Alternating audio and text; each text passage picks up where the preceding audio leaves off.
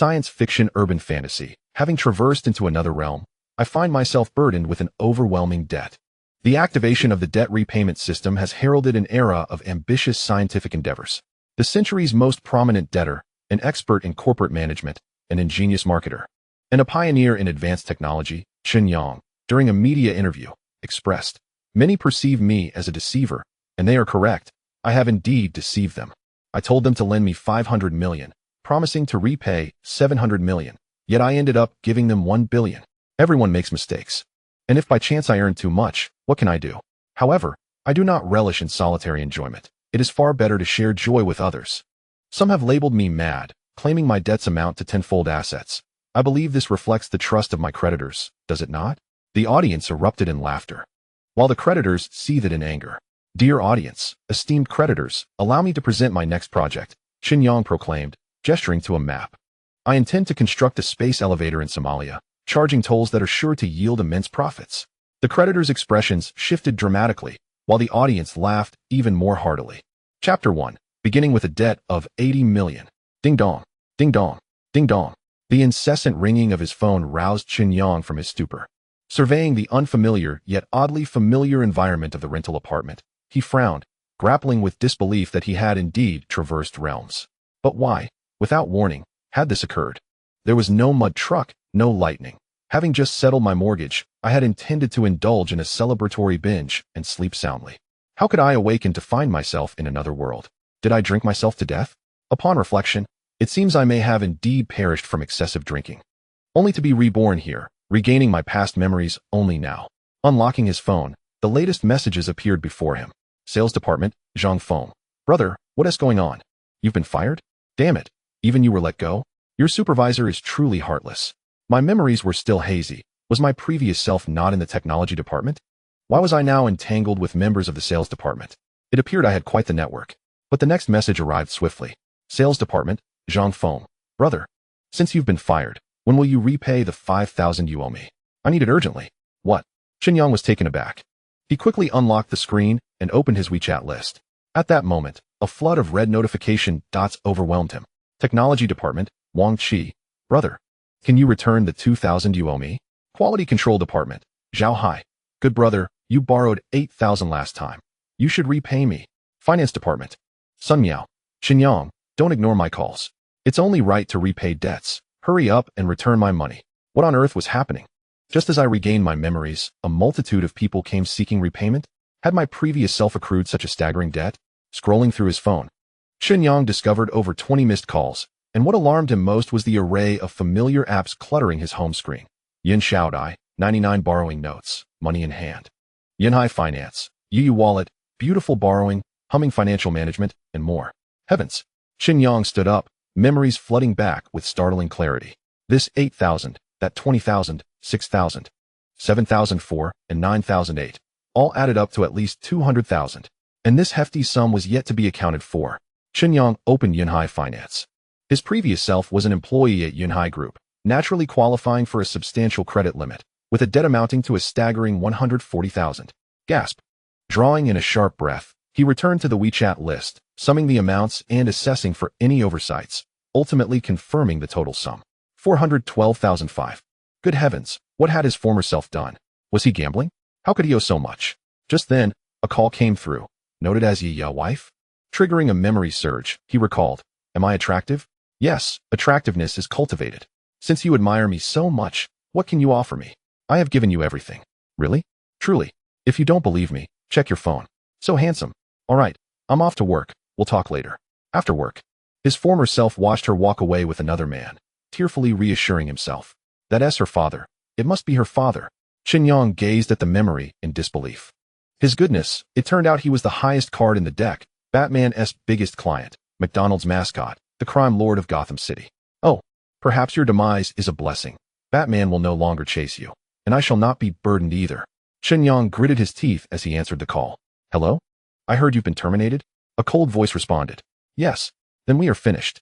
You have nothing left, not even a semblance of a respectable job. Our future is extinguished." The voice exhibited no hesitation. "Huh, did we ever have one?" Chen Yang scoffed. "I can overlook the gifts I offered you. But shouldn't you return the over 100,000 you took from me? Do I owe you? Wasn't that a gift?" The other party suddenly grew impatient, stating, "Check the transfer records yourself. I'll be back to collect my belongings shortly." With that, the call ended abruptly. Chen Yang frowned, examining the transfer records on WeChat, and his anger surged. What a fool. 1314, 1314, 1314, 5,200, each transfer laden with special significance. They appeared every couple of days, sometimes several in a single day. Rubbing his temples in frustration, Chen Yang opened a group chat in WeChat. Given the overwhelming debt, the only viable solution was to secure some compensation from the company. According to the memories left by his predecessor, he had been an exemplary worker, toiling without respite. While others worked 9 to 9, he practically lived at the office, never taking a break, always working overtime during holidays. To toil so hard and receive no compensation, only to be dismissed? His predecessor was truly naive. Accepting dismissal without a fight, and having endured for so long, he could not cope upon returning, leading to his untimely demise. Scanning the group chat, Chen Yang quickly understood why so many were pursuing repayment. Technology Department, Zhao Nan. My goodness, our department as hard worker has been fired. Comprehensive Department. Su Qian. Is that true? Human Resources Department, Lu Yun. It's true, I processed the paperwork. It's quite a shame. Chen Yang was diligent and talented. Technology Department. Wang Shihu. Chen Yang? Damn, he owes me money. Quality Control Department, Zhao Haia. He borrowed 8,000 from me too. Finance Department, Sun Miao, no way. I lent him 20,000. Sales Department, Zhang Feng. Enough already. Chen Yang has just been fired. Why are you all bringing this up? Let him have a couple of days before you demand repayment. Technology Department, Zhao Nan. He borrowed from me last time too. But I didn't have the money to lend. By the way, what did he borrow all that money for? Comprehensive Department, Su Qian. I know. His girlfriend said he was unwell. Human Resources Department, Lu Yun. Really? He is ill? I heard he was let go because of his poor health and high stress over time. The company feared he might suffer a fatal incident. His mother had the illness. Chen Yang frowned. Jean Yalin had claimed his predecessor borrowed money due to her mother's poor health, frequently visiting the hospital, hence he would periodically lend her money. Damn it. How could she publicly state such things? With his predecessor's termination, Jean Yalin had evidently played a significant role, as the news had likely reached higher-ups, and the company was unwilling to assume any risk. Chen Yang saw no point in explaining. It would only serve to deepen the ridicule. Given the absurdity of his predecessor's actions, the news could easily become a trending topic. Human Resources Department, Lu Yun, Cloud Sister. Today's news came too abruptly. I didn't have time to react. Shall we discuss severance compensation? Human Resources Department, Lu Yun. Chen Yang. The termination procedures have already been completed. It's too late to discuss this now. A profound silence enveloped the group. Chen Yang. Human Resources Department, Lu Yun. Sister Yun, I am feeling unwell today. My heart is aching. I have been lying down for half an hour and still cannot get up. If you continue to speak this way, I will call the police. In an instant, the group was thrown into a panic. He hasn't repaid yet. He can't die. Sister Yun, we have all witnessed Chen Yang's performance over these years. We cannot let someone who has toiled so hard feel disheartened. Indeed, Sister Yun, what if something happens? What shall we do? Our company will make headlines. Sister Yun, please apply to the higher-ups. It is only fair that we provide some compensation. His present situation is tied to our future. If this news spreads to the larger group, it would surely create chaos. The crowd voiced their concerns. Sister Yun, clearly flustered, replied, Chen Yang, do not panic. Go to the hospital first. I will try to discuss this with the leaders. Soon, within 10 minutes, Sister Yun called. Hello? Chen Yang, I have negotiated with the leaders, and they are highly concerned. They are prepared to offer you the maximum compensation, 2 in 1. You have worked for 4 years and 7 months, calculating it as 5 years, with an average salary of 7,800. The total compensation amounts to 85,800. This sum will be transferred shortly. But there is one condition. You must sign a contract stating you bear no responsibility and voluntarily resign. Any future matters will have no relation to the company. I will send the contract via WeChat. Thank you, Sister Yin. Chen Yang expressed his gratitude, opened WeChat, reviewed the electronic contract, and signed it without hesitation. Before long, the money was in his account. He opened WeChat and transferred the debt he owed his colleagues. In the end, he was left with 13,000 plus over 6,000 he had on hand, totaling exactly 20,000. Receiving such compensation was indeed commendable. The company's leadership probably believed he was unwell, hence their generous response. Normally, such an amount would not be possible. However, regrettably, this amount was far from sufficient to settle his debts with Yunhai Financial. It seemed that all the money earned went to Yunhai, with not a penny remaining for him. The women of Yunhai are truly expensive. One wonders what the previous owner was thinking. Just as he pondered this, the door swung open. The alluring and cool Jean Yalin entered without a word, starting to pack her belongings. The door remained ajar, and Chen Yang turned to see a man smoking in the dimly lit corridor. Damn. Isn't this woman allergic to tobacco? Apparently, she is only allergic to the previous owner. Chen Yang frowned as Jean Yalin emerged with a suitcase. So soon? Was this premeditated? Jean Yalin sneered. Stop staring. I heard you extorted over 80,000 from the company. Do you think I wouldn't know if you were ill? That was compensation from young Master Qi. Go back home. Yongsheng is not suited for you. With that, she strutted away, her legs provocatively crossed. Just outside, the man reached out to take the suitcase, revealing a profile that made Chen Yang's brow furrow. Qi Xiao, Qi Yiming, the head of the comprehensive department at Yunhai Group. A returned master's degree holder, rumored to be the young master of the chairman's family. At that moment, Qi Yiming seemed to sense something, turned around, and flashed Chen Yang a crooked smile. Damn fool. Chen Yang shut the door. He felt no emotion for Jean Yalin, and certainly bore no resentment towards Qi Yiming. That was the past owner's affair, irrelevant to him.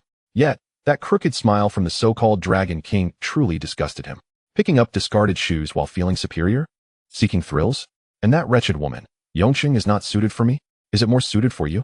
Did you think you were a plaything, a princess? Returning to the sofa, Chen Yang's head throbbed with thoughts. Damn it, I just paid off my mortgage. If I die, so be it. What else with this awakening? Is this awakening meant for me to repay this brat? There was no system in place to help with this. How can I repay hundreds of thousands in online debt? Ding. Congratulations, host. You have triggered the keyword. The debt repayment system is activated. Would you like to draw a new player benefit? Yes or no? Is there really a system? Drawl Chen Yang stood up, determined to change his fate, just then. Congratulations, host. You have received a temporary debt of 80 million. What? Chen Yang was stunned. Drawing a beginner's benefit resulted in an 80 million debt? Is this what you call a benefit? Chapter 2. The bank's mistaken transfer, buying abandoned buildings. After pondering for a moment, Chen Yang began to comprehend. The system was indeed powerful. It could calculate points through unpaid debts each month, which could be exchanged for advanced technology. The greater the debt, the more points earned, and the stronger the technologies available for exchange. Chen Yang stroked his chin, contemplating that the reason it was called the debt repayment system was likely to encourage him to rapidly accumulate technology through substantial capital. After all, honestly conducting business and developing technology is not as fast as making money through deceit. As long as he demonstrated sufficient value, capital, banks, and even the state would be willing to lend him money. Of course, the prerequisite is that he must be valuable. This method of advancing technology also has the advantage of reducing developmental resistance significantly. With wealth, everyone profits. But what does this signify? Chen Yang was no fool. Everything must have a reason for its existence. The debt repayment system, aimed at rapidly accumulating technology, clearly indicates a desire to elevate the technological level of the entire world. Is something monumental about to occur? Is the sun about to extinguish? Are extraterrestrials arriving? Confused, Chen Yang glanced at the system prompt. Statistics, current debt, 803,400,000 yuan. Expected monthly settlement points, 8034. Keep up the good work. A debt of 34 million. He understood that 340,000 were from the previous owner's online loans. But where did the 80 million come from? Ding. A text message chimed, and Chen Yang picked up his phone to read. You have received a transfer of 80,000 yuan to your account ending in 0724 on June 21st at 1701, with a balance of 80,020,001. 90 yuan. The sender's account is 0701. Account name, Yongqing City Municipal Engineering, Yongqing Bank. What? The money has been transferred? No, wait. Chen Yang scrutinized the name closely. The system's reward for debt should involve owing individuals or banks, not a municipal engineering account. Something is amiss. Chen Yang considered a possibility. The bank must have made a mistake in the transfer. No wonder it was classified as a temporary debt. This means that if he cannot safeguard this sum and the bank claims it back, then this temporary debt would vanish, essentially rendering his beginner's benefit void. Chen Yang felt a chill run down his spine. He cannot touch this money. If he does, he risks imprisonment, having seen similar news before. But if he doesn't act, it will surely be reclaimed. This is an opportunity for 8,000 points each month. He had just reviewed the exchange list. The prices of advanced technologies relative to their inherent value were not high, but for an ordinary person like him, they were exceedingly valuable. Not to mention the more advanced technologies, even the already unlocked technologies for terrestrial civilizations. Chip lithography technology priced at 20 million points, evaluation, although quite poor. It is a necessary step in civilization development, including various processing techniques and technical data. Basic Internet of Things technology priced at 5 million points. Evaluation, applicable only for short-range communication technology among terrestrial civilizations, worthless among galactic civilizations. Comfortable aerospace fighter technology priced at 8 million points. Evaluation, can replace rockets for near-Earth space travel, terrestrial speed of 19 Mach, the most cost-effective short-distance travel toy. Multifunctional medical cabin technology, priced at 15 million points. Evaluation, possesses strong healing effects for lower life forms, can cure 98 known diseases, unable to regenerate severed limbs, less cost-effective than interstellar hibernation cabins. Countless technologies were listed, page after page, with only 2 defining characteristics. They are excellent, and they are expensive. Aside from their high cost, there truly seem to be no other flaws. Directly filtering for the cheapest technologies, the same 2 words appeared before him. Desired. Health water quality enhancement technology, 5,000 points, evaluation. In my opinion, wouldn't it be better to buy genetic evolution liquid? Air quality purification technology, 5,000 points, review. Drinking the northwest wind won't kill you, save some money. Food and beverage formula optimization technology, 5,000 points, review. This is good. Living a laid-back life while enjoying the beauty of existence. 1 point equals 10,000. Even the cheapest option requires a debt of 50 million for a month. This system is evidently not designed for the impoverished. How could the destitute incur debts of 50 million? Even 5 million over a year brings relentless scorn. However, it must be said, even without money, to deceive, then escape or serve time seems worthwhile. Each of these technologies could potentially alter one's destiny. Take, for instance, the food and beverage formula enhancement technology. Mastering it could lead to effortless riches. Additionally, consider the water quality improvement technology. The current wealthiest individual made their fortune selling drinking water. This is tempting. 8,000 a month, 96,000 a year. A few years in prison could amount to hundreds of thousands. As long as one can safeguard this sum, it becomes a golden goose. Money is trivial, debt is paramount. If one cannot retain it, how long would it take for an individual without any capital to develop to a point of incurring 80 million in debt? Is imprisonment a possibility? Worth the gamble. Even if incarceration occurs, skills can be exchanged for reduced sentences. Perhaps one could emerge from prison fully equipped, achieving technological supremacy. Racking his brain, Chen Yang began to contemplate how to secure this money. How could one swiftly squander 80 million? No. Transferring funds is unfeasible. Spending normally is impractical, as it is easily recoverable. Purchasing vehicles or properties would take too long and could also be reclaimed. Wait, buying a half-finished building seems plausible. Chen Yang's eyes lit up. A plan formed in his mind. Purchasing a new home might be unreliable. Transactions do not occur swiftly, and recovery is likely. However, acquiring a half-finished building is different. The developer is already burdened with debt and on the verge of collapse. If this money passes into their hands, it would vanish within 5 minutes, as many would pursue repayment. The bank's attempts to recover from such individuals would evidently be futile. Furthermore, the crucial question remains, if the developer receives funds and settles debts, will they continue to borrow and complete construction? If so, not only would the project not remain unfinished, but they might also profit. Even if the developer absconds, the points would still be earned. With the points secured, there is no loss, at worst. One might serve time or repay the 80 million later. Today is the 21st. If only 9 days pass, 8,000 points could be acquired. Let us observe the unfolding drama. Chen Yang pulled out his phone and asked in the group chat, "Brothers, do you know where there are half-finished buildings?" Why is he asking this? Sun Miao from the finance department, having received the 20,000 Chen Yang returned, felt elated, and his impression of Chen Yang elevated. "I plan to buy a house." Chen Yang replied, "Are you crazy? Buying a half-finished building? Even with money, that's not how you spend it. You'd be better off throwing it in the water. Indeed, weren't you always borrowing money? How could you afford a house?" The group chat buzzed with excitement. Chen Yang replied, "I have some funds. Not much, but I can't buy a normal house. I'm just looking at where half-finished buildings might be cheap. Who knows? There might be hope. You dreamer. Haven't you been ill? Save your money for treatment. Don't waste it." Everyone urged him against it. Just then, his phone rang. It was Sun Miao from the finance department. "Hello? Are you really planning to buy a half-finished building?" Sun Miao asked. "Alas, I have no choice. There's little money in my pocket, just gambling on probabilities." Chen Yang chuckled. Sun Miao hesitated for a moment, then said, "If you really want to buy, consider Henjialanshu. This is insider information. Don't ask too much, just take it." Chen Yang raised an eyebrow, realizing Sun Miao likely possessed insider knowledge. He didn't inquire further, but searched online. Henjialanshu is developed by Wang's Real Estate. There's a lot of news about it, trending for various reasons. Some say the developer was overly greedy, constructing multiple neighborhoods, leading to a broken capital chain. One neighborhood encountered issues and couldn't sell, preventing funds from returning. Loans were soon due, and they began siphoning money from other projects to fill the gaps, resulting in an ever-widening pit. Construction across several neighborhoods came to a halt, and the previously bustling sales office quickly fell silent. Stoppages imply potential abandonment. Potential abandonment means unsold properties. Unsold properties mean no money for continuation, leading to further halts. The project fell into a vicious cycle. This stalemate had persisted for quite some time.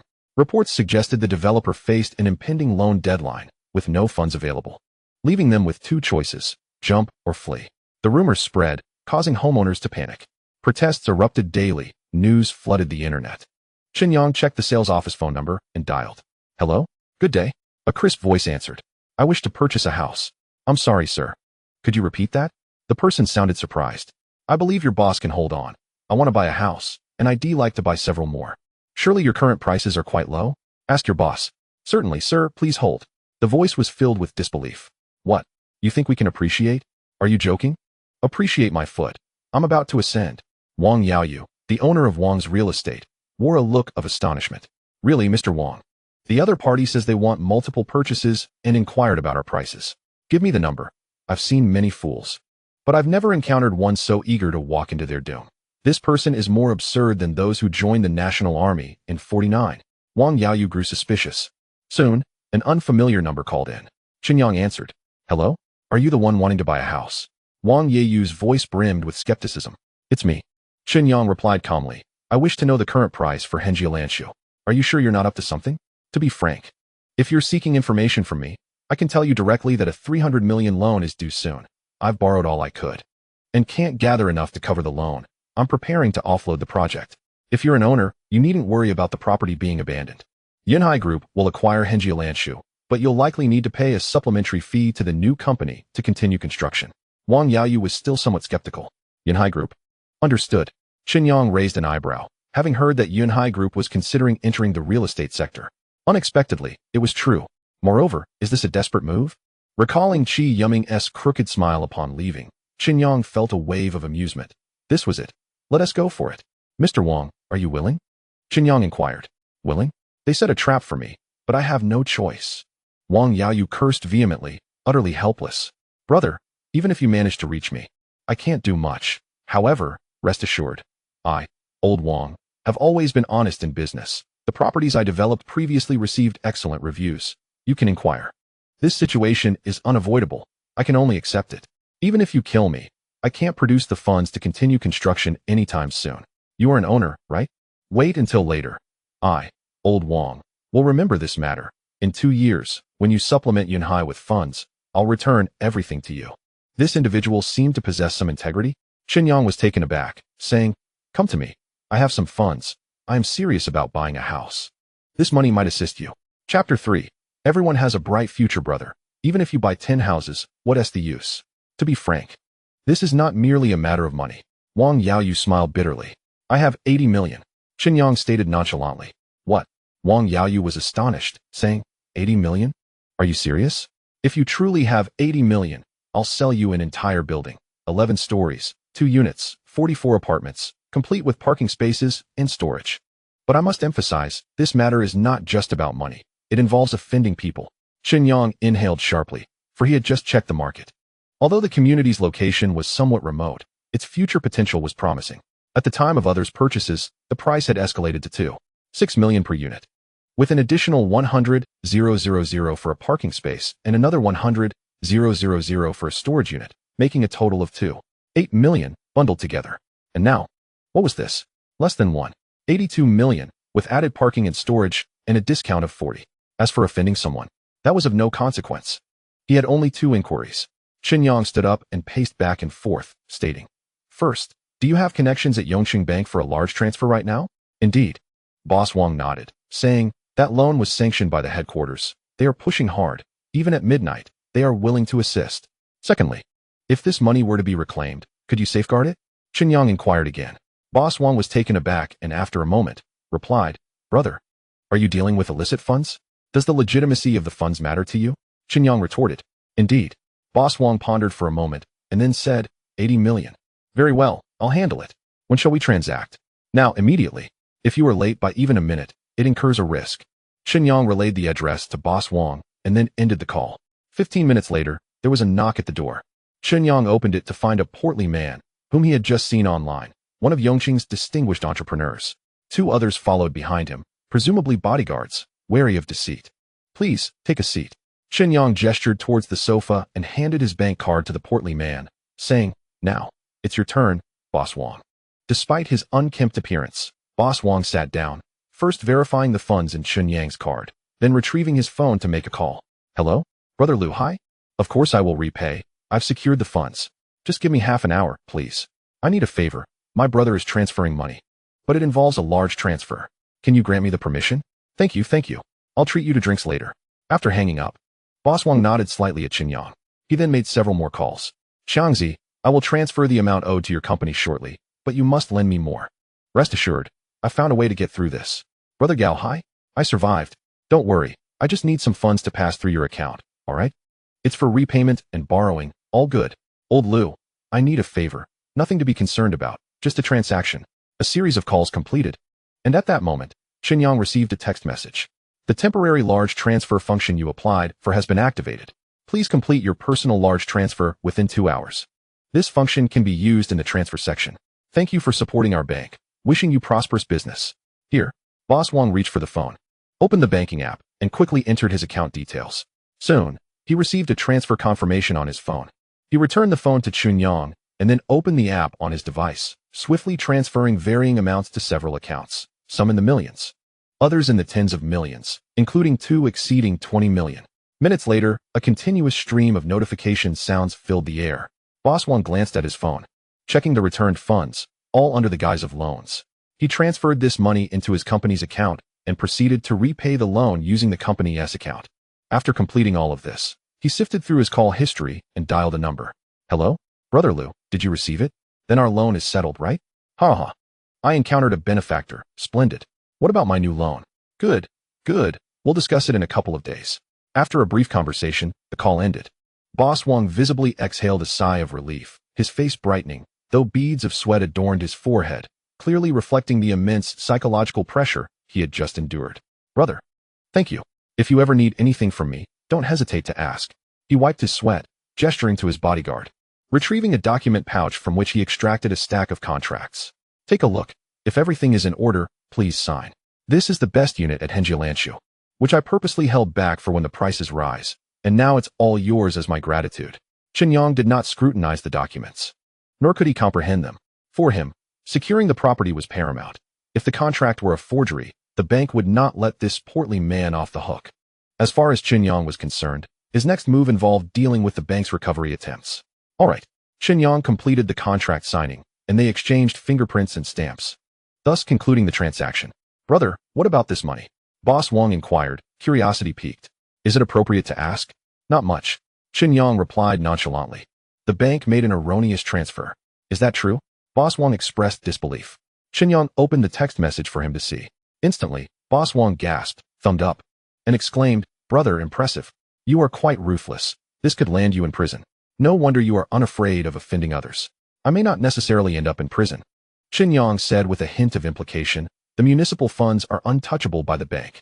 My money has been spent, but your money is what the bank is eyeing. Boss Wang appeared to grasp the implication, his scalp prickling, especially since the large transfer was facilitated by him. Oh no, this could be troublesome. He had initially thought Chen Yang was misappropriating public funds or dealing with similar foreign money, which could be contested in court. How could he drag him into this? But this was the bank's money, and it was a local bank. This could explode. Regret washed over him. Surely, old Lu from the province would be implicated as well, and they would all be in deep trouble. His own aspirations of securing a bank loan to build were dashed. Everything was in ruins. Think positively. Chen Yang interjected again. Smiling, you're in hot water, and the bank's contacts are too. The municipal funds have vanished, and the bank is urgently seeking repayment. Where would the money come from? You have no funds either. Thus, the bank must lend you money to continue your construction. Only when the building is completed will the funds flow, ensuring everyone's survival, preventing unfinished projects, and alleviating the crisis. Yunhai Group would then think twice before taking action, considering the backing you possess, the bank, the municipality, and the restless homeowners. This is the optimal strategy for stability. Once your building is completed, the price of the unit I sold you will soar, and the bank will not only recover its funds, but also profit immensely. Would they not pursue this? Even if they hesitate, there will always be someone willing to exchange this 80 million for 150 million a year from now, wouldn't he there? I may not necessarily face imprisonment. We all have a bright future ahead. Boss Wang began to realize the truth in Chen Yang's words. He regarded him with astonishment. This young man was quite extraordinary. Merely due to a bank error, he had seized an opportunity amidst the siege by Yunhai Group against Wang Realty, preparing to outsmart them. On the way back, Boss Wang sat in the back seat of the Mercedes, increasingly convinced that Chen Yang was an enigma. Incredible, truly incredible. He mused, stating, this young man, because of a bank error, has managed to orchestrate so much. He is risking everything for gain. Is he really that formidable, boss? One of the bodyguards could not help but inquire. More than you can imagine. Boss Wang replied cryptically, you only see the surface, thinking he is risking for profit. However, the day he faces imprisonment will be the day he becomes renowned. In today's society, once you have a name, you have everything. He could leverage his formidable calculations to rebound, and many would be willing to invest in him during his time of need. Alternatively, he could accept invitations from various companies to become an executive, ultimately emerging as an elite achiever. Even if all else fails, this incident alone could elevate him to internet fame, allowing him to amass considerable wealth. And he may not even end up in prison. To speak candidly, had it not been for the deep entanglement that might arouse suspicions of collusion, I would have extended an invitation for him to join us. The bodyguard was taken aback, exclaiming, I thought it was merely clever, but it turns out to be profound wisdom. This individual possesses the strategic acumen of Zhuge Liang, orchestrating plans with himself as the piece, triumphing over fate. Old Wang nodded in agreement, his voice grave as he remarked, it's good that you understand. Let us keep today's events under wraps for the time being, understood? Yes, boss. What? The payment wasn't received? Mistakenly sent? That's impossible. I've checked every digit meticulously. No room for error. Really? Is this true? It's absurd. 8 digits are incorrect across 2 accounts? I understand. I will come over immediately. In a somewhat aged, traditional-style courtyard, the young girl transitioned from confidence to panic in less than a minute. What's the matter? Why the rush? Is there something that cannot wait until after dinner? A middle-aged man, clad in an apron and holding 2 plates of food, gently chided. You often say I'm busy and don't accompany you. Today, I made it back early and prepared a couple of dishes, and this is how you treat me? Father. The girl's complexion paled as she confessed, I messed up. A payment was sent incorrectly. 80 million. The middle-aged man's brow furrowed slightly before he nodded, speaking with calmness.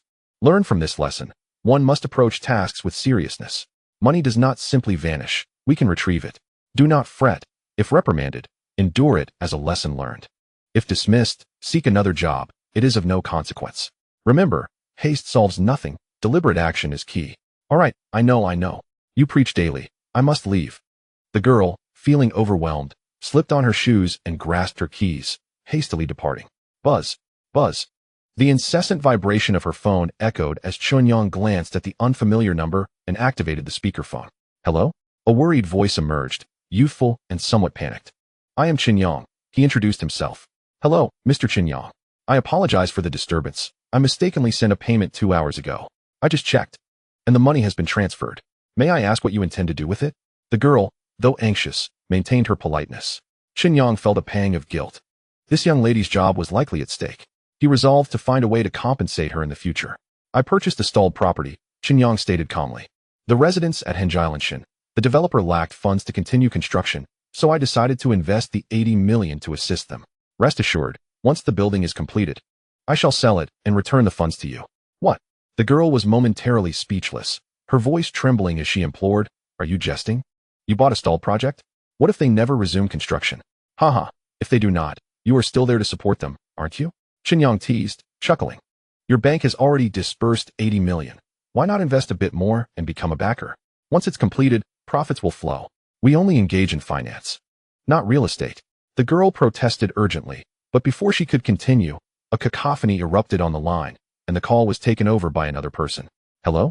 I am Zhao Jiangwo, the branch manager of Yongcheng. I must warn you, this money was sent in error. It constitutes illegal proceeds, and you may face imprisonment. Then come and apprehend me. Chen Yang replied nonchalantly. I had already anticipated incarceration when I engaged in these matters. I reside in Unit 6, 6th floor, West Wing. Wudong Lane, Cultural Street. Please feel free to report me. You are determined to be a deadbeat, aren't you? Zhao Jiangwo retorted, exasperated. Calm down. Agitation resolves nothing. Reflect on this, and if you cannot comprehend, simply report me. The other party, oblivious to the gravity of the situation, failed to respond, prompting Chen Yang to terminate the call. Let him stew in his thoughts. Chapter 4. Endure the burden or perish. I shall take the plunge. Arrogant. Utterly arrogant. In the conference room of the Yongcheng branch, a myriad of expressions adorned the faces of those present, some peculiar, others perplexed, and some wore a sullen demeanor, as if it were none of their concern. Only the girl with the sheep-like voice appeared dazed, lost in thought, anxiously seated in her chair, transferring funds incorrectly. Zhao, the branch manager, seethed, turning to point at the girl, his finger trembling slightly. This was no trivial matter. If reported, not only would she suffer, but he too would be in dire straits. What shall we do now? Someone inquired. Shall we report it? Wait. Zhao Jiangwo pondered for a moment, then declared, yes, investigate. Ordinary individuals cannot transfer such large sums without assistance. There must be an insider. Also, examine Wang Yaozu's account to trace the money's whereabouts. Utilize all connections. We cannot conceal this matter, but if we can provide an explanation and retrieve the funds, the higher-ups may not be overly punitive. Although the amount is substantial, it is merely a case of misdirected funds. Understood. The faces of the group shifted slightly. The notion of an insider was alarming, and they involuntarily glanced at the girl. Her complexion paled as she realized the gravity of her mistake. This was merely a work error. Should she be labeled as an accomplice to an insider's act, it would be catastrophic. Yet, no one seemed concerned about her distress as Zhao Jiangwo slammed the table. Let us commence. Before long, various documents were laid before Zhao Jiangwo. As he scrutinized the materials, disbelief washed over his face, mirrored by the astonished expressions of those around him. This individual transferred the funds within 20 minutes of receipt. And with such decisiveness, manager Wang Yaozu's account transferred the money to 8 separate accounts within a minute of receipt, all corporate accounts. Some belong to prominent companies in the provincial capital, while others are local to Yongcheng. Upon inquiry, they claimed it was repayment owed to Wang Yaozu. Moreover, based on my investigation of Wang Yaozu and his corporate accounts, I discovered those 8 companies transferred a total of 80 million back to Wang Yaozu's account under the guise of loans within mere minutes. This constitutes money laundering, a coordinated effort. Furthermore, incredibly, Wang Yaozu's company account forwarded funds to the head office under the pretext of repaying a bank loan within 3 minutes of receiving the money. The individual responsible for this loan is Deputy Manager Liu from the head office. We have identified it, Manager. According to the head office's response, Chen Yang's account was granted temporary large transfer capabilities by a colleague at the behest of Deputy Manager Liu. Gasp. Is the insider Deputy Manager Liu? The group was collectively astounded. Zhao Jiangwo was left stunned. An insider at such a high level? He swiftly dialed a number, for Deputy Manager Liu was his superior, having ascended from the Yongcheng branch. If trouble arose, he would not escape unscathed. Hello? Old leader, you're in trouble. Truly, I am not deceiving you. Nor am I cursing you. This is serious. 80 million. Your authorization facilitated the large transfer. All right, I await your call. After ending the call, Zhao Jiangwo sank into his chair, feeling dizzy. It was merely a misdirected payment. How had it escalated to involve so many individuals? In the past, such matters were easily rectified.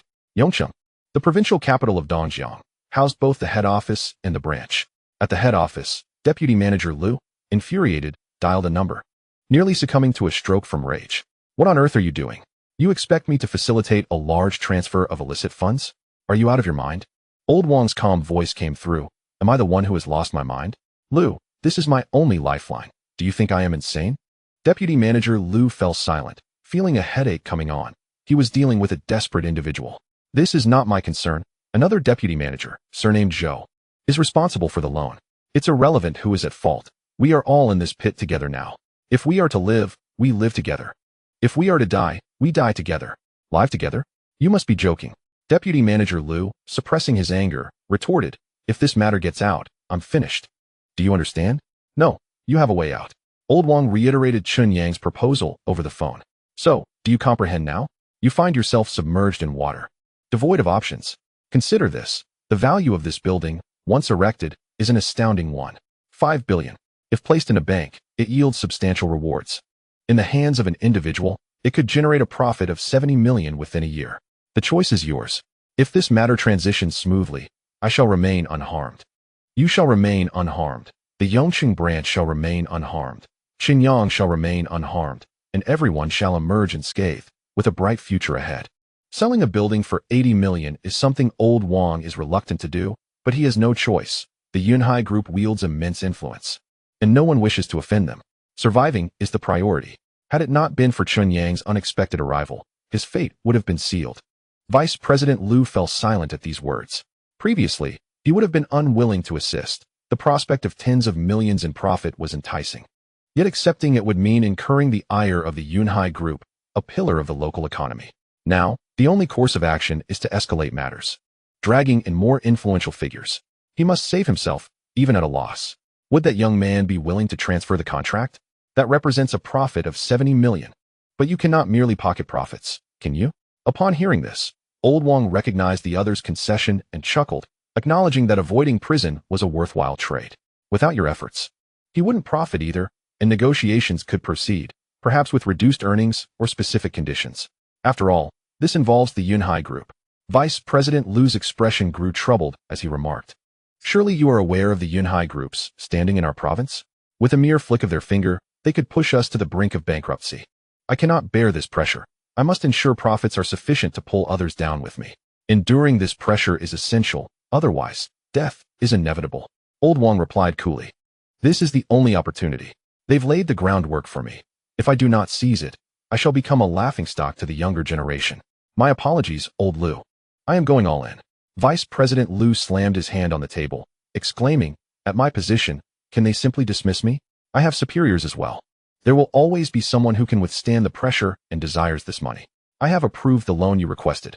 Once this matter is concluded, the funds will be transferred. The rest is up to you. Rest assured. Old Wang laughed heartily, declaring, I possess some influence in Yongqing as well. The Yunhai Group has invested considerable time and effort to cultivate relationships. They will exhaust all of it this time. Venturing into real estate from a mineral water foundation, what expertise do they possess in this field? Very well, let it be. Vice President Liu, feeling agitated, abruptly ended the call. Taking a deep breath, he solemnly redialed. Hello? Old leader, I have a matter that might interest you. Yes, very well. Tomorrow morning? I am at your service. At the Yongqing branch, Zhao Jiangwo hung up the phone, exhaling in relief as he turned to his colleagues. All eyes were fixed on him, eagerly awaiting answers. With a smile, Zhao Jiangwo announced, the situation has reached a conclusion. Tomorrow morning, someone will come by, and I will accompany them to assess the situation. It should not impact our branch significantly. You may all return home to rest. Shift's over. Wonderful. Finally, it's over. A collective sigh of relief filled the room as everyone stood to leave. The girl with the soft, melodic voice gazed longingly at Zhao Jiangwo. After pondering for a moment, he advised, Lu Wangshu, return home and reflect on your actions. Remember this lesson. If we navigate this incident successfully, you will be fine. If not, I understand. Lu Wangshu nodded repeatedly, secretly relieved that she was not implicated as a conspirator. Late at night, Lu Wangshu rode her electric bike home. Upon changing her shoes, the lights flickered on, revealing her father still seated on the sofa, engrossed in his phone. Dad! Tears welled in Lu Wangshu's eyes. A mix of warmth and grievance as she joined him. The middle-aged man remained composed, casually inquiring, have you resolved it? I believe so. Though it may not be over yet, she replied uncertainly. Lu Wangshu recounted the events and developments, prompting a thoughtful pause from her father before he suddenly chuckled. How amusing. The chief family of the Yunhai Group has come up empty-handed this time. That is indeed a blessing. The homeowners at Wang's real estate have been in an uproar for days. It is preferable for them to resolve it independently. You find this amusing? I was terrified. Lu Wangshu retorted, you have no idea. They suspect there's an insider. I nearly became an accomplice. If that happened, you would be finished. Not at all. The middle-aged man raised his voice slightly, then softened to reassure his daughter. This situation cannot withstand scrutiny. Rest easy. I fear my job may be at risk. Lu Wangshu sighed. Her father chuckled and stood. There is profit to be gained, and someone will reap the rewards. Previously, no one acted due to the Yunhai Group's reputation. Now, a bold young man has tarnished that reputation, and they are no longer hesitant. Though Wang's real estate sold at a loss, it is insignificant in the face of a life-threatening crisis. That young man, Chen Yang, has made an enemy of the Yunhai Group, regardless of his awareness. What follows? Everything will temporarily revert to normal. The Yunhai Group suffers losses, while Wang's real estate profits. Chen Yang's outcome, whether gain or loss, depends on his perspective. If this is not mere coincidence, it must involve remarkable scheming. Yet even if it is happenstance, if he can adapt to circumstances and seize opportunities, that young man is indeed exceptional, quick-witted and unorthodox in his approach. You are merely a victim of circumstance. Do not overthink it. Get some rest, no late nights. In a rented community, Chen Yang waited for the police to arrive, but they never did. Understanding the situation, he ordered takeout, casually ate a few bites, browsed his phone for hours to familiarize himself with the world, then retired early. Reflecting on the day's events felt surreal. The next morning, Chen Yang awoke early, feeling rejuvenated as he had not experienced such a natural awakening in ages. After completing his morning routine, he prepared noodles for breakfast and turned on the television, which was broadcasting the morning news. Good morning, viewers. Welcome to the morning news. Today's highlights include a college student bravely rescuing a drowning child, Mr. Zhao Quanwei winning the championship in a Go tournament, and Chairman Lu Qiming attending a municipal project acceptance ceremony. The news conveyed a sense of tranquility, depicting a stable nation, as if yesterday's turmoil had never occurred. Just then, a knock echoed at the door. Chen Yang muted the television and got up to answer, finding two individuals outside, one young and one middle-aged. Hello, Chen Yang. I am Hu Guanyu, pleased to meet you. The young man extended his hand. Slender and clad in a well-fitted suit, his smile warm and refined. Hello.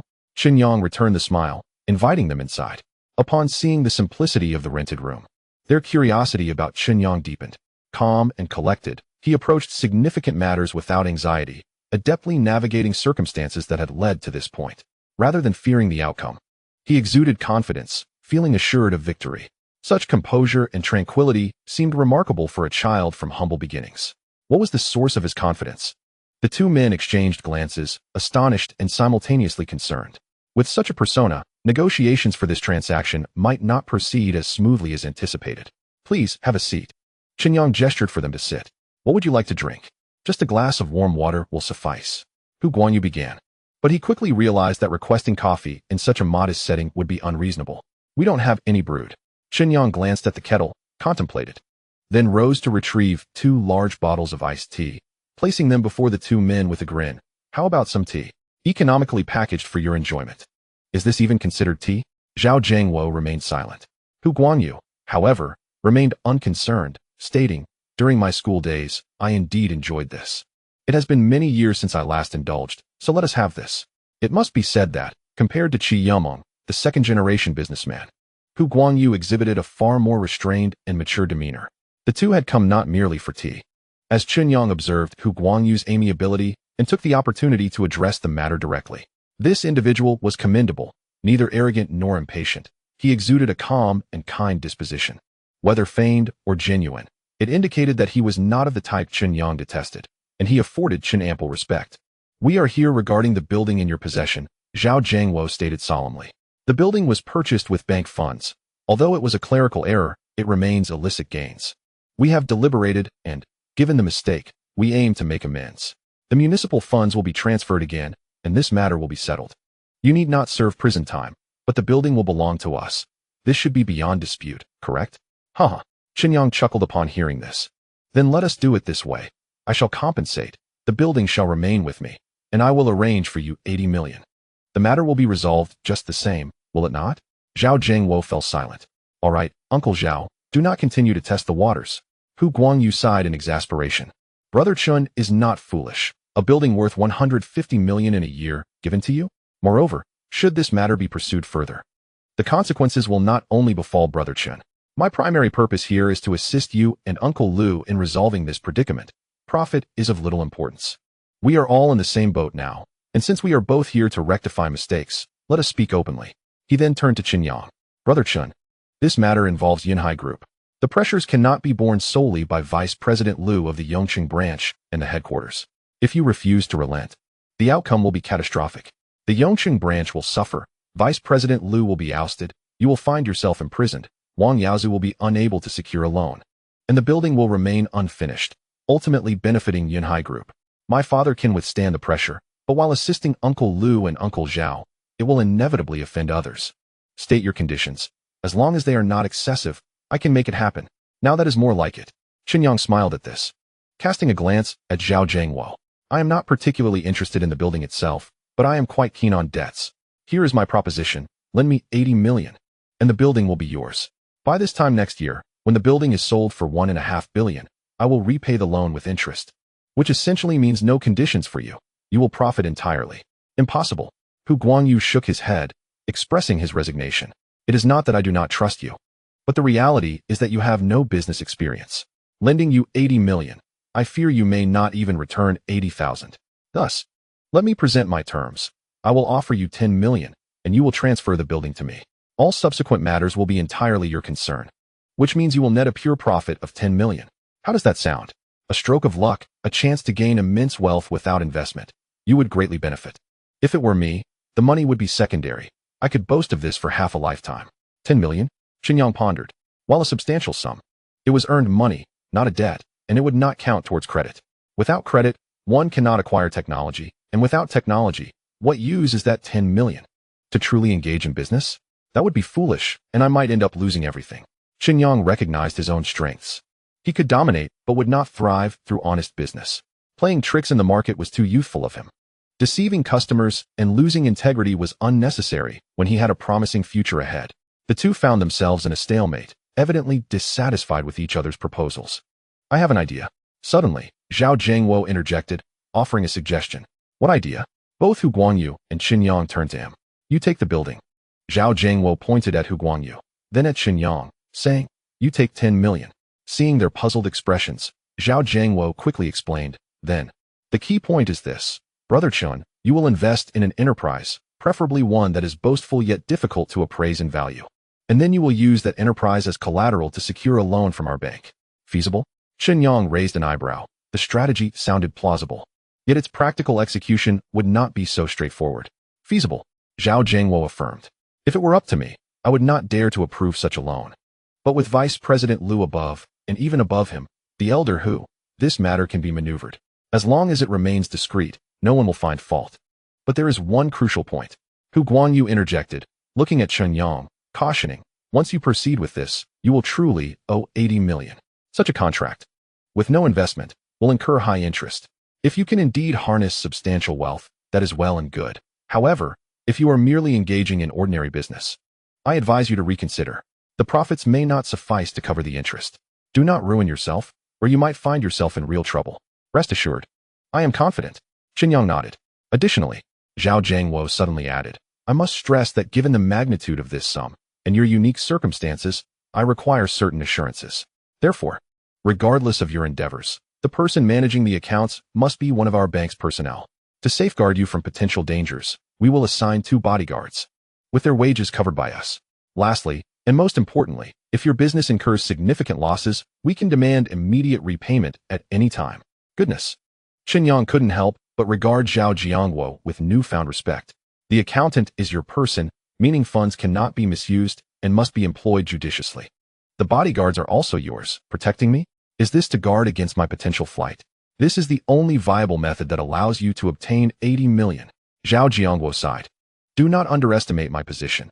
If the investment fails or you abscond, my life, as I know it, is over. All right, I accept. Chen Yang nodded. For him, the details were inconsequential. What mattered was the end-of-month settlement, accumulating points, exchanging for technology, and then launching his dominance. Loss? Absolutely not. What is the essence of a technological advantage? You face 2, I have a trump card. You face 3, I have a trump card. You play a single card. I have a trump card. Indeed, I possess an arsenal of trump cards. Is it possible to lose? Let us sign the contract. Upon hearing Chen Yang's agreement, Zhao Zhangwo wasted no time and produced a prepared contract. He then retrieved a blank sheet of paper and stated, you need not worry about any future alterations. I will write you a letter of commitment. Should there be any changes, I will join you in prison. He swiftly began writing, and once completed, he stamped it with his seal and handed it to Chen Yang. Be cautious. This document must remain unknown to any second party. Review its contents, and if satisfactory, I will seal it. After you secure the loan, it must be returned to me in its original form, unopened, as I cannot guarantee you would not make a copy. Zhao Jiangwo stated earnestly. Chen Yang took the document, glanced at it for a moment, and nodded. All right, seal it. Upon hearing this, Zhao Jiangwo nodded and produced a special envelope, folding the letter of commitment and placing it inside before sealing it securely.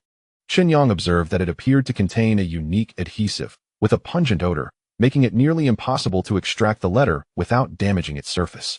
Now, let us proceed to sign. The contract was pushed forward, and Chen Yang swiftly signed his name. Both he and Hu Guanyu then pressed their seals onto the document. To a fruitful collaboration, Hu Guanyu exhaled, transferring 1 million directly to Chen Yang. To a fruitful collaboration, Chen Yang rose to see them off until they departed. Yanhai Group. Chen Yang's brow furrowed slightly. His maneuver had undoubtedly made him a formidable enemy of Yanhai Group. Previously an employee of Yanhai, he was well acquainted with its operations. Yanhai Group was no small enterprise. It spanned multiple industries, valued at hundreds of billions, and ranked among China's top 500 private enterprises. Its primary sectors included beverages, specifically mineral water, fruit-flavored soda, and juice, alongside various health foods, canned goods, snacks, instant noodles, and self-heating pots. The protagonist previously worked as a food technologist, specializing in the development of convenient and leisure food products. Upon joining Yanhai Group, there were intentions to venture into the dairy and financial markets, which ultimately resulted in catastrophic losses, nearly having the company's market value. It has only recently begun to recover. The foray into real estate is inevitably led by the senior executives of the Qi family. A few years ago, the skyrocketing property prices attracted national attention, prompting various parties to intervene in an attempt to curb the rise. Real estate has now become akin to a sunset industry. At such a time, is it wise to intervene? Or is it merely a fool's errand to exploit the final frenzy for profit? Reflecting on the plight of Wang's real estate and the internal struggles within Yanhai Group, Chen Yang had an epiphany, leaning towards the latter explanation. However, since he had already crossed a line, he could not afford to remain passive. Waiting for others to cause trouble was not his style. He resolved to take the initiative. Chen Yang's gaze fell upon the most affordable technologies within the system. The health water quality enhancement technology was priced at 5,000 points. With the commentary, I would rather purchase gene evolution serum. The food and beverage formula optimization technology was also 5,000 points. With the remark, this one is promising. Indulge in life's pleasures. If he were to acquire these two technologies, wouldn't he dealing with Yanhai Group be akin to child's play? No. The target should be a world-class beverage brand. Dealing with Yanhai Group, a mere side effect, could easily crush them underfoot. Thus, he resolved to proceed with the plan. With a mysterious smile, Chen Yang checked his balance of 10 million on his phone. After a moment of searching, he located an old classmate's number. Hello? Gongzi. I heard your hometown is known for longevity, with excellent water quality and a natural reservoir. I recently lost my job and am considering starting my own venture. May I visit your area? Great. No need for leave. Just accompany me when you have some time. Sure, it's settled then. I'll book the tickets and see you at noon. Chapter 6. This is what heaven has prepared for you.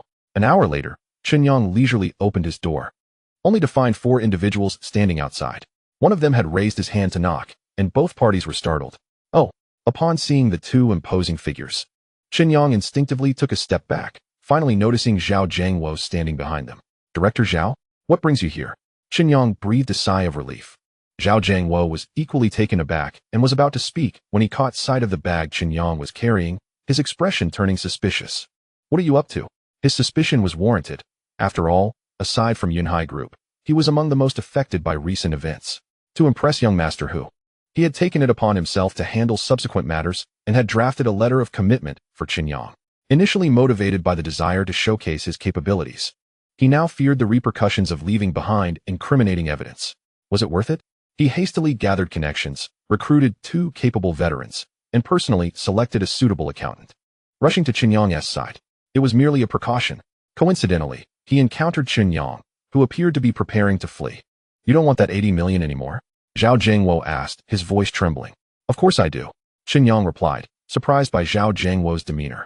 I see you've brought the bodyguards and accountant you mentioned. Isn't that a bit hasty? The money isn't even in my hands yet. And you've already brought people along?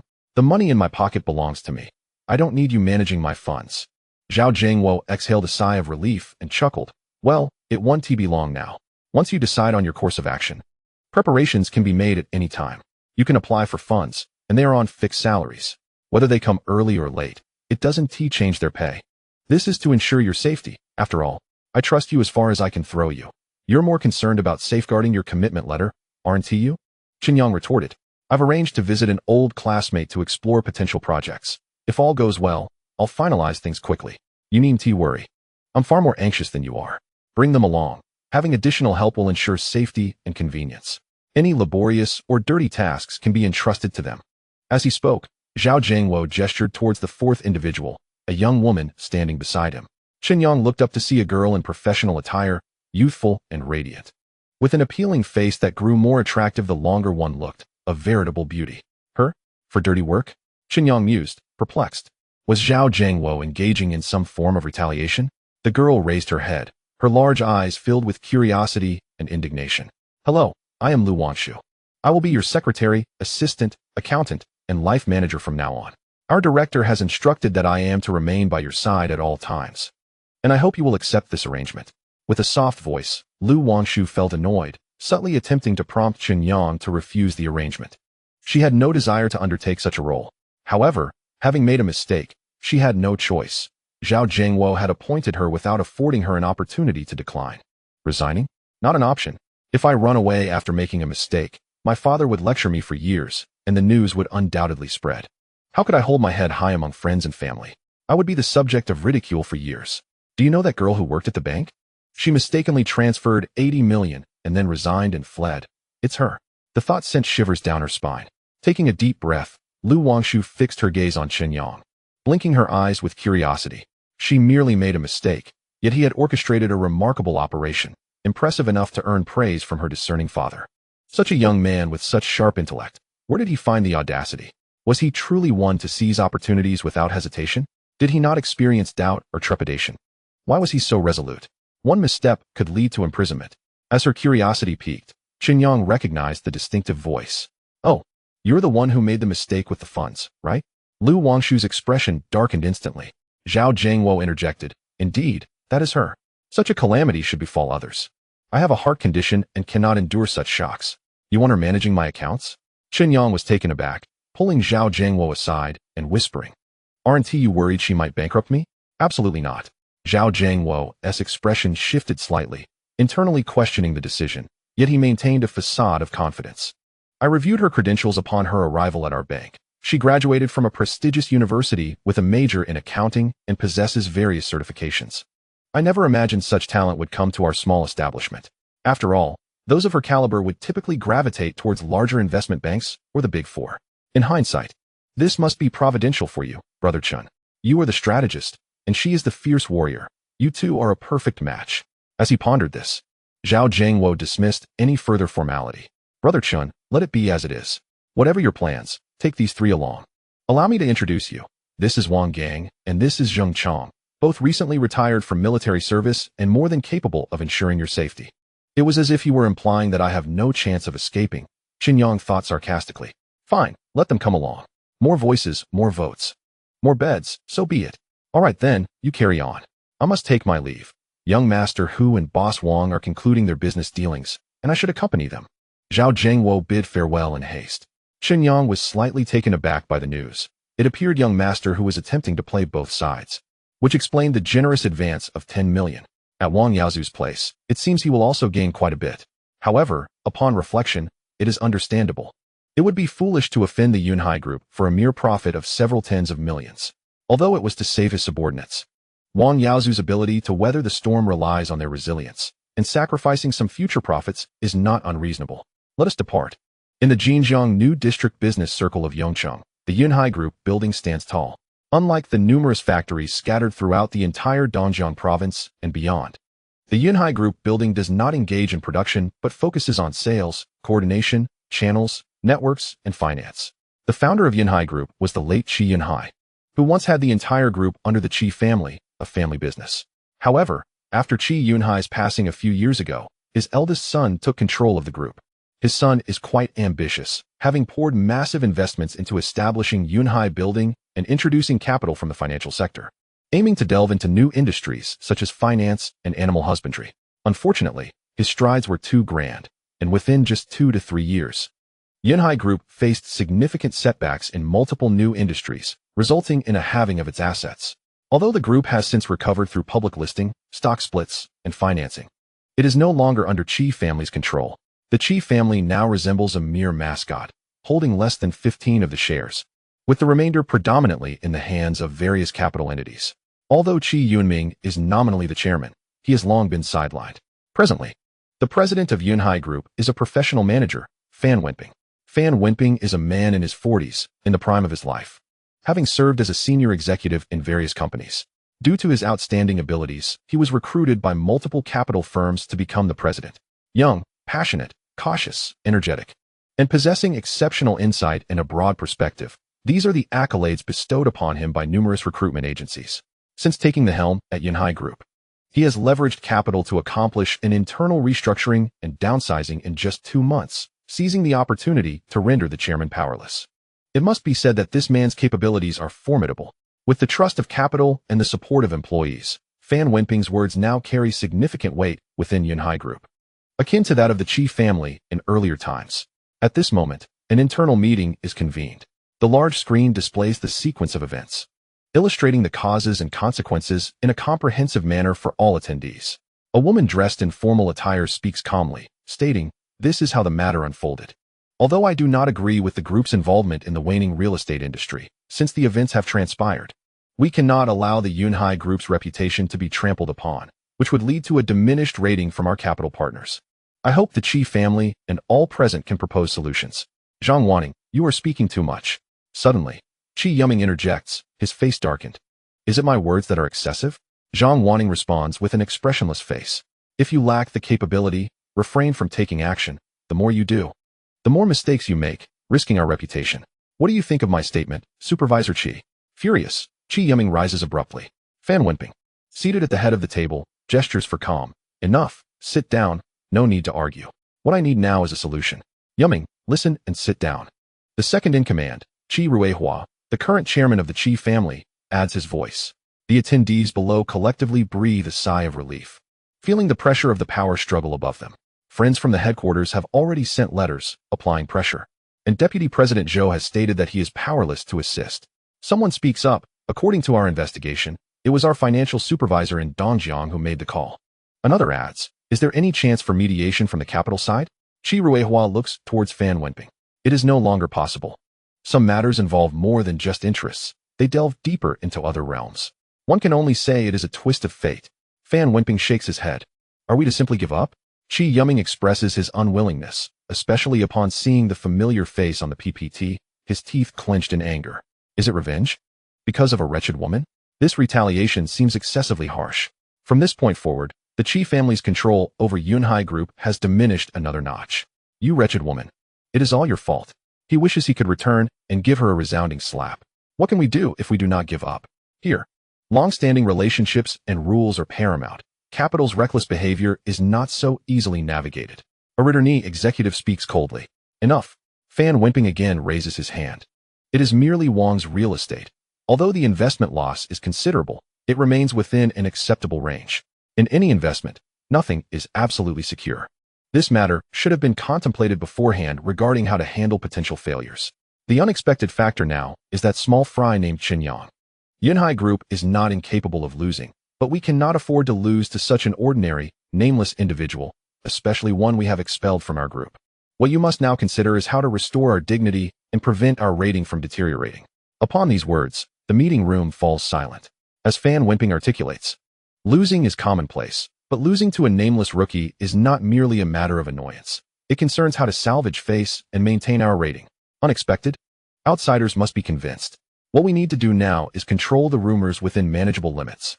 We must either make it known that the Yunhai Group's defeat is not shameful or ensure that the external world understands that Yunhai Group is not so easily trifled with." Chapter 7. Is it worth risking one's life for mere pennies? All right, the meeting is dismissed. Whoever has ideas, come to my office. After a moment of waiting with no answers, Fan Wenping cannot remain seated, growing impatient. As he and Qi Ruihua leave, the meeting room erupts into a cacophony of discussion among the executives. "It's tough. From the data, that kid is quite a rogue. He was just expelled by us and reportedly has an illness. It would be difficult even to retaliate. Indeed, He is too much of a rogue. It's hard to find a point of attack. How about exposing the circumstances behind this matter? Are you insane? Such matters can only be discussed privately. Have you considered how many people are involved? As long as the upper echelons remain unscathed, your actions would be akin to kicking a monk at the foot of Ling Mountain. That is correct. This matter cannot topple anyone. They have suffered no losses. If news spreads, we would become a laughingstock, having been outmaneuvered by someone we expelled. If all else fails, we can resort to the old method. Blow it out of proportion. That could work. If we can embellish him enough. Our loss wouldn't seem so disgraceful. I find that unrealistic. Boasting about large institutions is one thing. But how does one boast about an individual? Is Kongming alive? Someone must believe it. It does seem a bit far-fetched.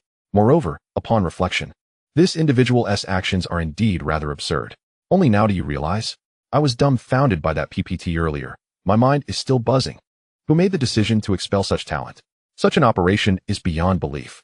In the president's office, Fan Wenping collapses into a chair, prompting his secretary to pour him a cup of tea as he rubs his temples in frustration.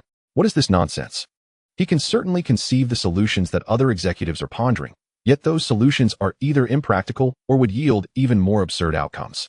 In the business realm, the art of boasting is widely known. In corporate warfare, the defeated often boast about the victors, projecting themselves as magnanimous, suggesting that their shortcomings stem not from weakness but from the other party's strength, ultimately serving as a veiled plea for mercy, saving face, and allowing the matter to fade. Though the marketplace resembles a battlefield, it is also true that only eternal interests exist, not eternal enemies. The conflicts in business are fought for profit. When one loses, they relinquish that profit, yet it does not necessitate enmity. After all, money is inexhaustible, and future cooperation may be possible. True animosities leading to death are rare, and it is challenging to sustain oneself in the business world under such circumstances. President. Suddenly, the secretary approached and whispered, "The head of the RD department for convenience snacks has a solution to this matter and is waiting outside." "Oh," Fan Wenming replied, somewhat surprised. "I recall that Chen Yang was the head of that department, correct? He was the one who decided to dismiss him? Let him in. I am curious to see what he proposes." Shortly thereafter, the secretary ushered in a young man. This young man stood tall, dressed impeccably, exuding an air of confidence, seemingly assured of his success. Notably, he did not bear the surname Chi. It was unusual for someone so young to hold a supervisory position, and not being a member of the Chi family raised the question, could there be an exceptional talent within our company? Had I previously overlooked the potential of individuals like Chen Yang, allowing such a strategist to leave while this talented individual remained unacknowledged? Fan Wen pondered silently, feeling that it was time for a thorough evaluation of talent within the group. After witnessing Chen Yang's outrageous actions, the once straightforward business competition had begun to appear quite intolerable to him. In the past, while watching the Three Kingdoms, he had always felt it was romanticized and exaggerated. In the absence of sufficient information, no matter how astute a person might be, it was impossible to strategize effectively.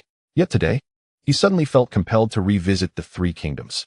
The lessons of taking risks and forming alliances, taught by Chen Yang, resonated with him. "Good day, President," the young man declared with confidence, further kindling Fan Wen's anticipation. "I hear you have a solution? What is it? Speak freely, regardless of its feasibility. I shall not hold you accountable." Fan Wen adopted a humble demeanor, unconsciously mimicking the respectful tones of television dramas. "Thank you, President." The young man, visibly excited, quickly apologized, saying, "I must clarify, President, that I am responsible for the RD department, and it was I who approved Chen Yang's dismissal. He has been unwell and has worked for too long.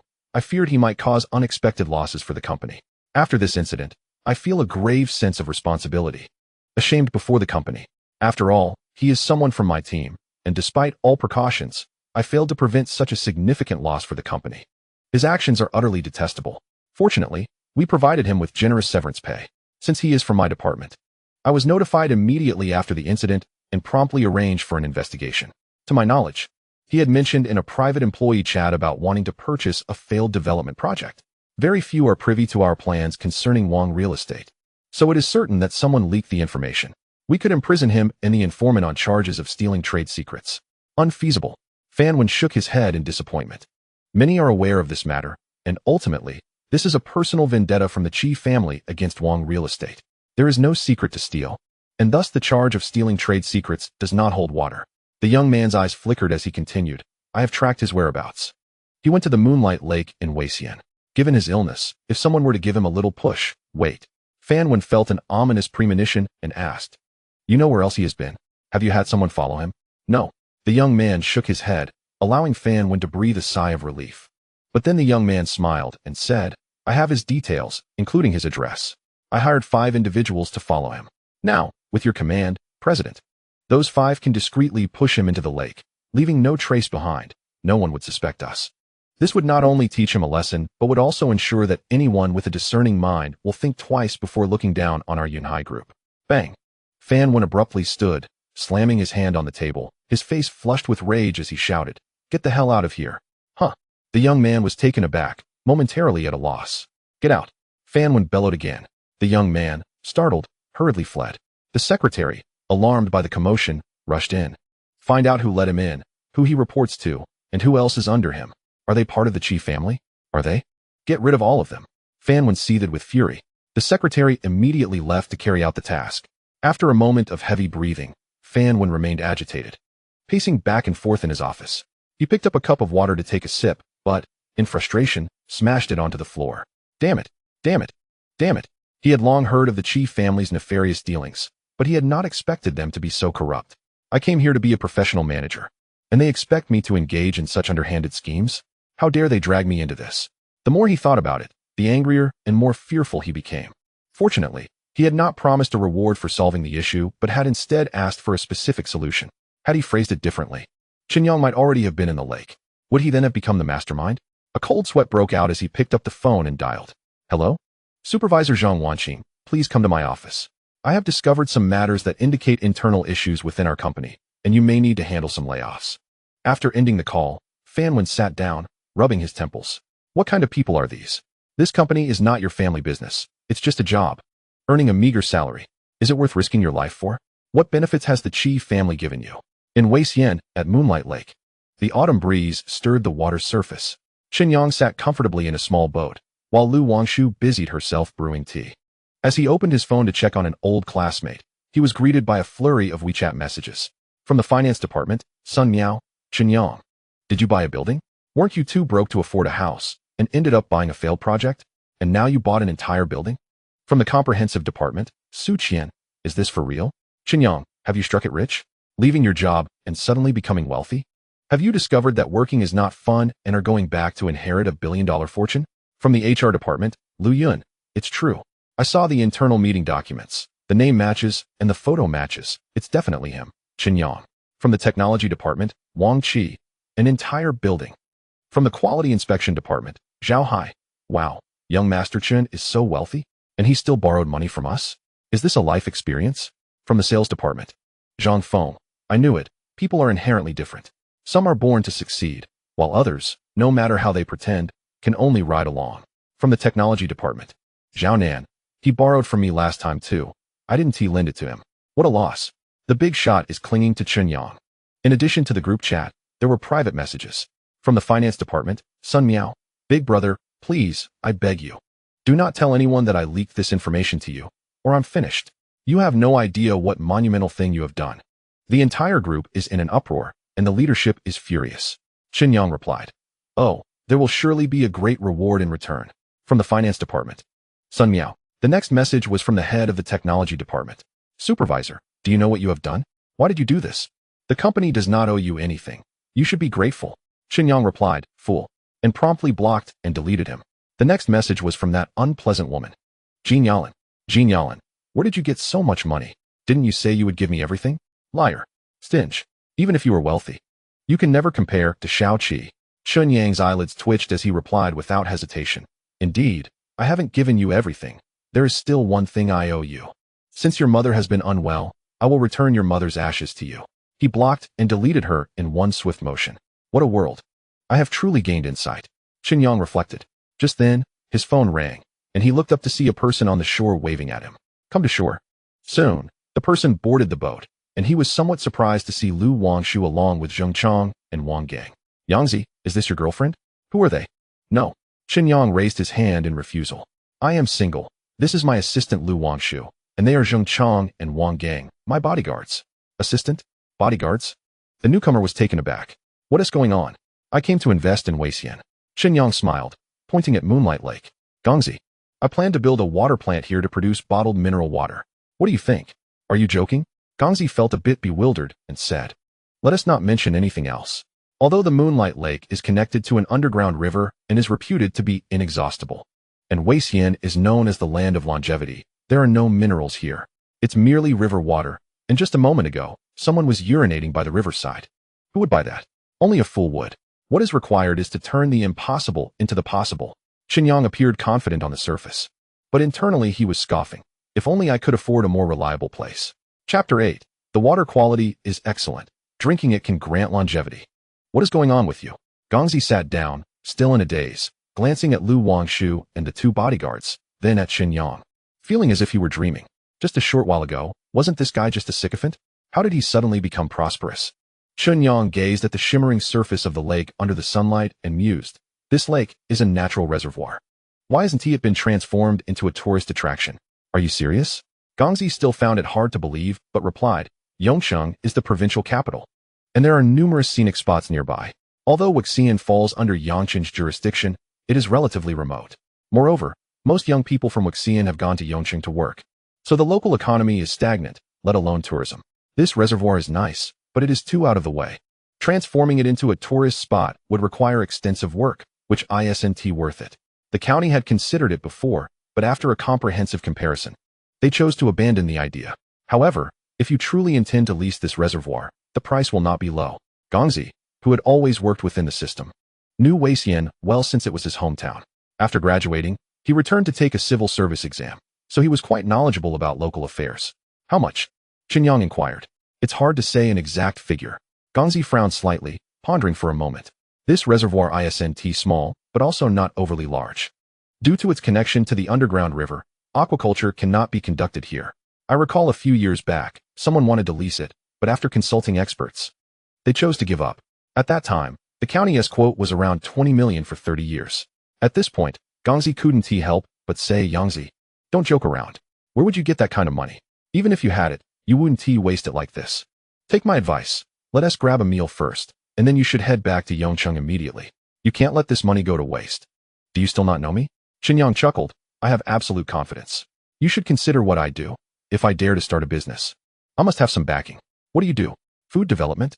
Gongzi hesitated slightly before recalling that Chen Yang worked for Yunhai Group, which initially dealt in bottled mineral water. Has he acquired some core technology? But what core technology could there be for mineral water? Gongzi remained perplexed. Are you serious? Absolutely. All right then, I'll help you inquire. Gongzi was a straightforward person. He took out his phone and made a call, stepping to the bow of the boat and chatting for a moment before thanking the person profusely. I consulted a friend, and if you really want to take it, you can negotiate. The price is around 1.5 million, still for 30 years. Thank you. Chen Yang nodded and turned to Lu Wangshu, saying, you go negotiate. Aim for under 1 million for 20 years. Me? Lu Wangshu pointed at herself, incredulous. Yes. Chen Yang stroked his chin.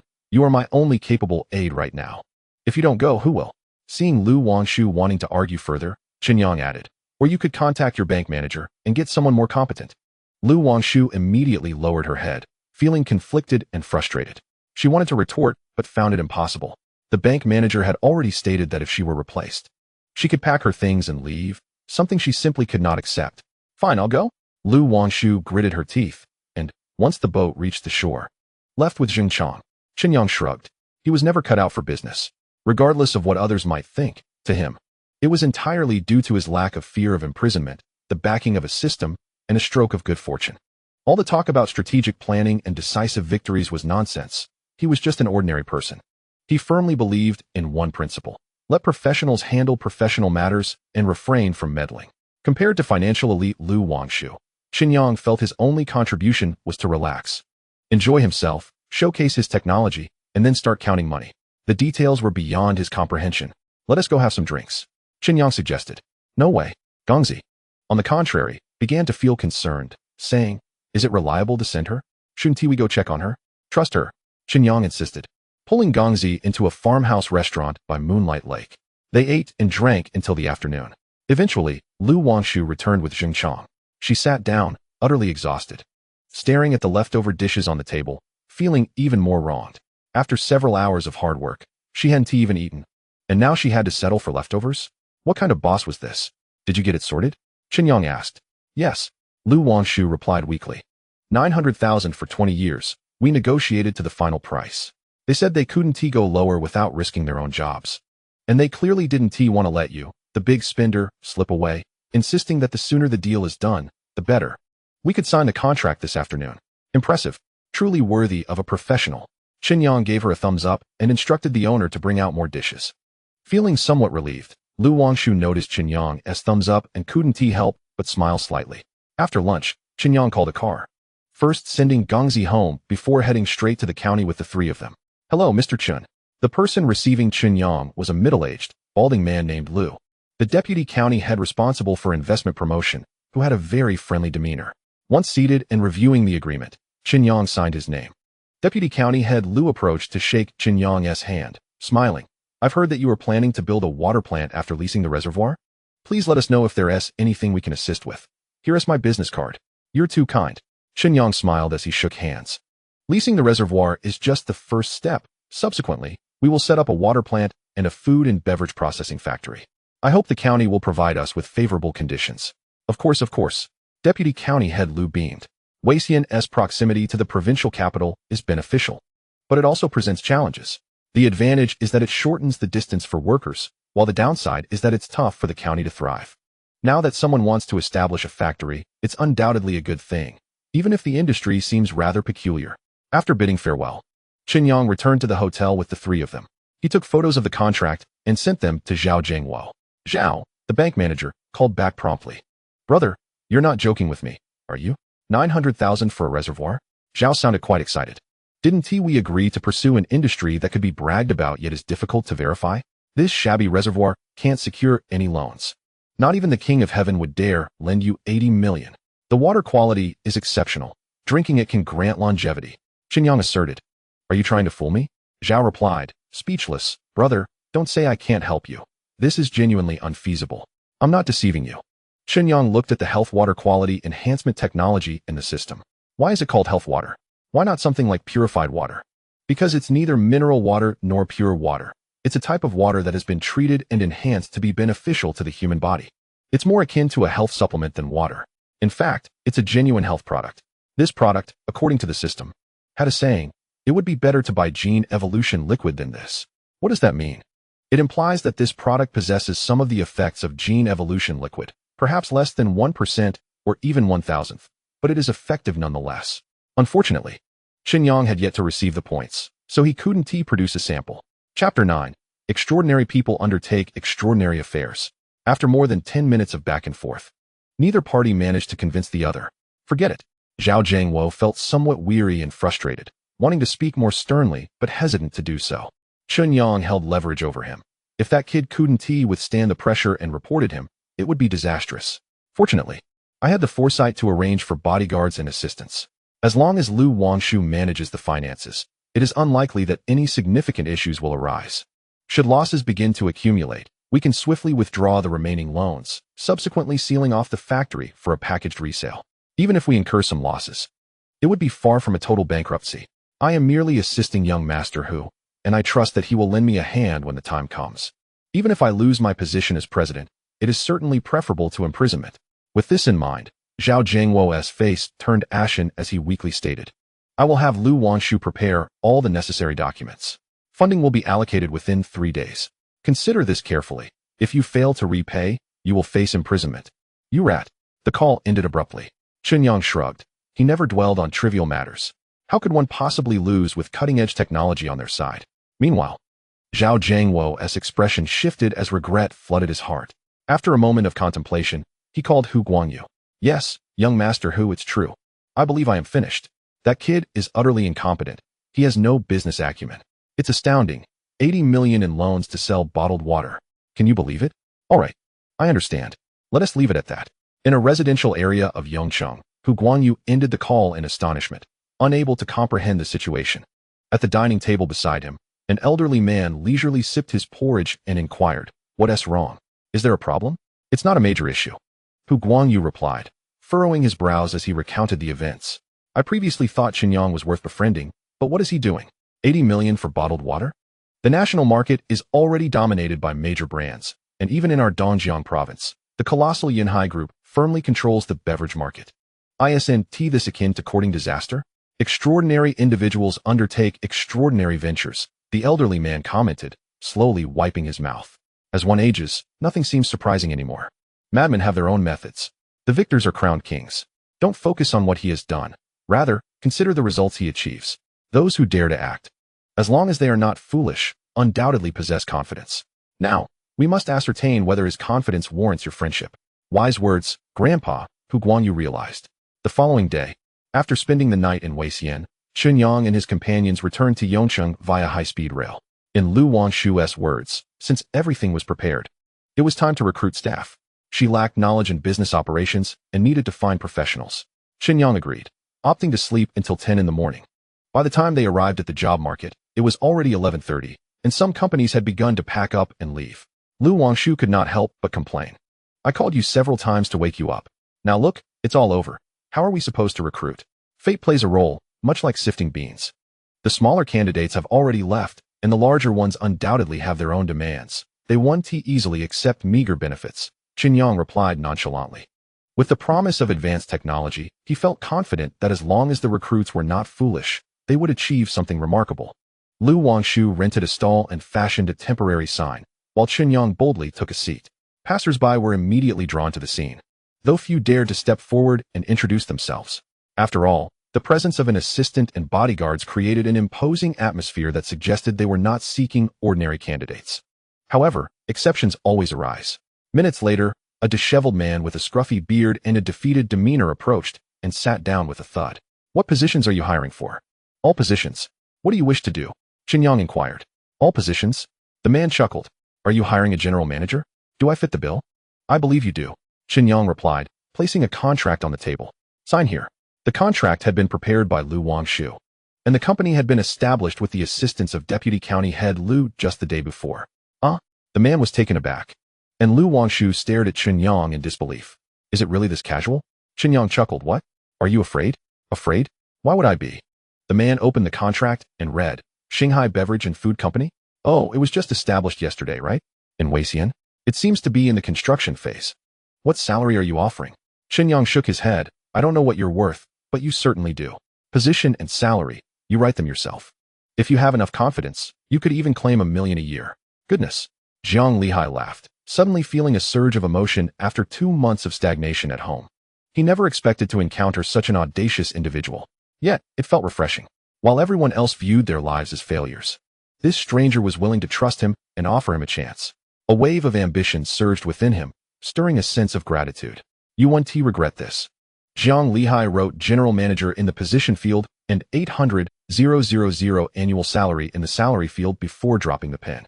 This price is absolutely reasonable for hiring me. I will prove my worth. Very confident. Chen Yang gave him a thumbs up.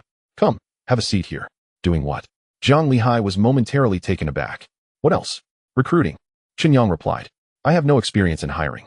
You're the professional, so you take charge. Zhang Lihai felt even more moved by this display of trust. Having just signed the contract, he was already given authority. He took a seat in the recruitment position and said solemnly, Rest assured, boss. Since you trust me, just tell me what positions to hire for, and I will handle the rest. Our company currently consists only of the boss's assistant, the boss's bodyguards, and you, the sole employee, who is also the general manager. The rest is up to you to fill. Zhang Lihai felt a chill run down his spine as he suddenly became lucid, and the warmth in his heart vanished, replaced by fear. Am I being taken for a ride? A rich second generation starting a business? Is this just a shell company? This boss is not only young, but also seems carefree. Is this company for real? What is this? Chen Yang patted him on the shoulder, painting a rosy picture. This is an opportunity, a chance to hone your skills. To build a company from the ground up. You must cherish it. Once you have successfully established a business from scratch, you can embellish your resume for future job searches. Then why not start my own business? Zhang Lihai instinctively retorted. Do you have the funds? Chen Yang countered. This question struck Zhang Lihai silent, leaving him speechless. I understand now. Let us go have a meal. I'll bring you something when we return. Chen Yang cheerfully led Lu Wangshu and the others away. Zhang Lihai clenched his fists. Why on earth do I feel moved? This boss is truly beyond comprehension. He decided to observe the situation. After all, he had not yet signed any non-disclosure or non-compete agreements, and there were no penalties. If things went awry, he could make a quick exit. Chapter 10, Boss, what is your dream? After leaving the job market, Chen Yang and his companions found a hot pot restaurant to settle in. Without hesitation, they ordered the signature dishes. Knowing this mid-range establishment would cost at least $2,000 to $3,000 for the meal. Compared to the past, this felt like spending money recklessly. Chen Yang reflected on this with mixed emotions. Whether as his awakened self or in a previous life, when had he ever been so extravagant? In his past life, he was consumed by work, always busy just to scrape by and pay the mortgage. In this life, he was a sycophant, exhausting himself daily without ever enjoying a good life. What was this behavior called? Revenge spending? No, it was simply the result of having money, having faced death twice. Chen Yang has gained profound insights. He perceives that everything is ephemeral. Perhaps it is indeed the pursuit of immediate pleasure, devoid of regrets, that holds true significance. In this lifetime, irrespective of the existence of a system, Chen Yang has resolved to embrace a more carefree existence. However, his various actions appear rather unconventional in the eyes of Lu Wangshu. Over the past few days of their interactions, Lu Wangshu has felt an inexplicable sensation. Coming from a well-off family and having been exposed to a plethora of individuals, particularly with her father's constant lectures, she has matured early and possesses a confidence that allows her to see through most people. Yet, with Chen Yang, she finds herself somewhat perplexed. If one were to claim that merely by making a wrong financial move and reaping a fortune was a masterstroke of strategy, then the psychological pressure endured throughout this process must also be immense. This indicates that Chen Yang is a person of remarkable cunning, intelligence, and audacity, someone unrestrained by convention and with no inner taboos. Should such a person rise to prominence, would they not seek to manipulate the entire game, rapidly expanding their influence to fulfill their life ambitions? Lu Wangshu has heard of similar figures before, often associated with shady industries or the rise of certain enterprises, who invariably develop through ruthless means, characterized by heavy suspicion and paranoia. Yet, Chen Yang seems different. After securing funds, he seeks a loan, which might be deemed reasonable, as borrowing can indeed be a shortcut for development. Yet, he ventures into the bottled water industry, truly absurd. What is even more astonishing is his apparent indifference. Not only did he insist on personally overseeing the handover with Wei County yesterday, but today he carelessly appointed a complete stranger to the position of general manager, entrusting them with recruitment. Is he not fearful of being undermined? Does he not worry about being deceived? Lu Wangshu finds herself increasingly baffled by Chen Yang.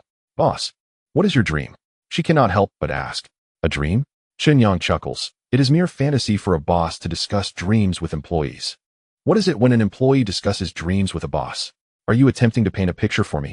Lu Wangshu facepalms. That is not what I meant. I truly find your behavior over the past 2 days incomprehensible. What exactly do you wish to accomplish? What I desire is quite simple. Chen Yang, noticing her seriousness, adopts a more solemn demeanor.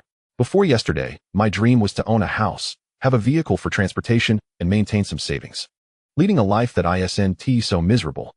But now, things have changed. Changed? How so? Lu Wangshu inquires, curiosity piqued.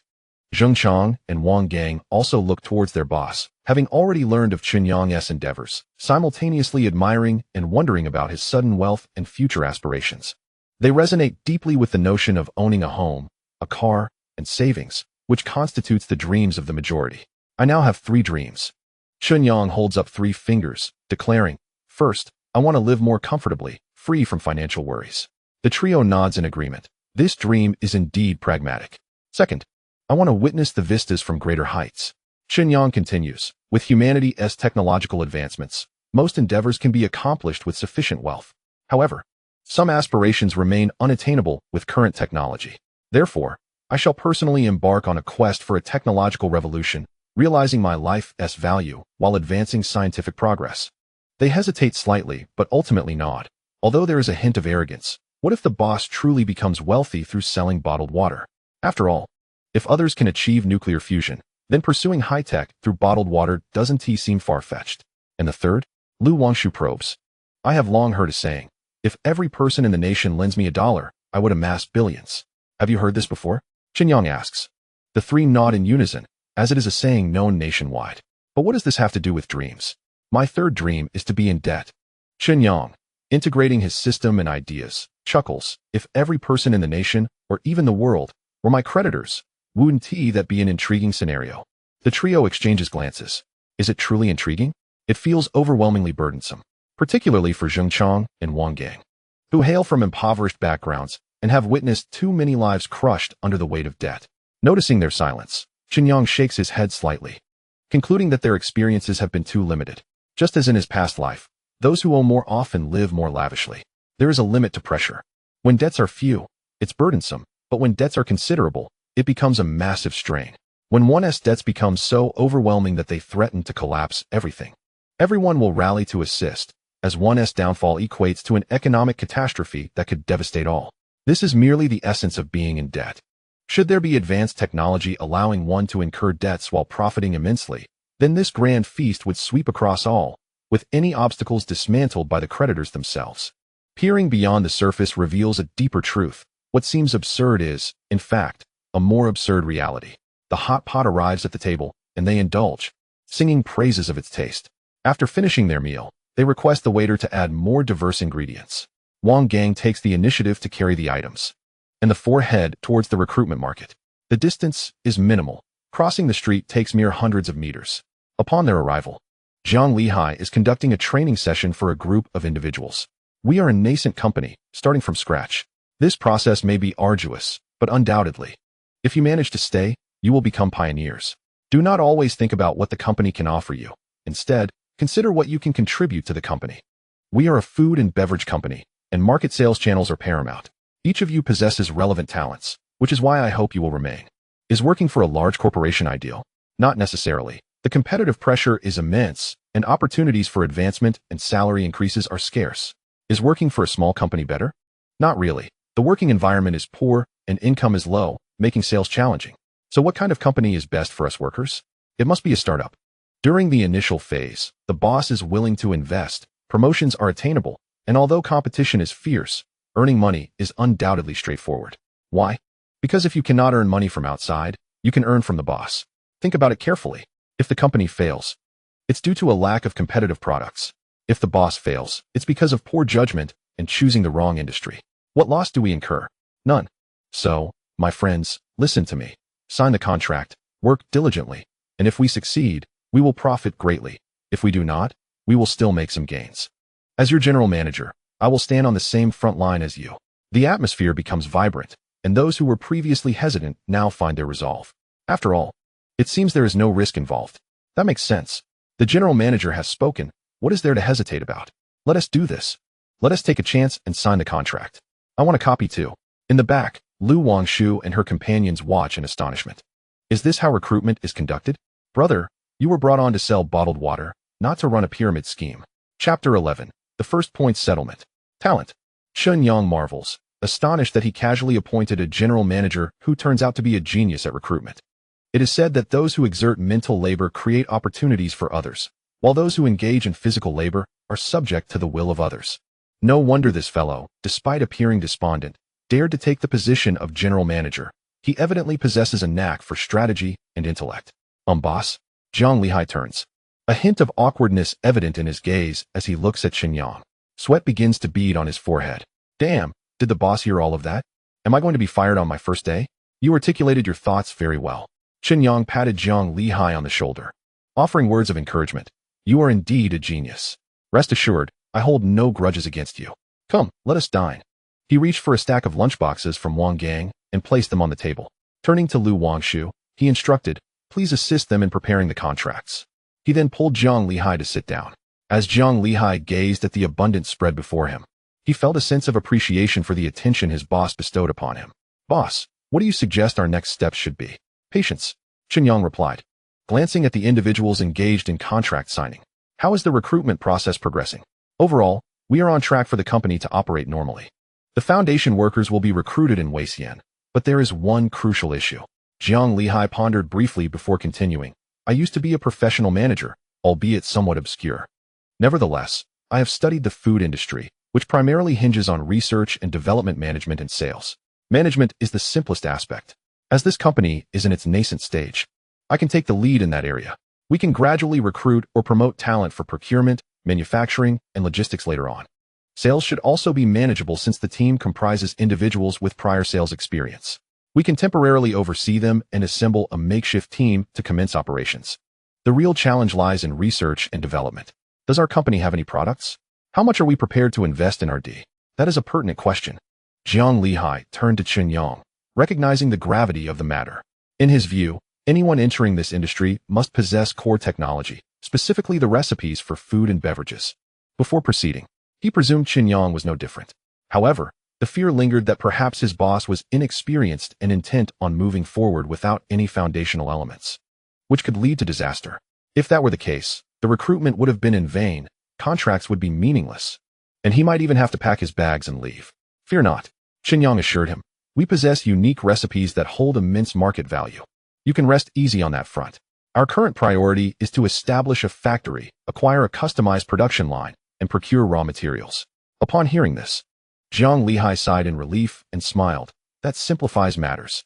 I reviewed our company's factory location at Yuming Lake in Weixian. The area is picturesque, nestled against mountains and water, and is a hub for construction materials in Weixian, ensuring swift and convenient transportation. As long as we finalize the project, the factory can be completed in less than half a month. Such swiftness? Chen Yang expressed his astonishment. That is not entirely accurate. Jiang Lihai shook his head. Initially, the factory structure will be the primary focus, which can be assembled using steel structures. That part is straightforward. Most of the time will be spent on leveling the ground, laying out the factory area, and erecting walls. In summary, while we can expedite the construction to commence manufacturing in half a month, the staff dormitories and office buildings will take longer. Even though our company is small and only requires a few 3 to 5-story buildings, it will still take several months. Excellent, Chen Yang commended. Since you are the general manager, I grant you the authority to build a beverage factory from the ground up. If you excel in this endeavor, you need not worry about promotions or salary increases. This beverage company is merely a small venture for me, as long as you demonstrate your capabilities. I will provide you with a larger platform to fulfill your ambitions in the future. Jiang Lihai's heart stirred at these words, leading him to speculate. Why was his boss so nonchalant? Why did he appear so unconcerned? It dawned on him that his boss must be a wealthy heir or possess significant connections. This enterprise, seemingly casual in nature, might indeed be just that. However, while the boss could afford to play around, he could not. He needed to perform exceptionally well. Taking a deep breath, Jiang Lihai felt a surge of enthusiasm, declaring, "Rest assured, boss, whether it's a major task or a minor detail, I will ensure everything is handled with utmost clarity. Just watch my performance." Chen Yang raised an eyebrow, surprised by Jiang Lihai's confidence. This fellow trusts me so profoundly? He mused, but ultimately deemed it a positive development. After a moment of reflection, he replied, "I will leave the remaining tasks to you. Tomorrow, take your team to Weixian and proceed as necessary. I will provide you with 50 million yuan. By next month, I expect to see the factory established and the production line ready for a beverage company. You can count on me," Jiang Lihai affirmed. 50 million. And that was merely for building the factory and purchasing the production line. This was no small venture. How bold of the boss to undertake such a significant investment. Jiang Lihai felt increasingly exhilarated. Regarding accommodations and expenses, simply contact her for reimbursement, Chen Yang added, gesturing towards Lu Wangshu. Understood, boss. Jiang Lihai promptly stood up to request Lu Wangshu's contact information. Her expression was curious, as she sensed Jiang Lihai's misinterpretation of the situation. Yet, given the complexities surrounding the loan, which were destined to remain confidential, she refrained from elaborating. After concluding their business discussions, Chen Yang departed, leaving the remaining responsibilities in Jiang Lihai's capable hands. In fact, when Jiang Lihai set off for Weixian the following day, Chen Yang did not see him off. He merely offered a few reminders over the phone. 2 days later, the 80 million yuan loan was deposited, with Lu Wangshu handling the entire process. Chen Yang only needed to sign at the final moment. A few days later, finally, on the night of June 30th, Chen Yang set down his phone and headed towards his bedroom. In the living room, Zheng Chang and Wang Gang exchanged glances, somewhat bewildered. They had been accompanying Chen Yang for many days, yet he seemed nothing like a wealthy individual. Instead, he resembled an ordinary person, exhibiting only slightly elevated spending habits. Other than that, he remained unchanged, still residing in the rental apartment, without a car, seemingly indifferent to material possessions. He even shared their penchant for lounging about, scrolling through his phone, watching videos, and enjoying various amusing clips. He had a tendency to stay up late and sleep in until noon, which had even disrupted the former routines of the 2 ex-Special Forces soldiers. Little did they know, Chen Yang's reluctance to purchase a car or house stemmed from limited funds. He could not afford the good ones and found the inferior options unworthy of his interest. His indulgence in short videos and games was merely a pursuit of personal joy. and staying up late was nothing out of the ordinary. Today, he returned to his room early purely because the time had come for his points to be credited. 8,000 points, the foundation for everything. Ding! A notification chimed in his mind. Subsequently, a series of messages appeared before Chen Yang's eyes. Monthly settlement begins. Processing settlement. Settlement complete. Congratulations, host. You are in debt of 80 million yuan and have earned 8,000 points. Chapter 12. Cutting-edge technology, biological energy microbial groups finally. The points have been credited. Chen Yang beamed as he opened the exchange marketplace, filtering for the most affordable technology. He selected the health water quality enhancement technology and clicked to redeem it. Redemption successful. 5,000 points deducted, remaining balance 3,000 points. A wave of data surged into Chen Yang's mind. It was as though he was born with this knowledge. The data, incomprehensible to an ordinary person, became effortlessly understandable to him. Just as he had surmised, the health water quality enhancement technology was not merely about purifying water. The purification process lacked technical depth. This was pure cutting-edge science. According to the information in his mind, the so-called health water quality pertained to the technology for producing drinking water for ordinary individuals in the stellar era. During that time, as humanity colonized the stars, water became a scarce resource. While numerous planets existed in the cosmos, few contained fresh water, and even fewer possessed water safe for human consumption. Thus, the health water quality enhancement technology was born. The water produced by this technology is not merely fresh water or purified water. Rather, it undergoes a purification process before being infused with a unique blend of trace elements, incorporating hundreds of various substances. This results in water imbued with energy and self-circulating bioenergetic microbial communities. The essence lies in these bioenergetic microbial communities, which reproduce autonomously, facilitating a self-sustaining cycle that preserves the water quality even when stored in a warship for decades or centuries. The longer the storage period, the more the microbial community optimizes itself, rendering the water increasingly sweet and rich in biological energy. In simple terms, it provides energy, nurtures the microbial community, and as the microbes reproduce and perish, they generate bioenergy that the human body can absorb perfectly. Not only do the deceased microbes offer benefits, but the living microbes also positively impact the human body. They can enhance the body's hydration and establish a self-sustaining cycle within, continuously supplying trace amounts of bioenergy in a short span of time. This process slows down cellular division, subtly extending human lifespan and significantly boosting vitality. The sole drawback is that once these microbial communities enter the human body, they cannot adapt to body temperature and will perish within a few hours. In essence, they thrive in low temperatures but cannot withstand high temperatures. They can survive in icy conditions, but once the temperature exceeds 35 degrees, they gradually die off. What a remarkable creation! Chen Yang's eyes sparkled at the sight of this pure black technology. The only downside is their vulnerability to high temperatures, necessitating cold chain transport and storage. However, in light of its advantages, this flaw is trivial. An increased cost is manageable with a higher selling price. Chen Yang took out his phone to search for the necessary raw materials, which were quite common, with the only challenge being the cultivation of the original microbial community. A call was made. Hello? A soft, mellow voice responded. Lu Wangshu was still somewhat drowsy. Why are you up so early? Oh, boss, what can I do for you? Lu Wangshu perked up. I need to rent a biological research lab for special microbial cultivation. Please arrange it. I need it for tomorrow. Chen Yang instructed directly. Cultivating the original microbial community requires a week, and the factory at Moonlight Lake will be ready for preliminary use in about a week, so the timing is just right. Huh, you. Before she could finish, the call was abruptly disconnected. Lu Wangshu, in a fit of frustration, clutched her head.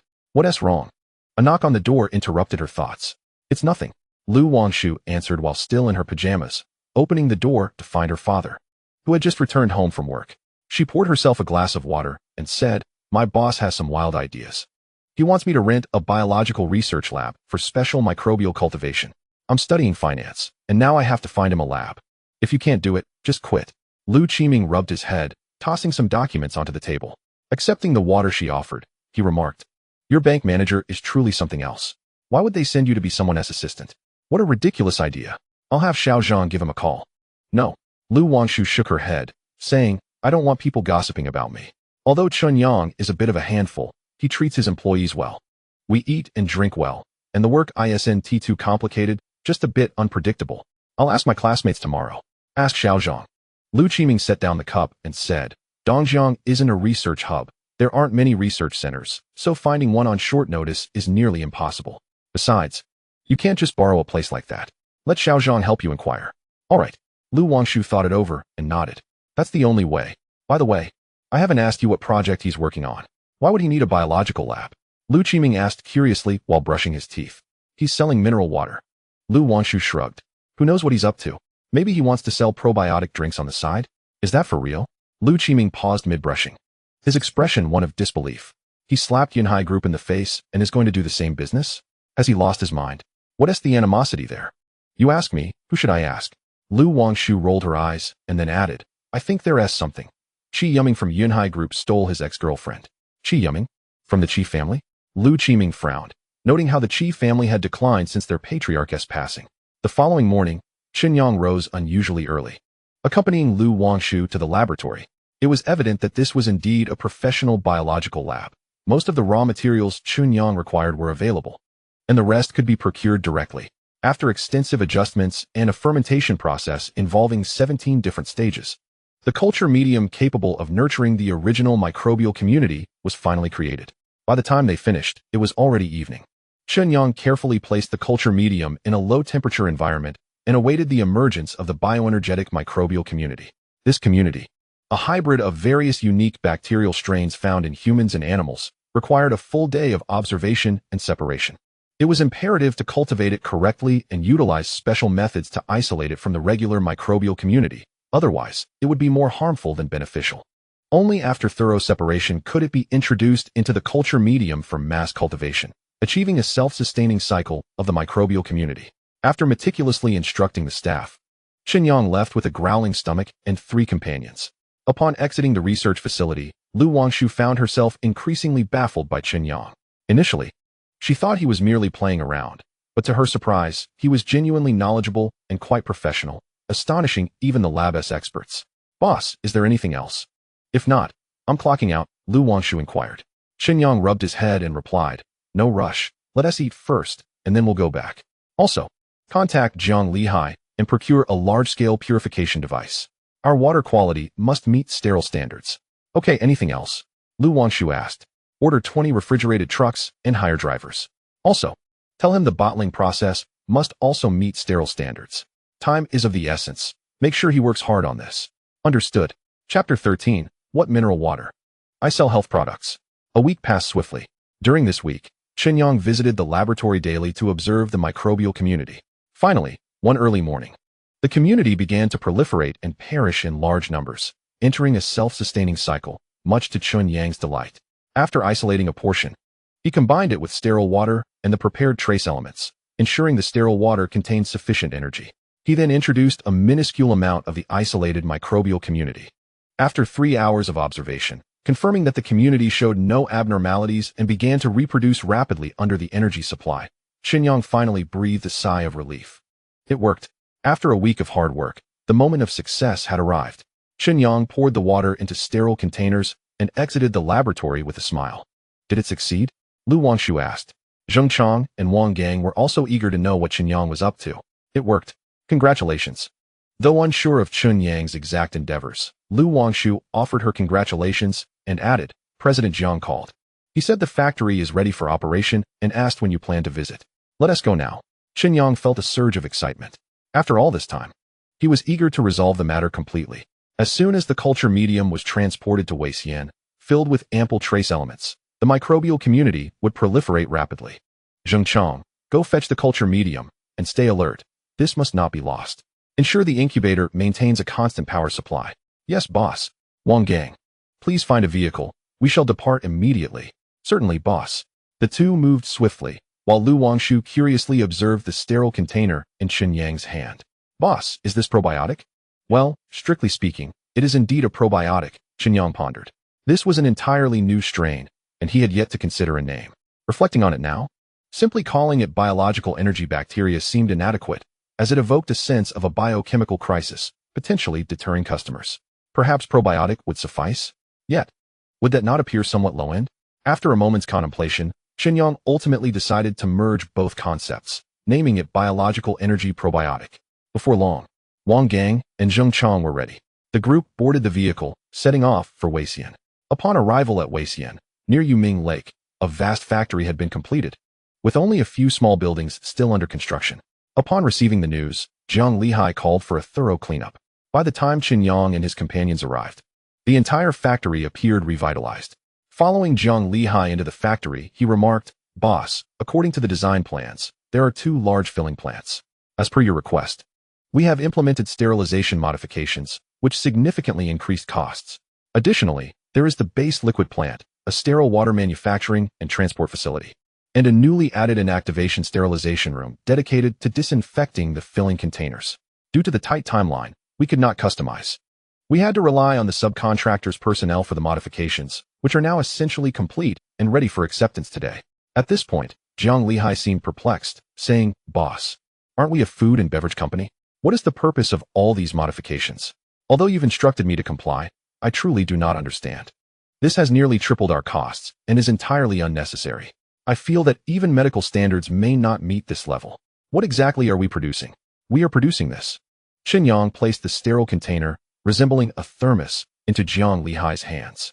Observing the confusion among those present, he clarified, "What we are selling is not bottled water. You have misunderstood. We are selling health products." Zhang Lihai exclaimed in astonishment, "Boss, you cannot be serious. We are a food and beverage company. We lack the necessary qualifications." The others around them also appeared bewildered. "No qualifications are required." Chen Yang replied with a smile, "We will sell it as bottled water, albeit at a higher price." This statement left everyone utterly perplexed. So, ultimately, it is still bottled water? They were at a loss. Zhang Lihai, however, seemed to have an epiphany, stating, "I understand now. Boss, you intend to create a gimmick, right? Sterile, health-focused, selling products under the guise of wellness.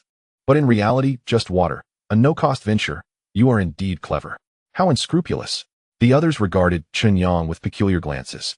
Chen Yang felt a vain throb on his forehead. Speechless. Just then, they arrived at the raw liquid production workshop. Upon seeing the 2 enormous storage tanks, Chen Yang's face lit up with satisfaction. By simply filling the tanks with sterile water and adding a substantial quantity of trace elements, the bacteria could multiply rapidly. Then, it would automatically blend with sterile purified water at a ratio of 1:10, before infusing a specific amount of trace elements back into the sterile purified water, resulting in a perfect product. At that moment, the engineers sent by the subcontractor had not yet departed and were conducting tests. After Chen Yang provided additional funds for adjustments based on his vision, the project was officially deemed complete. "Come here." Chen Yang called to Zhang Lihai and the others. Opening the sterile container, thanks to its insulation properties, the bacteria within had multiplied sufficiently over several hours, making this first batch of products satisfactory. Chen Yang asked Wang Gang to bring over some paper cups, pouring a cup for each person. "This is our product. Come, taste it, and you will understand." The atmosphere grew quiet, even awkward. Lu Wangshu hesitated to take a sip from her cup. Wang Gang and Zheng Chang shared her apprehension, fully aware of what was inside, bacteria. Who would dare to drink this? Although the boss claimed it was probiotic, it had not undergone any professional or market testing. If any issues arose from consumption, the consequences would be dire. In contrast, Zhang Lihai and 2 younger colleagues, unfamiliar with the details, drank it without hesitation, believing it to be a company product. They smacked their lips. Under the admiring gazes of Lu Wangshu and the others, Zhang Lihai licked his lips and remarked, "It has a bit of sweetness, not sugary, but a refreshing aftertaste that is not cloying. Although it is still water, it somehow tastes better than tap water." Indeed, the young man beside him nodded. Noting the absence of any off flavors, aside from a slight aftertaste, it was devoid of any flavor. It would be strange if it had a flavor. This was, after all, sterile purified water, subjected to multiple rounds of purification and sterilization, free of any impurities, merely pure water. Had it not been for the addition of trace elements and bacteria, there would not even be that aftertaste. After finishing the drink, Chen Yang waited patiently. A few minutes later, they began to feel a change. Their minds felt clearer. Spirits lifted, and a sense of vitality surged within them, dispelling the previous fatigue. "Wow!" Zhang Lihai exclaimed. "I feel invigorated, my mind is clearer, my limbs stronger, although subtle. The effect is indeed real." As he spoke, Zhang Lihai suddenly turned to Chen Yang, alarmed. "Health products? Are these considered illicit substances?" Chapter 14. A shift in paradigm. Zhang Lihai could not afford to entertain further thoughts. The noticeable effect could only be attributed to either an illicit substance or adrenaline. "Health products? Such items are often deceptive. Regardless of their effectiveness, one must consume them over an extended period to discern any benefits. Yet this so-called company product produced noticeable results within minutes of consumption. Was this not an illicit substance? Zhang Lihai's fear was palpable, and the two younger colleagues were drenched in sweat. Could it be that they had merely come to work, and before receiving their wages, they had unwittingly become drug dealers? Such a fate seemed entirely unjust. Conversely, Lu Wangshu, Zheng Chong, and Wang Gang, intrigued by the extraordinary effects, hesitated briefly before joining in, reasoning that since Chen Yang had consumed it, they had nothing to fear. They did not believe in the notion of illicit substances, having witnessed the process firsthand. After drinking, merely a few minutes passed before the effects took hold, and the three were left astonished, casting incredulous looks at Chen Yang. Noticing Zhang Lihai's anxious expression, Chen Yang could not help but smile. This is the company's product, absolutely not an illicit substance. Chen Yang explained, this derives from my research in science. I stumbled upon a mutated or, shall we say, evolved strain of bacteria. This strain possesses the unique ability to absorb trace elements and energy to produce biological energy. Biological energy is not a fuel.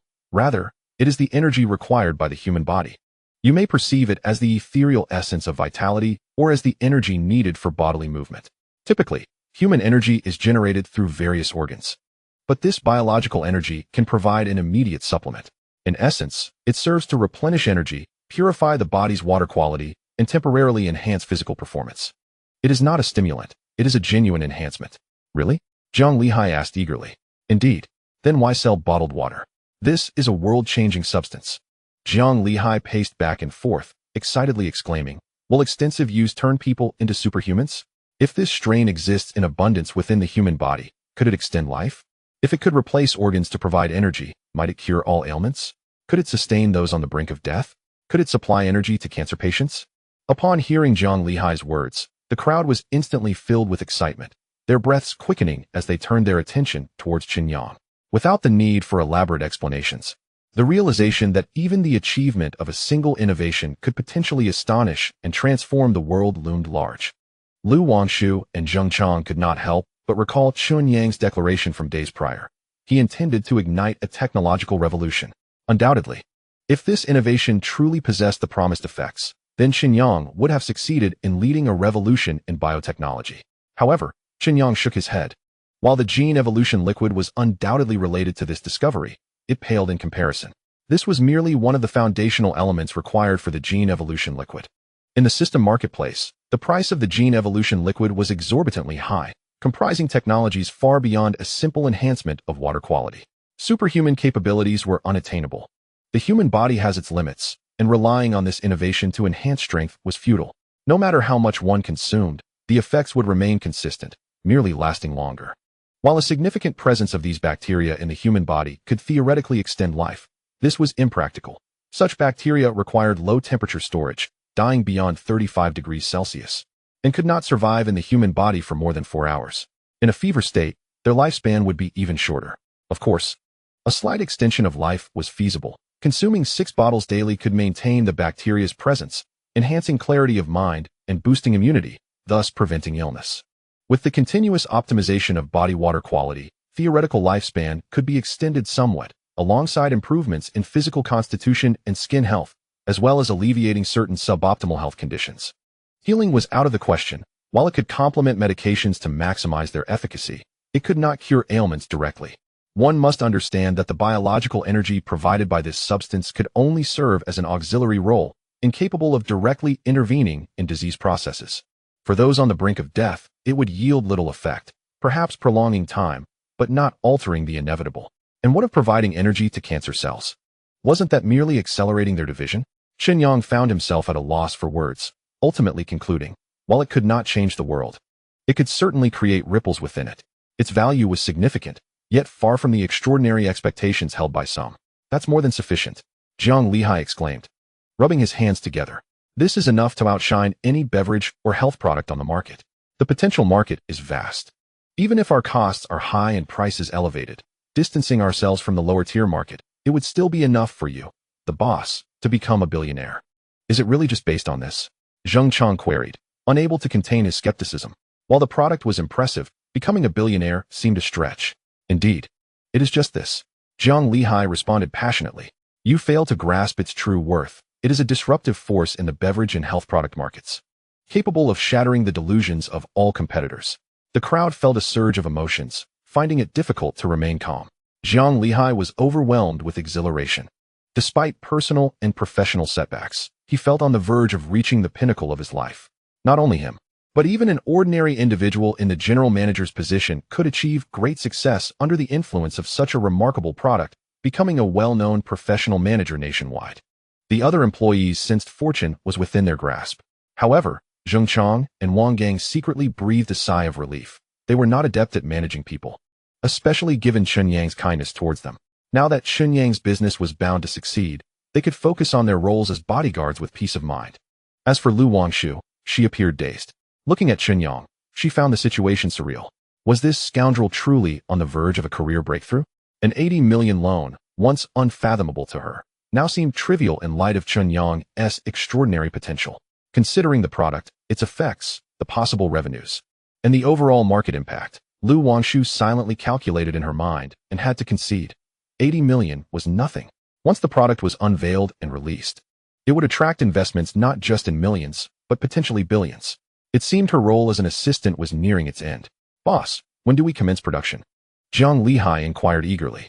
The sooner, the better. Chen Yang pointed to the raw material storage tank. This afternoon, I will begin cultivating the bacteria, which should take about a night.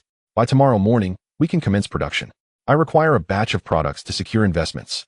And we can also initiate some product placements in the market or conduct any necessary advertising. The specifics are up to you. However, I must see our product in the market within 3 days. He always remembered that debts were the primary driving force behind technological advancements. Ensure the task is completed. Chapter 15. Biological Energy Injection Liquid, Oral. Jiang Lihai was electrified. He summoned the two individuals behind him. Boss, allow me to introduce you. This is Wang Feng, 30 years old, brimming with enthusiasm, who has been diligently managing company affairs. He possesses a solid grasp of management, especially after learning from the engineers over the past few days. I propose promoting him to oversee the filling workshop, specifically managing our 2 major filling lines. Our filling workshop utilizes an automated assembly line, requiring few employees. I have already obtained contact information from several labor agencies in Weixian. We can temporarily hire some labor workers. And later on, as the company develops, we can establish a dedicated human resources department for internal training and external recruitment. This is Zhao Qi, 28 years old, a professional in sales who has recently been responsible for the marketing and sales departments. He is diligent and proactive, having conducted extensive market research. Though it is unfortunate that much of that research may now be irrelevant. The two individuals felt a twinge of nervousness. Previously, they had confidence in their abilities, believing that if they did not find success here, opportunities would await them elsewhere. However, the current circumstances were different. The chance to soar to success was imminent, and failing to seize it would mean missing out on a pivotal moment in their lives. They were poised to showcase their capabilities, but Chen Yang waved his hand dismissively. I have faith that they will excel. The core issue at present is the product's name, packaging design, and pricing. You are all encouraged to share your insights. The cost of this product. Jiang Lihai hesitated. Chen Yang pondered briefly before responding. It requires low-temperature storage. Winter is manageable, but now in summer. The storage duration at room temperature is entirely weather-dependent. Therefore, aside from the production costs, the storage expenses are significant. What is your intended pricing? Jiang Lihai asked. If it were you, how much would you pay per bottle without hesitation? Chen Yang countered. If it were my decision, frankly, given its miraculous effects, I'd certainly buy it at 50 yuan a bottle. However, if the price were too high, it would be unmanageable, not due to a lack of value, but rather affordability. For me, 30 yuan. 30 is too low. A cup of coffee on the market costs more than 30. Well, I don't drink coffee. The crowd began to murmur, and Chen Yang observed that they all felt the product was valuable, yet their purchasing power constrained the price they were willing to pay. In summary, the product was indeed remarkable, but its pricing posed a challenge. For the financially constrained, even 10 yuan felt expensive, while for the affluent, 1,000 yuan would not seem excessive. Generally speaking, the solution to this dilemma is straightforward. Delineate the target audience. However, this product differed from previous situations, as its target audience encompassed the entire market. What about you? What are your thoughts? Chen Yang turned to Lu Wangshu. Lu Wangshu pondered for a moment and remarked, I believe you are overthinking this. There is no need to separate the pricing and packaging for research. I have 2 solutions. First, we can offer different sizes: medium, large, extra large, and supersized, each with its own pricing. As you mentioned, no matter how much one consumes, the effect remains largely the same. Thus, unifying the packaging is unnecessary. This idea is quite brilliant. The audience's eyes lit up. What about the second solution? Chen Yang inquired. The second solution is even simpler, Lu Wangshu said, somewhat sheepishly. You must have received vaccinations, right? They come in those small glass vials that break open easily, similar to the style of rifle bullets, known as ampoules. Each vial typically holds 125 milliliters, and I think using that packaging would be excellent. Of course, the glass requires fire sealing, which is clearly unsuitable for us. But there are plastic versions available. We could easily acquire machines to implement a blow-fill seal process. As far as I know, this method is inherently sterile, saving both time and money while allowing for better pricing. The crowd was left speechless, gazing at Lu Wangshu in astonishment. Brilliant! Zhang Lihai exclaimed, applauding. How did I not think of that? We are selling the effect, not the water itself, so the quantity in a bottle is irrelevant. The effect is what matters. According to Assistant Lu, each bottle might contain only 25 milliliters, while a standard bottle of mineral water is 500 milliliters.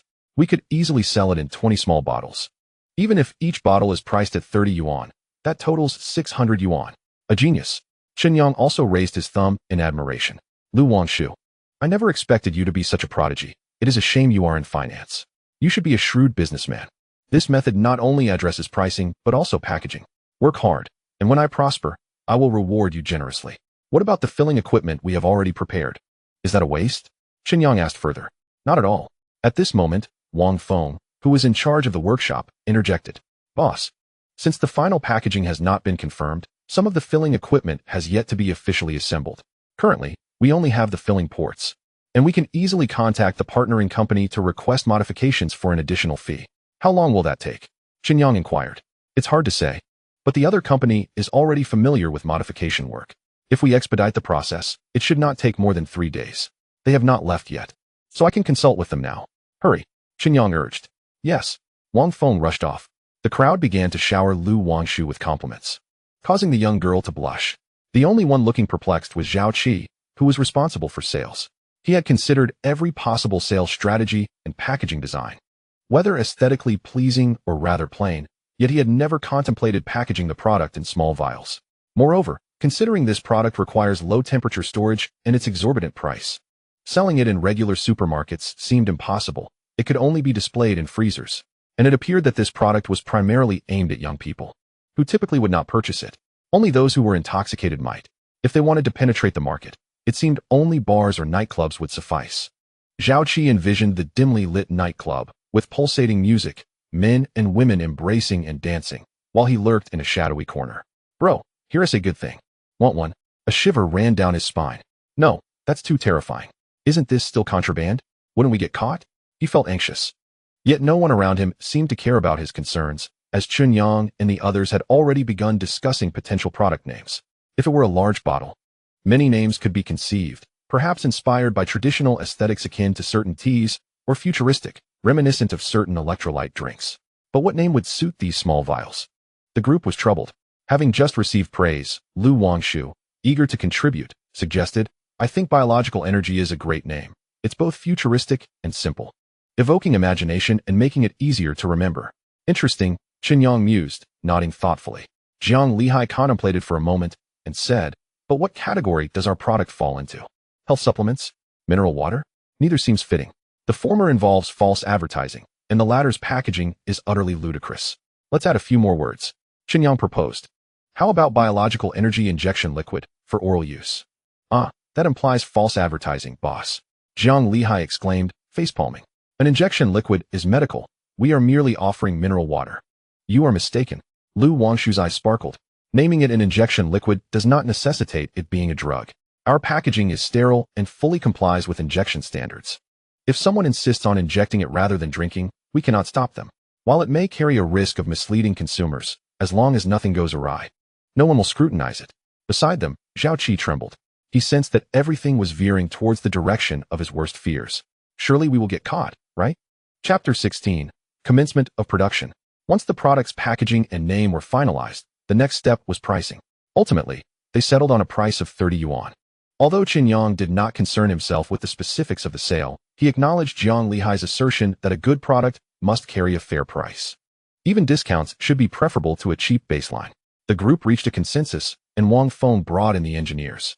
After mutual assessment, and with Chen Yang's increased funding, the other party indicated that they would not require 3 days. They would provide the blueprints immediately and expedite production, ensuring delivery by the following morning with assembly completed by noon. Chen Yang invested an additional 3 million yuan for this service.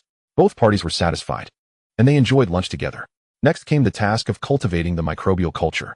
As night fell, the 2 enormous storage tanks in the raw material factory were filled with sterile water, infused with a plethora of trace elements, and the original microbial culture had been introduced. By the next morning, after a night of reproduction, the microbial culture would completely fill the storage tanks. During this time, Jiang Lihai expressed concern and inquired whether the microbial culture was replicable and if others could cultivate it independently and produce imitations. After a long contemplation, Chen Yang provided his answer. The proliferation of the microbial culture hinges on trace elements. While it may survive for a time without them, it would gradually perish once the elements were depleted. Theoretically, the longer the culture proliferates, the more biological energy it possesses, but this is contingent upon having sufficient trace elements. In other words, unless one acquires the method of producing trace elements from Chen Yang, replicating this product, while not entirely impossible, would require considerable experimentation. With current human technology, it would be unfeasible for at least a decade. By that time, the product would likely lose its significance. That night, Chen Yang and his team stayed in the makeshift dormitory constructed at the factory. The following morning, as the delivery truck arrived, the engineers from the partnering company rushed into the 2 large filling workshops. Meanwhile, the various goods ordered by Jiang Lihai had also arrived. 3 labor intermediaries sent over more than 300 workers, who, under Jiang Lihai's and his staff's supervision, began unloading and arranging the machinery. As noon approached, over 20 refrigerated trucks also arrived, and the newly hired drivers were called to a meeting by Zhao Qi. Lunchtime came, and after quickly consuming their boxed meals, they commenced the acceptance process. The partnering company assured that their work was flawless and invited them to point out any issues, guaranteeing 3 years of after-sales support. Once the partner left, Chen Yang inspected the microbial culture's proliferation and ultimately declared the operation to commence. The entire process was remarkably smooth, and by evening, the first batch of products was fully produced. Chen Yang held the product packaged in vacuum-sealed aluminum foil, inspecting it closely. The silver aluminum bag was vacuum-sealed and bore a simple design, with a prominent inscription on the front: Biological Energy Injection Liquid, for oral use. Net content, 25 milliliters. The back was adorned with various small texts, such as origin, company, and production license code. The most conspicuous feature is the nutritional information label. As it is sterile water, pure water, there is nothing but specific bacterial strains and trace elements, so the entire label reads 0 for every 100 milliliters. Following this is the shelf life, stating that above 35 degrees Celsius, the shelf life is 4 hours, while below 35 degrees, it is 3 years, as the contained trace elements can only sustain for a little over 3 years. Finally, there are the precautions and the ingredient list. The precautions are quite standard, primarily advising refrigeration at low temperatures, consumption within 4 hours after opening, and avoiding direct sunlight and heating. The most absurd detail is the ingredient list: water. And that is all. Unfortunately, there is no need to list trace elements, and special bacterial strains cannot be mentioned, so the only thing left to write is the conventional known substance, water. Upon tearing open the silvery aluminum vacuum bag, one finds a tray of plastic ampoules, 10 lined up side by side, priced at 300 yuan, which is indeed the wholesale price, while the suggested retail price is 320 yuan. Extracting one, Chen Yang twists off the plastic connector and squeezes 25 milliliters of the bioenergy injection into his mouth. Shortly after, a refreshing sensation washes over him. The effect remains consistent, albeit slightly diminished. However, that is of little consequence. What truly matters is that they can commence sales. Boss, the county called. Jiang Lihai entered, inquiring. They've heard we started production and want to know when we will hold the company inauguration ceremony, expressing their welcome to external enterprises. Chen Yang shook his head, stating, "You handle these matters. I only require results. Inform me of today as production numbers, our daily output expectations, and potential profits. Boss, what I reveal will definitely astonish you." Jiang Lihai, upon hearing this, became excited, exclaiming, "Thanks to Assistant Lu's cunning and shrewdness, we now have both workshops operating simultaneously. In an hour, We can produce over 80,000 bottles. This afternoon, we have been producing for 5 hours, and we have approximately 400,000 bottles in reserve. If we operate 3 shifts, running the machines for 24 hours, we can produce nearly 2 million bottles a day. 2 million bottles. If everything sells out, after taxes, the revenue will be around 50 million. With a daily income of 50 million, subtracting costs, that will be your net profit. Costs? What costs? Chen Yang scoffed. The materials for producing trace elements are worth barely anything, not even a fraction of the profits.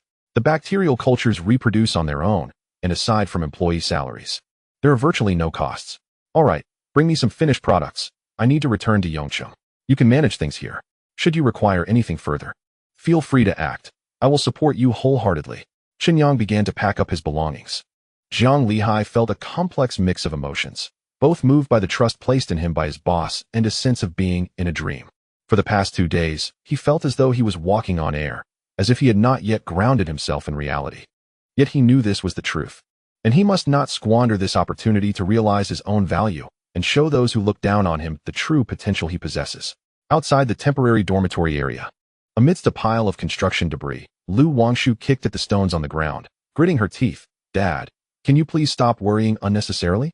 I am merely on a business trip, just spending 1 night away, and I am not in a relationship with that scoundrel. Why don't you trust me? How can I not worry? Lu Qiming's voice came through the phone. Your mother passed away early, and I raised you single-handedly. I cannot just stand by and watch you fall into a pit of fire. That Chen Yang is extreme in his methods and unstable. If it were only that, it would be manageable, but he took out an 80 million loan to retaliate against Yunhai Group due to a relationship that is neither rational nor reliable. I wouldn't be concerned if you were dating an ordinary person, but he is not. I truly am not. Lu Wangshu wanted to argue that Chen Yang was not simply selling bottled water, but a miraculous product. However, due to company confidentiality, and although Chen Yang had not mentioned a media blackout, no one dared to spread rumors. Lu Wangshu upheld her principles, unable to express her thoughts, only able to exclaim in frustration, "Can you stop viewing him through tinted glasses? That scoundrel is quite capable. He is not as unreliable as you claim. And he is rational. You see, you are already starting to side with him." Lu Qiming seized the opportunity to counter. Lu Wangshu, exasperated, hung up the phone abruptly. Chapter 17. My product will certainly shock the world. What's wrong? Chen Yang had just finished packing when he saw Lu Wangshu approaching with a cold expression. It's nothing. My old man is just meddling too much. Who? Chen Yang paused, then suddenly understood. Your dad, right? Is it because you stayed out all night? Your father is definitely a daddy's girl type. What about your mother? Doesn't she intervene? My mother has been gone for many years. My apologies. Chen Yang immediately grasped Lu Wangshu's father's perspective. After all, he had raised a daughter alone. If she were to be taken away by some hooligan, that would be catastrophic. It's nothing. I have long since come to terms with it. Lu Wangshu shook her head. Chen Yang refrained from saying more. Such matters were difficult to discuss. In this life, Chen Yang was an orphan, and his previous self had been easily manipulated by Jean Yalin's words due to a long-standing lack of affection. He called Zheng Chang and Wang Gang, and the 4 of them drove towards Weixian. Weixian is very close to Yongcheng, bordering it, and they arrived in the urban area of Yongcheng in just over an hour. Chen Yang dialed Wang Yaozu's number. He had refrained from contacting him earlier, waiting for the right moment. Without a product, any talk would be empty boasting, but having a product was key to attracting investment. The system store had an abundance of what Chen Yang desired. He was in dire need of investment. However, not from investment firms, as that would mean equity, which he would never allow. If someone could invest, who would still lend him money? What he needed was personal investment. In simple terms, a loan. He could offer high interest, but equity was out of the question. It had to be a loan. Hello? Brother Chen? What a coincidence. I was just about to contact you. A few old friends heard about your situation and insisted on treating you to a meal. Do you have time? Wang Yaozu's hearty voice resonated. Of course, I have time. Chen Yang chuckled. Coincidentally, my new product has just been released. How about you come and sample it? Great. It's a deal. I'll send you the address. After hanging up, a location was quickly sent over, indicating a high-end hotel in Yongcheng. Chen Yang relayed the address to Wang Gang, then turned to Lu Wangshu. Shall I drop you off first? No. Lu Wangshu pouted, after a busy day. And now there's a grand feast. You expect me to leave? Very well. Understood. Chen Yang smirked, realizing she was merely upset with her father. Meanwhile, in an office, Lu Qiming felt increasingly agitated. He called for his secretary, saying, "At this hour, that girl should be back home. Please contact the duty personnel at the compound and verify if she has returned." "Yes, sir." Secretary Zhang nodded in response, secretly astonished. It was the first time she had seen her boss in such a state.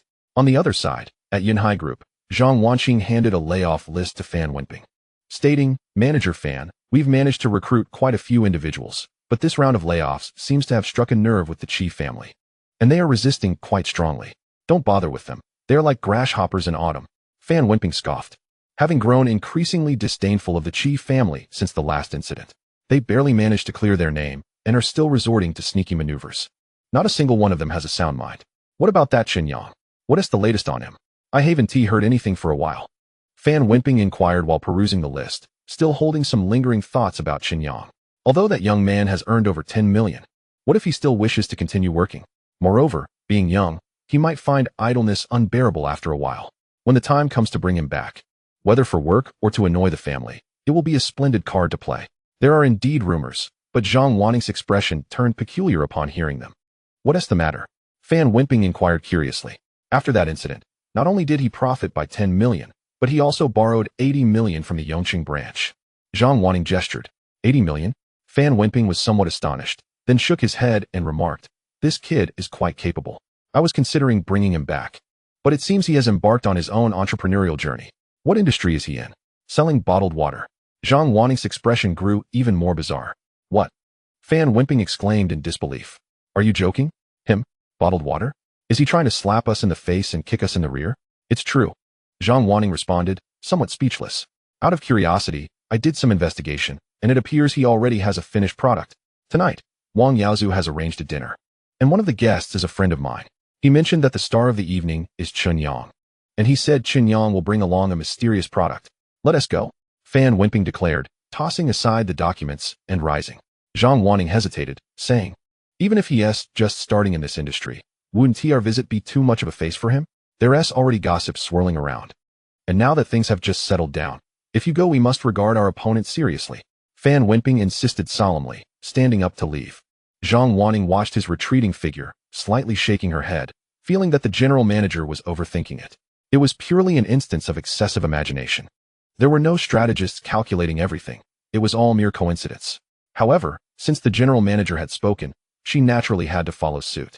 At the Yongqing Longan International Hotel, Chen Yang and his companions exited the vehicle and took the elevator as directed by the staff, swiftly arriving at the private room mentioned by Wang Yaozu. The room was indeed spacious, large enough to accommodate a 3-bedroom, 2 living rooms setup, with opulent decorations shining under the light. Wang Yaozu and his companions were already seated, smoking, chatting, and drinking tea. Upon seeing Chen Yang arrive, Wang Yaozu immediately stood up, embraced him with a smile, and announced to everyone, "Our star has arrived. This is my young brother Chen Yang. Truly a handsome talent. A promising young man with an exceptionally sharp mind. I have high hopes for you. Old Wang has recounted your matters repeatedly. My ears are almost calloused from hearing it, and now I finally see the real person. Come, come, take a seat." Everyone stood to greet him, a lively gathering of 7 or 8 men. On one side of the private room was a smaller compartment, doors ajar, occupied by both men and women, evidently the exclusive quarters for the boss's secretaries and drivers. Lu Wangshu, clearly accustomed to such scenes, exchanged greetings with Chen Yang before leading Zheng Chang and Wang Gang to the adjacent room. Wang Yaozu then pulled Chen Yang forward. "Come, brother, let me introduce you. This is Lu Qingwei, the branch manager of Yongqing. This is Sun Hai, the head of Hengyuan Securities. This is Zhao Shun, the owner of Longan International.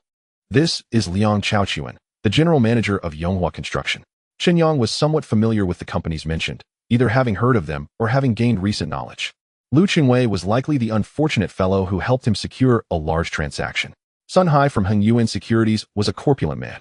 Zhao Shun, the owner of Longan International, was the proprietor of the 5-star hotel they were in, a chain reputed to have numerous branches outside the province. As for the others, Chen Yang felt less acquainted. Sensing they were not the type to lend him money, he approached each to greet them. Wang Yaozu smiled and said, "Brother, I heard you borrowed 80 million to start your own business. What kind of business are you running? Where's your new product? Show us." "I've been waiting for this question," Chen Yang replied with a grin. "My product will surely astonish you, leaving you in awe. Just so you know, I am in urgent need of funds, and once my product hits the market, it will be a treasure trove. You need not worry about repayment. I can offer high-interest loans, but you must invest in me." Upon hearing this, the group understood. All were seasoned in business. While they would hesitate to invest in a company, Fearing their cash might turn into worthless shares, lending money to operate one's own business was a different matter. This indicated the borrower's confidence in their company's profitability and intent not to undervalue their shares. This, in turn, suggested that the company had substantial potential. Chapter 18. What are you, some kind of Breaking Bad? Inside the private room, everyone was intrigued. Let us see it. Since Brother Chen is so confident. As long as the product is reliable, there's no doubt. We'll lend. Our branch can also provide a loan. The atmosphere was lively, and Chen Yang, not wanting to elaborate further, directly retrieved a stack of bioenergy injection solutions from the temperature-controlled box he brought. He distributed one bag to each person. The crowd looked puzzled at Chen Yang's actions, questioning what it was that required a temperature-controlled box. Wasn't he this for high-tech exclusives? Once the product was in hand, the expressions of those present turned even more perplexed as they examined the packaging and the cautionary notes on the back, leaving everyone somewhat bewildered. Hey brother, I truly don't understand what this is. Wang Yaozu voiced his existential question, prompting all eyes to turn toward Chen Yang. Chen Yang tore open the packaging, extracting a vial of bioenergy injection solution, sporting a mysterious smile. Trust me, try it, and you'll understand.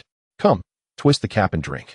Following his lead, the others hesitated, glancing at the substance that resembled medicine. Was this legitimate? Yet, the packaging indicated it was a beverage, albeit an extraordinarily small and unconventional one. Was it saccharin? Syrup? Observing Chen Yang drink, they hesitated but eventually followed suit. Moments later, the room fell silent for a few minutes. Suddenly, someone stood up, incredulously exclaiming, "This feeling, it's a bit magical. What is this? This is a bit over the top, isn't it?" The crowd murmured. Uncertainty etched on their faces as they began to feel the effects. Among them, Liang Chaochuan, the general manager of Yonghua Construction, changed expressions repeatedly before stating, "I need to use the restroom. Brother, what is this?" Wang Yaozu and the others were brimming with curiosity and astonishment, sensing a vague speculation forming in their minds. Chen Yang smiled and said, "This is my company's new product. How does it feel?" "Quite impressive, isn't it? It's hard to say whether it's good or not since I've never tried it before." Wang Yaozu hesitated, replying, "But brother, this thing, it's not legal." "Is it? Why would it not be legal?" Chen Yang chuckled. "This is entirely new, unprecedented. If you insist on saying it's illegal, I wouldn't agree. There are no laws explicitly prohibiting this." The group exchanged astonished glances, their expressions a mix of disbelief and intrigue. Entirely new? Never seen before? What's its production capacity? What's the price? Lu, the deputy manager, trembled as he held his cup. "We can produce 200,000 units a day, each priced at 30. Chen Yang held up 3 fingers. Gasping, the crowd collectively inhaled sharply. One person turned pale, trembling as he stood, and said, "Apologies, I have low blood sugar. I need to take some medicine." Others wanted to follow suit, but under Chen Yang's gleaming eyes, they hesitated. What if he had a weapon? Damn it. It's all Wang Yaozu's fault. They hated him for it. The group glared at Wang Yaozu in unison. "Shall I elaborate on this product? Let us see how much you can lend me?" Chen Yang inquired. "No." Wang Yaozu forced a smile, feeling the heat of their gazes. "Brother, let us eat first. We're all starving. After dinner, we can discuss it leisurely." "Very well." Chen Yang sensed something was amiss, but, as a guest, could only follow the host's lead. Subsequently, Wang Yaozu called for the dishes to be served. Soon, the table was adorned with exquisite dishes, and everyone raised their glasses. Chen Yang did not refuse and joined in the revelry, contemplating that these individuals would become his future creditors. However, to his astonishment, barely 20 minutes into the meal, the door was suddenly flung open with a loud crash, startling everyone present. A group of armed law enforcement officers burst in, brandishing flashlights and handguns. The guest quickly stood up, pointing fingers at Chen Yang. In a daze, he found handcuffs clamped around his wrists. Then, a voice echoed, declaring that there were 3 more individuals in the other room. What was happening? Why were they being arrested? It was an injustice. The furious shouts of Zheng Chang and Wang Gang jolted Chen Yang back to reality. He hurriedly exclaimed, "It's a misunderstanding, just a misunderstanding." "Shut up." Liang Chaochuan, who had just emerged from the restroom, cast a disdainful glance at Chen Yang and said, "Do you know who I am? Before I entered business, I was part of the narcotics team. You're finished. I've recorded everything, developing new illicit substances with a daily output of 2 million units, selling for 30 each. Are you trying to dominate the global illicit market? Prepare to meet your end, you pathetic fool. With your kind, after executing 300 pounds, the bullets would weigh 150. Chen Yang glared at the old man, enraged, unable to believe he had been betrayed after just a single taste. "Can I make a phone call?" At that moment, Lu Wangshu spoke calmly, her tranquil demeanor eliciting uncertainty among those around her. No. The law enforcement officers flatly rejected her request, leaving her speechless. The four were escorted away, drawing curious stares from onlookers, particularly a man and woman standing in the hotel lobby, who could hardly believe the scene unfolding before them. Him? Manufacturing and selling illicit substances? Isn't he just selling bottled water? Fan Wenping gazed in shock at Zhang Weining, who, equally astonished, exclaimed, I can't believe it. Find out more. All right. Quickly. Zhang Weining hung up the phone, her expression vacant as she remarked, it seems he utilized the guise of beverage sales to develop a new type of illicit substance, with a reported daily output of 2 million units. Wow. Fan Wenping gasped, muttering, incredible. This lad is truly talented. If he hadn't been caught, he could have easily dominated the global illicit market.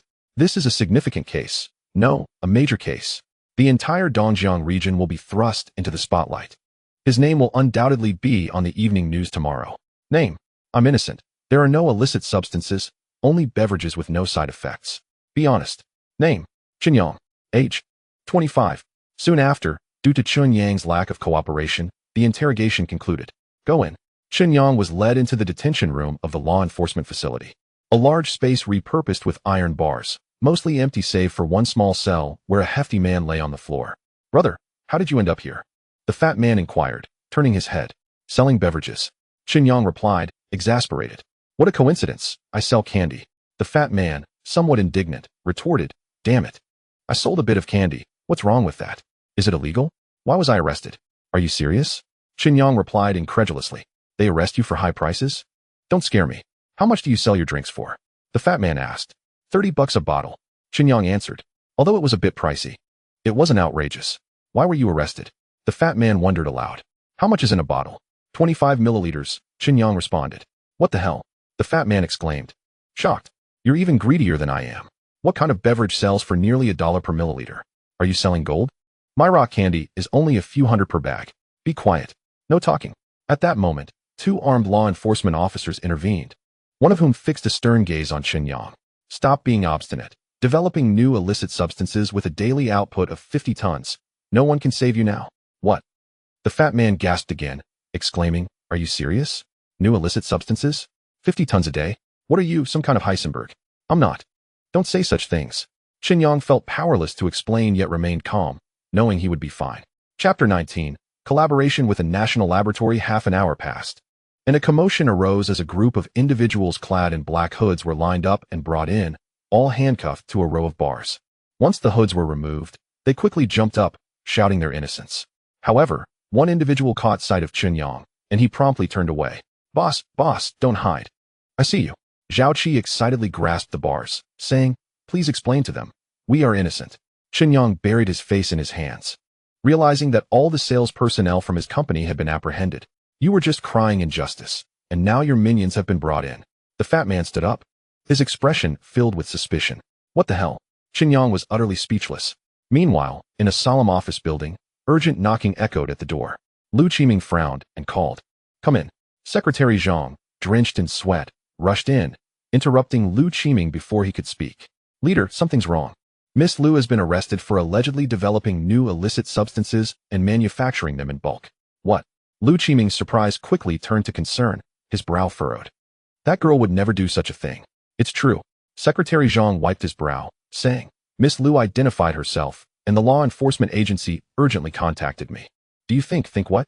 Lu Qiming shot him a cold glare. Secretary Zhang quickly added, that Chen Yang, he's known for taking unconventional routes. Could it be that he got into trouble and Miss Lu is caught in the crossfire? Lu Qiming's expression shifted. While that boy was unconventional, he wouldn't be dancing on the edge of a blade, would he? Let us go see.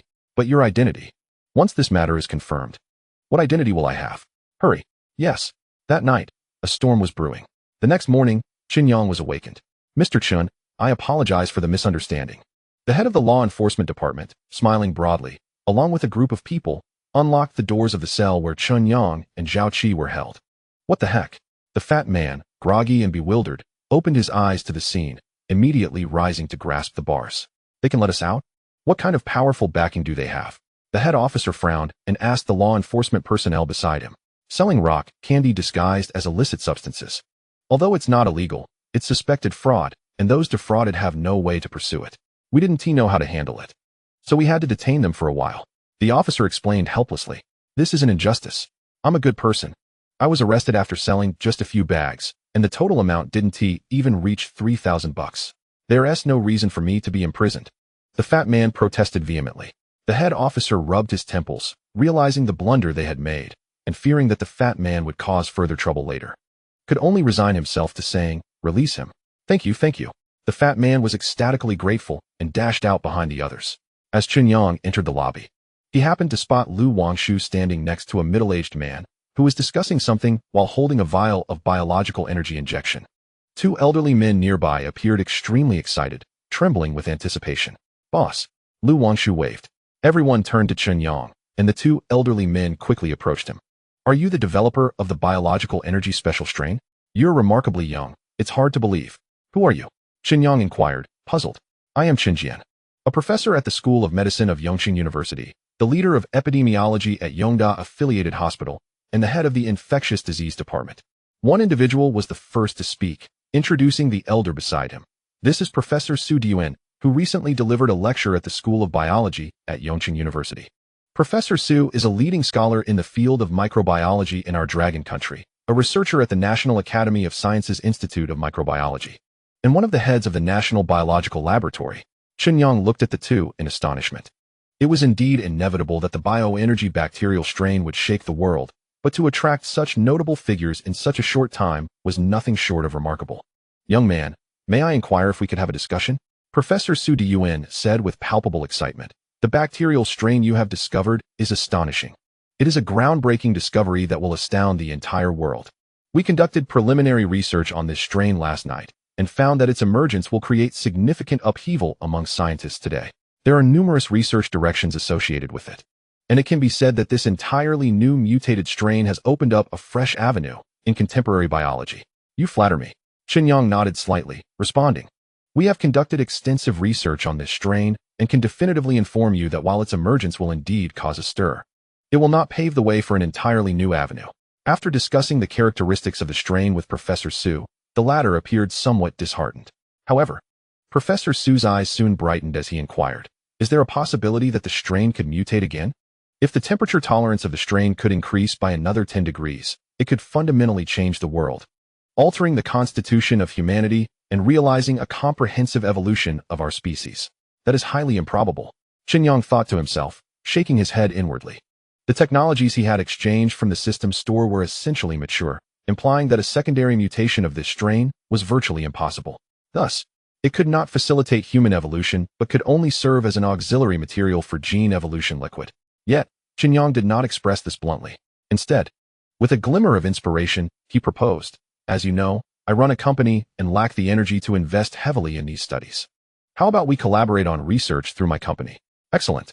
Professor Su rubbed his hands together in excitement, declaring, "I am not a greedy man. Your discovery is enough to shake the world, and once I take over, it will undoubtedly attract global talents, bringing immense benefits to me and our research endeavors. I can promise that any results from our research will solely be for our use, and any profit-generating activities will require your authorization. All profits, after deducting costs, will belong to you." "Thank you, Professor Su." Chen Yang beamed with joy. This elder was truly reliable, making him feel somewhat embarrassed. This was a classic case of pursuing fame and knowledge without greed for profit, solely focused on scientific research without concern for additional gains. Undoubtedly, while the special bacterial strain could not be directly used as an evolution liquid, it held significant research value. With appropriate development, the subsequent benefits would surely be considerable. "Here is my proposal," Chen Yang pondered before stating. "For the time being, I will not invest funds into our collaborative project. You may bear the cost for now. However, I can guarantee that once we develop results that yield profits, 20% of the net profit will be allocated as research funding, which you can freely manage." "Thank you. Thank you." Professor Su grasped Chen Yang's hand with gratitude. There was no doubt that the new bacterial strain, along with Chen Yang's unique secret formula, would attract numerous institutions willing to invest in research if Chen Yang were amenable. Professor Su's willingness to forego profits was purely to secure the project. Genuine scientific research often sees failures far outweighing successes, and he was prepared for substantial losses. However, with Chen Yang willing to offer 20% of the profits, losses were rendered impossible, creating a win-win scenario. Of course, Chen Yang would not suffer. He merely needed to wait and count the profits. As for personally conducting research, that was out of the question. He preferred to find ways to secure more funding. The bioenergy bacterial strain was trivial compared to the technologies available in the system's store. Chapter 20. I am too eager to progress. President Chen. At that moment, Chen Yang beside him could no longer contain himself and interjected, President Chen. We also require this bacterial strain for our medical direction.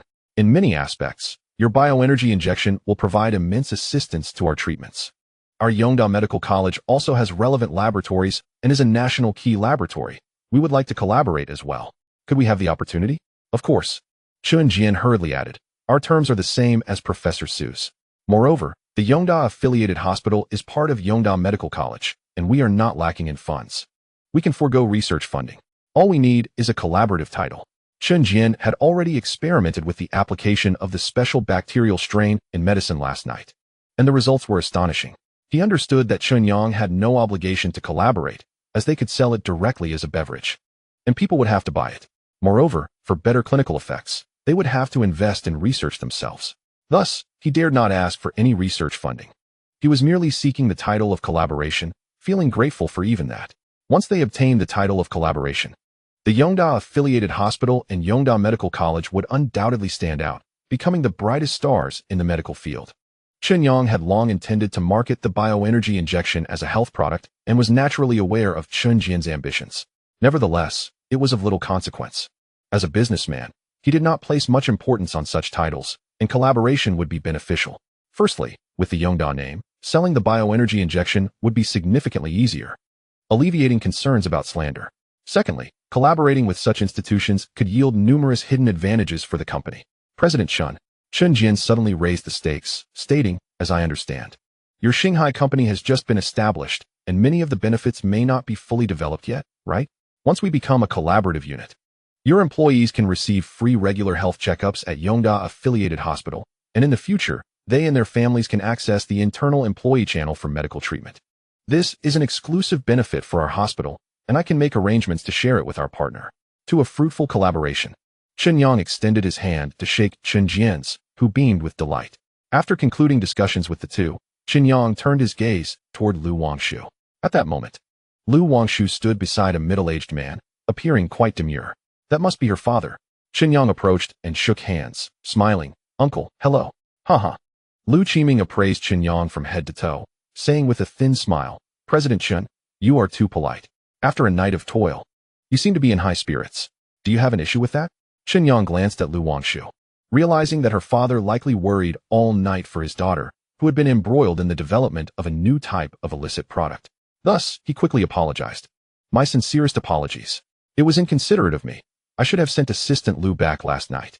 Lu Qiming's expression softened considerably as he patted Chen Yang on the shoulder, saying, forget it, children grow up. It's just a rebellious phase. You keep up the good work. I've seen your product. It's excellent. As long as you stay grounded, the future is limitless. You flatter me. Chen Yang nodded repeatedly, then bid farewell to everyone. Upon exiting the law enforcement office, Zheng Chang and Wang Gang were already waiting. Once in the car, Chen Yang took out his phone and dialed Wang Yaozu's number. Hello? Wang Yaozu's cautious voice came through. It's me. Chen Yang replied, exasperated. What is going on with you? You invited me for a meal, and then you had me locked up? Brother, you're out? Wang Yaozu was shocked, thinking it was the law enforcement officers calling him, and hurriedly asked, how did you get out? I told you countless times. It's not an illicit product. It's a brand new offering. Chen Yang retorted, somewhat irritated. Ah, really? Wang Yaozu felt awkward for a moment and said, there's been a misunderstanding. I sincerely apologize. Here's the deal. Brother, you should go home and rest for now. I'll host a gathering tonight for us to reconnect. I'll have Liang Chaochuan personally serve you tea and offer his apologies. Serving tea is unnecessary. Chen Yang rolled his eyes and replied, I'm quite busy at the moment. The product is exceptional, and I simply cannot afford to pause. Academicians from the Academy of Sciences have approached me, as well as representatives from Yongda Medical University, all seeking collaboration. We want to be able to meet for a while. I'm just calling to inform you. With that, Chen Yang hung up the phone. This was merely a colossal misunderstanding, and Chen Yang was not petty enough to harbor resentment over it. Those individuals were all sources of wealth and potential creditors for the future. Maximizing his benefits was his priority. Although a gathering was out of the question, if they approached him with monetary offerings, he would naturally not refuse. This thought brought a smile to his face. At that moment, Wang Gang suddenly suggested, "Boss, why not give Director Zhao a call? After the law enforcement officers questioned us last night, we didn't know how to reach out to him, and we've been out of touch since then. I imagine he's under considerable psychological pressure right now." Psychological pressure? Indeed, it's immense. At that moment, Zhao Jiangwo was at home. His eyes bloodshot from a sleepless night, having already prepared a noose. "Old Zhao, don't do anything rash," a plump woman cried out, clutching Zhao Jiangwo's arm. Zhao Jiangwo, in agony, covered his face with one hand while clutching the rope with the other. "I've wronged you all. I was too eager to advance. One misstep leads to an abyss. It's all my fault. I shouldn't have lent that kid money. It was a violation of regulations, and despite my precautions, I never imagined he would engage in drug production. Damn it, 80 million. 50 tons a day, he's a madman. No wonder he was dissatisfied with $1 million in profits, insisting on borrowing 80 million at high interest. I was perplexed. What business could be this lucrative? What business could instill such confidence in him to secure a loan?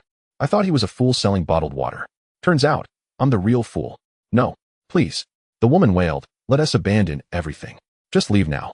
As long as we are alive, that's all that matters. Don't try to persuade me. I must bear this alone, or else it will implicate Hu Shao, and we'll all be doomed.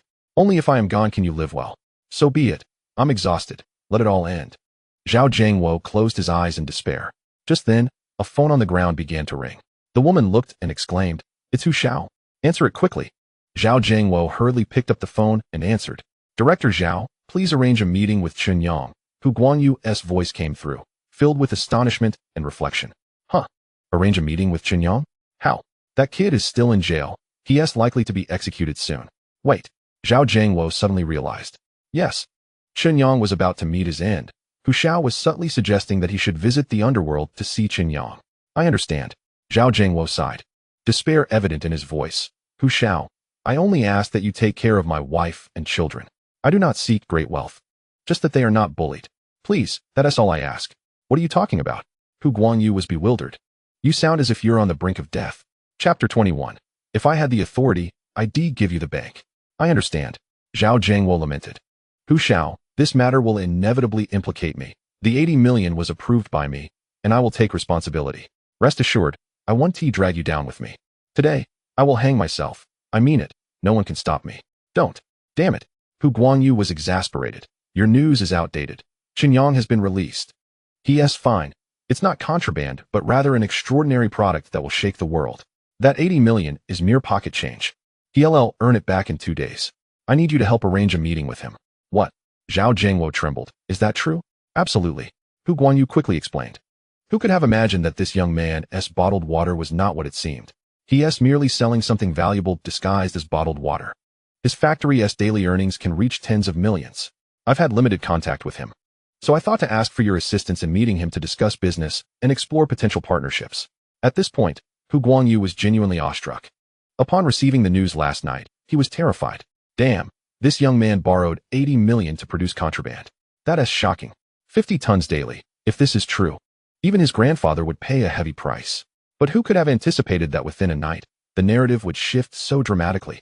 It's not contraband, but rather a groundbreaking product that guarantees wealth. Who wouldn't want to benefit from this? Why not? Zhao Jiangwo inquired. With your status, isn't it normal to seek profits? Moreover, with your support, his venture would be secure. Why would it require my assistance? Don't be ridiculous. Hu Guanyu replied. I just learned about it. You, Zhao Jiangwo, are truly impressive. You've managed to have the daughter of Chairman Lu working as his assistant. Is this how you seek advancement? Who? Lu Wangshu? The daughter of Chairman Lu Qiming? Zhao Jiangwo was incredulous. Is that true? Lu Qiming is a figure with far more influence than even Hu Guangyu's family patriarch. Just so you know, Hu Guangyu said helplessly, not to mention other factors. The new product Chen Yang has developed is sufficient to garner significant attention, making it impossible for anyone to attempt underhanded tactics. Have you ever seen someone bold enough to act in the spotlight? And now, with Chairman Lu's protection, who in the entire country would dare to stretch their hands? So now it's about who contributes more. It's up to Chen Yang to decide what he wants. Getting on that ship won't be easy. I understand. Zhao Jiangwo nodded. Rest assured, I will do my utmost to arrange a meeting. Thank you. Should this succeed, you will be generously rewarded. What? You want to lend me money? Chen Yang suddenly perked up, sitting upright with eager eyes. Director Zhao, I still owe 80 million. Are you sure you can lend more? Don't say that. Director Zhao laughed heartily. Brother, you're a capable individual. Previously, even without a product, I was willing to lend you 80 million. Now that you have a product, let alone 80 million, I could lend you 8 billion if it weren't for my limited authority. I'd give you the entire bank. Good heavens. You sure know how to flatter. Chen Yang chuckled. All right, let's South meet at my place in half an hour? Absolutely. I'll be there right away. Half an hour later, Director Zhao and Hu Guangyu arrived at Chen Yang's residence. Chen Yang was not surprised. The events of the previous night had firmly established the reputation of the bioenergy injection, although it had yet to gain fame in the market. It was likely already well known within circles of capital and power. This was a positive development for Chen Yang. With mid-July approaching, he was eager to secure additional funds to invest. The more he borrowed, the better technology he could acquire next month, allowing him to boast further and continue borrowing. This was a cyclical process. Welcome. Chen Yang gestured, inviting the two to sit down. Zhao Jiangwo promptly responded, maintaining a cheerful demeanor throughout. For him, Chen Yang was no longer just a lucky poor kid, even young master who was eager to collaborate with him, marking his rise to prominence. Hu Guangyu, observing Chen Yang, who appeared unchanged from a month prior, couldn't he help but feel a sense of nostalgia. At that moment, I marveled at this individual's nonchalant demeanor, curious about the source of his confidence, and was taken aback by the astonishing revelations that followed. Indeed, the mere existence of the bioenergy injection product was sufficient for Chen Yang to ascend to the pinnacle of his life, transforming into a personage of great significance. Moreover, whispers circulated that Chairman Liu harbored considerable resentment towards this young man, yet still provided him with numerous favors. One could hardly doubt that he likely had some connection with Miss Liu. Otherwise, how could that doting father behave in such a manner? A meteoric rise to success. Hu Guangyu felt a twinge of envy. Lu Wangshu was someone he could hardly aspire to reach. Had he known that working under Zhao Jiangwo would lead to such opportunities, he would have eagerly sought to curry favor long ago. Previously, he had only heard tales of Chairman Lu's daughter, mistakenly believing she resided in Kyoto, only to discover she had been secretly working as a junior bank employee in Yongcheng. Truly, a remarkable case of hiding in plain sight. Brother Chen, Hu Guangyu adopted a humble demeanor, perceiving that without Lu Wangshu, Chen Yang was still a formidable figure with whom he could contend, and with her presence, he would undoubtedly surpass him. Brother Hu, please have a seat. Chen Yang invited them to sit, producing 2 bottles of iced red tea with a smile. I haven't moved yet, and there's little to drink at home. Is this acceptable? Certainly. Hu Guangyu chuckled. Every time I come here, Brother Chen, you manage to evoke memories of my youth.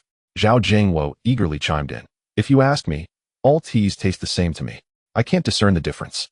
But I do enjoy this iced red tea. It's sweet. Nearby, Zheng Chang and Wang Gang exchanged peculiar glances. They remembered well how Zhao Jiangwo had previously criticized iced red tea when they were first recruited. To keep it brief, I may be a bit busy today, Chen Yang remarked with a smile. Professor Su Daiwan from the Academy of Sciences is set to sign a cooperation agreement with our company for a national-level biological laboratory, along with Yongda affiliated hospital. Consequently, I may have to head to Wuxian to finalize some contracts, and reporters will be following me. Therefore, I might not have much time to spend with you, but I will treat you to a meal later. You're too polite. The matter at hand is of utmost importance. Hu Guangyu thought to himself, astonished that matters could progress so swiftly. Although he was not from the capital circle, it was evident that once a press conference was held, it would become increasingly challenging to get involved.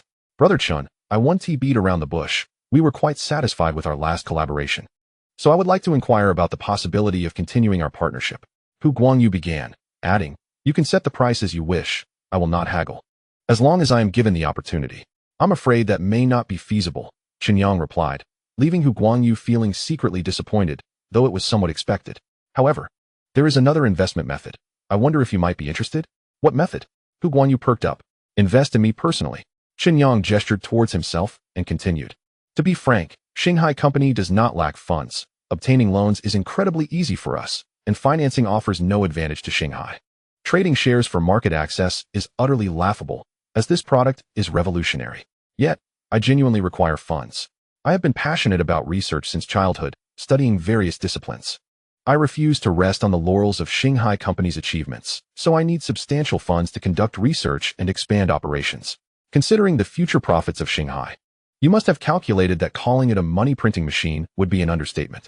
Hence, I require a significant sum. The more substantial, the better. And I am willing to offer a considerable interest rate. Chapter 22. It's all your fault, Liang Chaochuan. Hu Guanyu felt a pang of disappointment upon hearing this. If it was simply a matter of borrowing money, how high could the interest truly be? For individuals of their standing, investing would yield greater returns, albeit with risks. Yet, his status dictated that the risks would be minimal. The interest will be quite high, Chen Yang reiterated. Hu Guanyu's mind raced. Hi, what do you mean? Is it a pure credit loan, without collateral? That is indeed the case. Chen Yang replied with a smile. As I mentioned, the amount I wish to borrow is substantial. So the interest must be exorbitant. Otherwise, how could I secure the loan? Subsequently, I will use the shares of Shanghai Company as collateral for a loan, not borrowing from private lenders, but directly from banks. After all, banks offer lower interest rates, and they would not pass up a guaranteed profitable venture. Once the shares are mortgaged, I will borrow under my personal name. Without collateral, the interest will naturally be very high. Wow. Both Hu Guanyu and Zhao Jiangwo were taken aback. Is that how it works? They had assumed Chen Yang was referring to a mortgaged loan. They were curious as to why he preferred to pay high interest rather than seek a bank loan. They never anticipated he intended to borrow everything. Just how much do you need? Hu Guanyu exclaimed in astonishment. The more, the better, Chen Yang replied, pulling out a calculator and getting to work.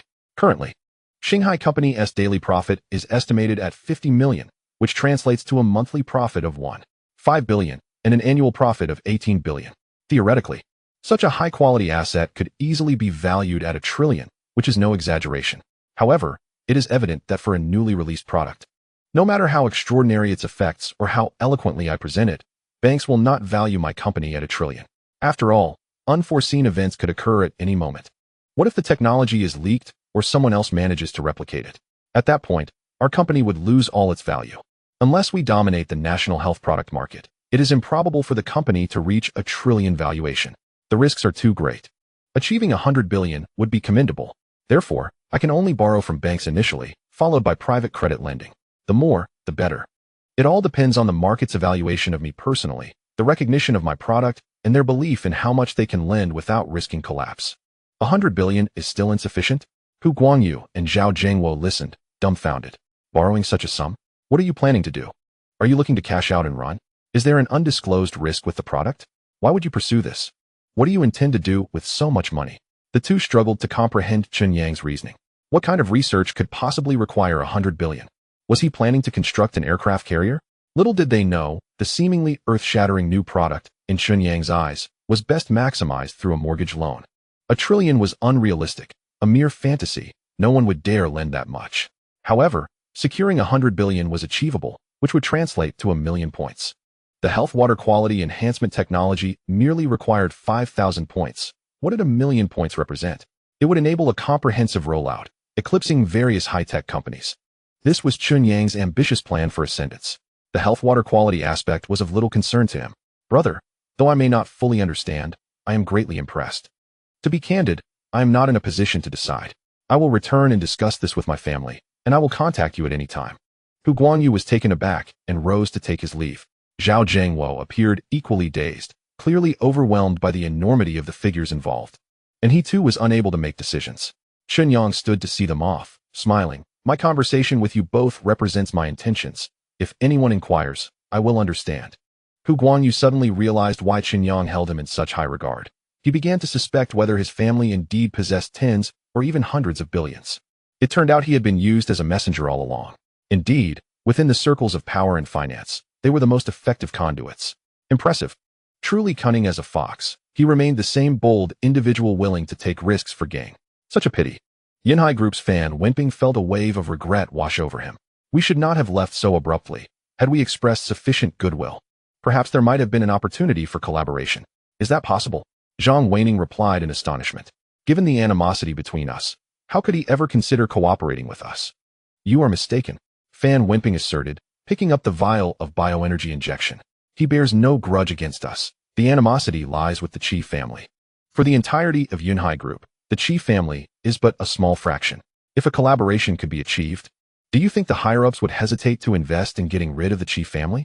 He examined the syringe closely before continuing. Our relationship with Qi's family is not unfavorable. One must look beyond the surface to discern the essence.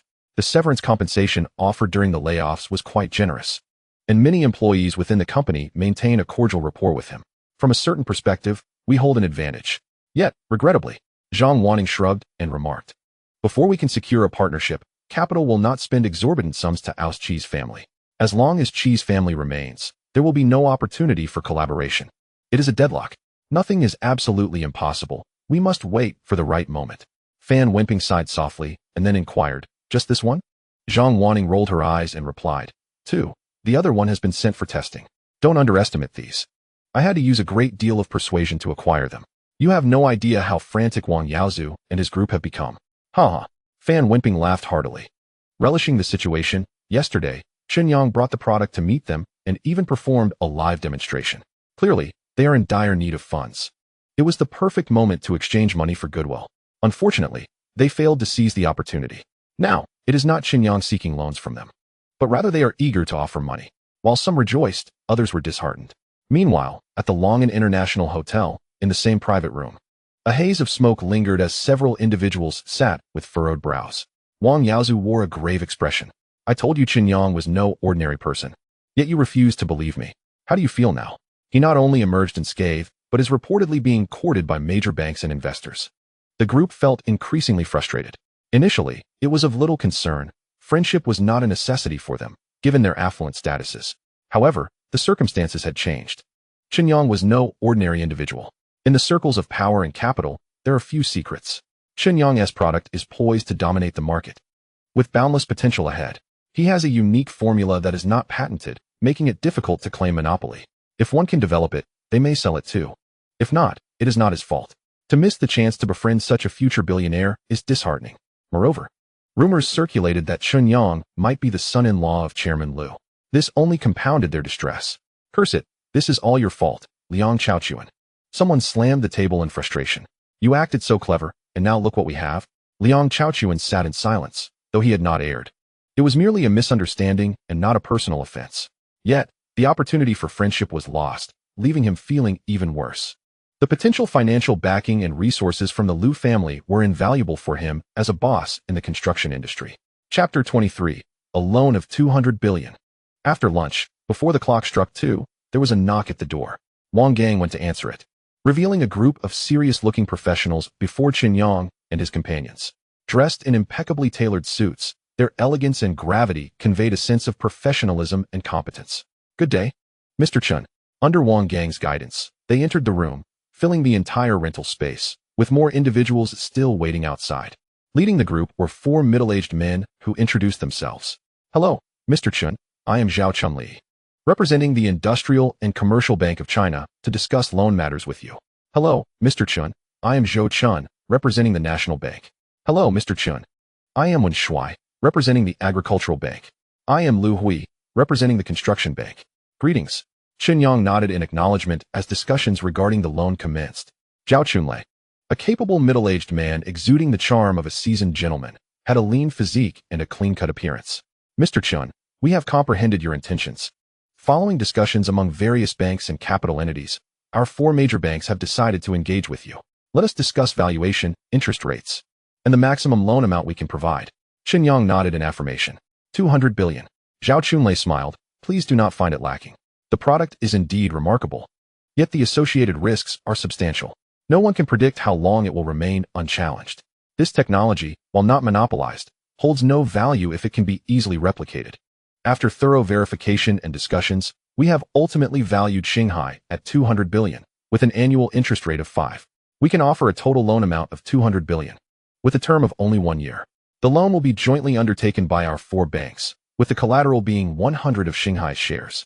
Importantly, the special strains of bioenergy must belong to Shanghai Company and not to you personally. This means that if Chen Yang fails to repay the loan after a year or if the venture collapses midway, it effectively results in the bank acquiring the special strain formula for 200 billion. In terms of value, it is merely a year's profit, or even half a year's production expansion, which seems like a loss. However, the calculations are not so simple. For Chen Yang, the cost of time is paramount. With monthly settlements, the more he owes, the more points he can accumulate. In the eyes of capital, once a technology emerges, it is bound to be cracked. It is merely a matter of time.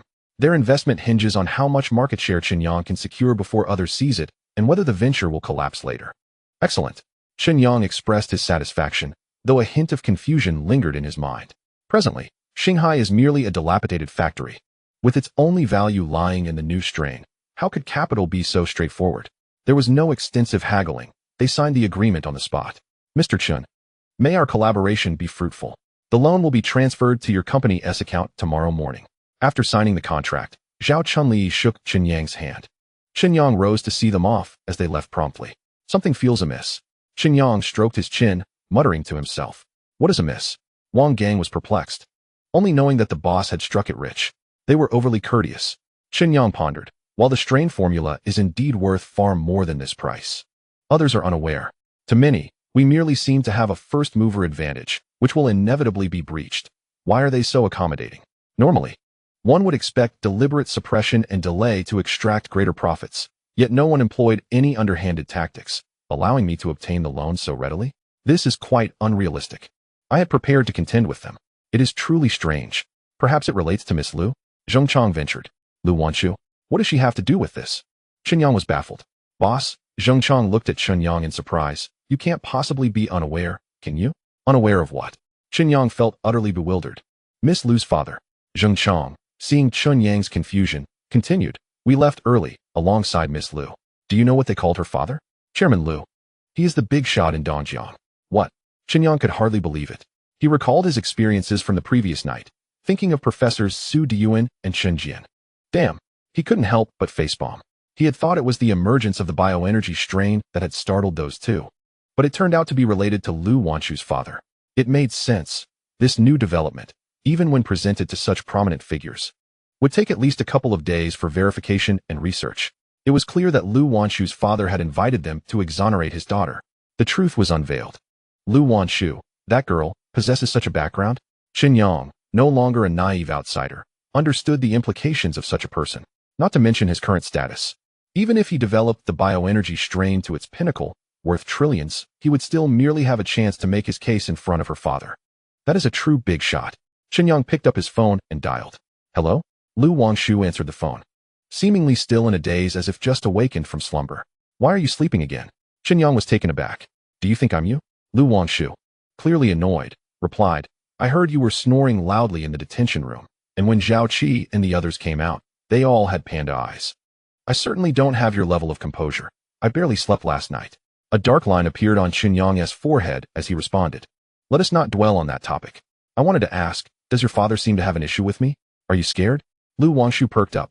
Not exactly fear, but I was contemplating when to bring gifts and pay him a visit. Humph. Lu Wanshu scoffed. Put away your little schemes. He is who he is. He is notoriously indifferent to kinship. Trying to win him over is futile. Got it. He only acknowledges you. Winning him over is less effective than winning you over. After all, he is a daughter-s man. After hanging up, Chen Yang revealed a peculiar smile. No matter how one looked at it, this was an unexpected delight. With Lu Wanshu around, he would encounter significantly fewer troubles and could focus solely on how to manage his debts. After much contemplation and refining his plans for the future, Chen Yang set out. Su Diyuan and Chen Jian called, intending to bring students to tour the Shanghai Company's facilities. Journalists would also be present as both parties were to hold a collaborative signing event at Shanghai. However, this was merely a preliminary agreement. The official conference would take place in a few days at Yongda Medical College and the Kyoto Biological Laboratory. Consequently, only a handful of reporters attended, all specializing in related fields. Upon arriving in Weixian, Chen Yang guided them through the tour and explanations. After signing the contract, they went out for a meal together before parting ways. Although the reporters covered the event, it was unfortunate that all three parties were impressive yet obscure. Aside from causing a slight stir in the fields of biology, medicine, and the affluent financial circles, the news was virtually untraceable. Chen Yang searched the short video platform and discovered that such a significant event garnered merely a few dozen comments. Truly disheartening. Once he sent everyone off, the internal meeting at Shanghai commenced. When Chen Yang informed everyone that he had secured a loan of 20 billion, their expressions were one of sheer astonishment. They were aware of the company's bright prospects, but no one had anticipated that within just a few days, the company would have an influx of 20 billion, albeit borrowed. Boss, I feel I may no longer be suited for the position of general manager, Jiang Lihai said, visibly agitated and trembling slightly. He was nervous. He was merely an unknown professional manager, having only served as a vice president at a company valued in the hundreds of millions a few years prior. Afterward, he returned home to start a business that ended in bankruptcy, and his wife left him. This was a 100 billion enterprise. If you were to ruin it, I believe in you. Chen Yang reassured him, patting his shoulder. No one is born with all the answers. If you don't know something, just learn it. I trust you can handle it. You have free reign with this 20 billion. I only care about the results. He chuckled.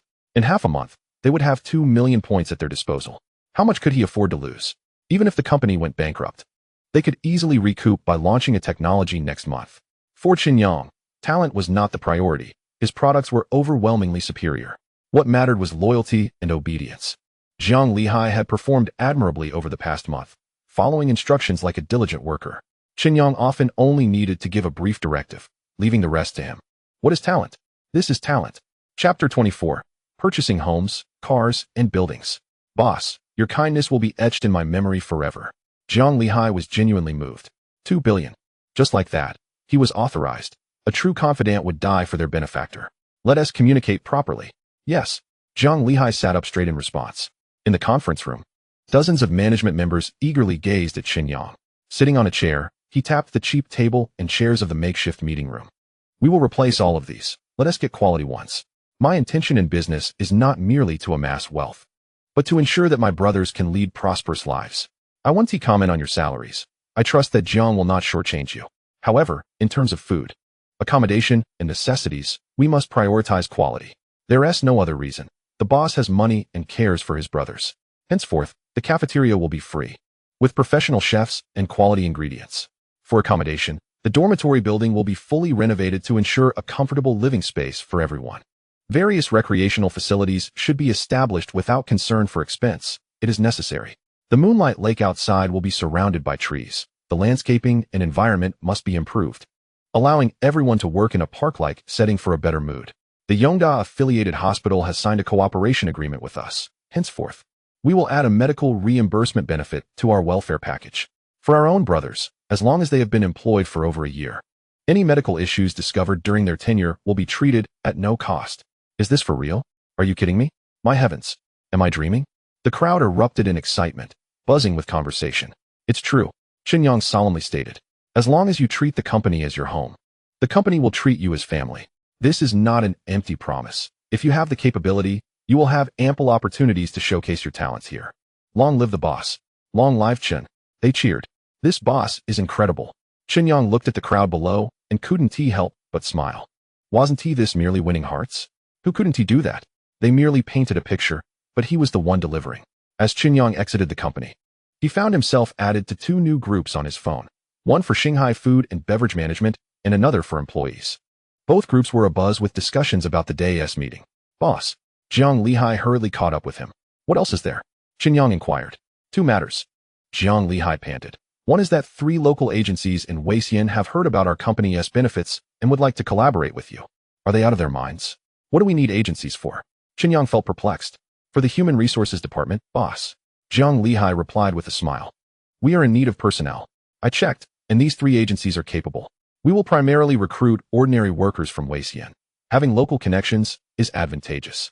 The upper management will be recruited separately, but we can utilize these agencies for mid-level and lower-level positions, creating 3 departments for competition among them, as you see fit. What is the other matter? Previously, we lacked funds and could only rely on grassroots sales. Given the quality of our product, a little promotion would quickly generate a chain reaction, so we weren't worried about market issues, Zhang Lihai explained. However, now that we have funds, I want to initiate an online promotion, establish an official website, and enable online orders and shipping. We should also run advertisements to rapidly increase our product as popularity online, not only speeding up sales, but also quickly forming a brand effect. You can decide, Chen Yang lazily replied, uninterested in the details. I can't make that decision.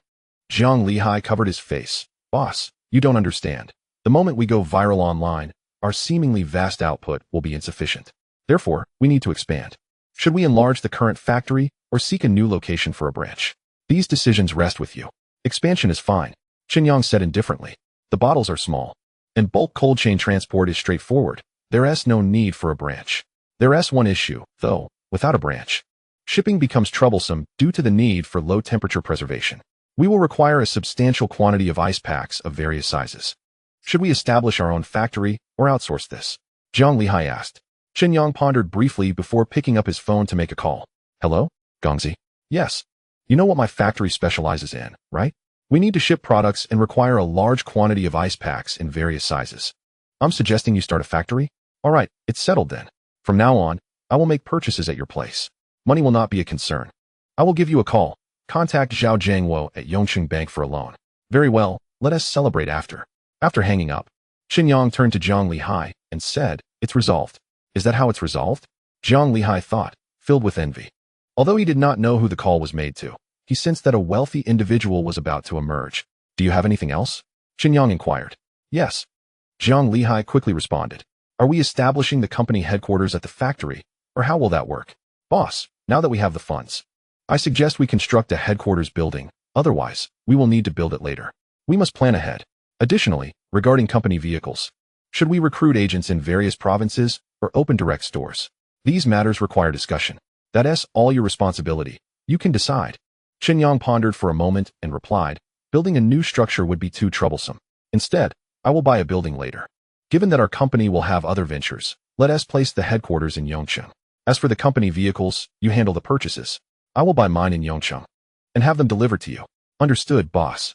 Zhang Lihai nodded and quickly withdrew. Chen Yang got into the car, and the three of them swiftly vanished from Zhang Lihai's sight. The following morning, Lu Wangshu opened the door to her rented room, only to be astonished to find the three individuals who typically slept until noon sitting on the sofa, all staring at her. What is the matter? Why are you all looking at me? God of wealth, you have finally arrived. Chen Yang stood up and asked, has the money arrived? Lu Wangshu was speechless. It has arrived. I just came over now that it has hit my account. Let us go. Chen Yang took the lead. Do we have any plans for today? Lu Wangshu asked, puzzled. Spend money. Are there any projects? Lu Wangshu inquired curiously. Buy a house, buy a car, buy a building. Chen Yang snapped his fingers, and Wang Gang promptly drove up in a rented Mercedes SUV. The three stepped into the car. Wang Gang patiently awaited Chen Yang's instructions. However, Chen Yang was not particularly knowledgeable about cars and houses, so he looked to the others and asked, do you know where to purchase high-end vehicles and properties in Yongqing? The three exchanged glances, shaking their heads simultaneously. I've only been in Yongqing for a year and haven't familiarized myself with the area, Lu Wangshu admitted. Expressing her helplessness, Zheng Chang and Wang Gang echoed her sentiments, stating they were not locals and were merely working here. Chen Yang took out his phone, glanced at his WeChat contacts, and ultimately chose Hu Guangyu, initiating a voice call. Hello. Hu Xiao, are you busy? Chen brother, I'm not busy. What can I do for you? I'm just slacking off at the company. I need a guide who is well-versed in the high-end market for cars and houses. Can you assist me? Absolutely. Hu Guangyu laughed heartily. The company I oversee specializes in high-end vehicles. Come over, and I will offer you cost price. Let us skip the cost price. Thank you for your help. Just send me the address. Before long, Chen Yang handed his phone to Wang Gang. Wang Gang opened the navigation app, and soon they arrived at a high-end automobile market in Yongqing, where they spotted Hu Guangyu standing at the entrance, smoking. Brother Hu. Chen Yang alighted from the vehicle, with Lu Wangshu following suit. Hu Guangyu's previously jovial expression turned somewhat rigid. After shaking hands with Chen Yang, he promptly addressed Lu Wangshu. Miss Lu. Lu Wangshu responded coldly. Surprisingly, the normally soft-spoken girl exuded a strong presence. Don't mind her. Come, let us talk. Chen Yang pulled Hu Guangyu aside and said, I'm planning to buy a car for myself, one for my bodyguard, and one for my company's general manager. That is quite a few. Hu Guangyu was taken aback, then led the group into the market showroom. Brother Chen, are you looking for a sports car or a luxury sedan for your personal vehicle? No sports car. Chen Yang shook his head. The others looked at Chen Yang in astonishment. It seemed unusual for a young man who had suddenly acquired wealth to eschew a sports car. Is it that you don't like them? I don't have a driver's license. I only ride in cars, I don't drive. Chen Yang pointed to a luxury SUV displayed prominently and declared, I'll take that one. Hu Guangyu's mouth twitched in disbelief. He truly hadn't anticipated that Chen Yang lacked a driver's license. He glanced at the display and remarked, That's not important. I have money, Chen Yang asserted, embodying the spirit of a newly wealthy individual, uninterested in the price of the car. Very well. Hu Guangyu thought to himself that he had never felt so speechless in his life. That SUV, and that sedan as well. Chen Yang pointed to two additional vehicles in the showroom, stating, the SUV for the bodyguard, and the sedan to be delivered to Wei County Shanghai Company for the general manager. Oh wow. Hu Guangyu was left astounded. It was one thing to sit in a $9 million Cullinan, but equipping the bodyguard with a $5 million G-Class and providing the general manager with a $5 million Maybach was somewhat outrageous. What kind of divine company was this? How much will it all cost? Chen Yang inquired. then waved his hand dismissively. Never mind. It doesn't matter. Assistant Lu. Go ahead and swipe the card. Old Hu, don't be shy. I just made 2 billion. What do you mean you just made 2 billion? Lu Wangshu and Hu Guangyu simultaneously felt a wave of disbelief. That was obviously just a loan of 2 billion. Hu Guangyu discerned that this individual didn't seem to be there to buy a car, but rather to flaunt his newfound wealth. However, since Chen Yang had said so, Hu Guangyu didn't press further, promptly swiping the card for 19 million, stating, typically, purchasing such luxury vehicles involves a lot of hassle, but since we're brothers, let us skip the formalities. Brother Chen, you don't need to worry about anything. Once the paperwork is completed, you can drive them away. All right. Chen Yang instructed Wang Gang and Zheng Chong to handle the paperwork, while he engaged in conversation with Hu Guangyu. How is it going? What have you decided? Chen Yang asked. The old man has approved the loan. The specific amount will depend on the interest rate you offer. Hu Guangyu spoke candidly, understanding that this was a loan with fixed returns, not an investment, thus avoiding unnecessary complexities. Although his family patriarch held a prominent position, their wealth was not acquired through unscrupulous means, but rather accumulated over 3 generations. Had it not been for their desire to assist, they would not have considered such a sum. They were quite discerning. In their eyes, stability was the greatest asset. Thus, they never leveraged their power for financial gain, but only invested under reasonable and legal circumstances. The old man had ascended through politics, while the second elder had gradually earned profits through business. After decades of effort, the Hu family had united to achieve their current standing. Compared to ordinary businessmen, their investment risks were indeed lower, but correspondingly, their returns were not high. Therefore, they were cautious with the family fortune accumulated over generations. I propose this amount. Chen Yang extended his fist. What is this? Hu Guangyu appeared puzzled. He understood that 1 finger represented 10, 2 fingers represented 20, but what did a fist signify? Max it out. Chen Yang exclaimed generously. Within legal limits, let us go all out. An annual interest of 24. Since it's a large sum, the risk is considerable.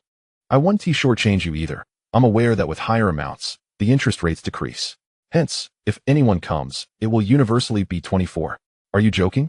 Hu Guangyu was taken aback. An annual interest of 24? One would have to work tirelessly to achieve that, considering that aside from a few high-quality assets, achieving a 20 annual profit in normal business is considered miraculous.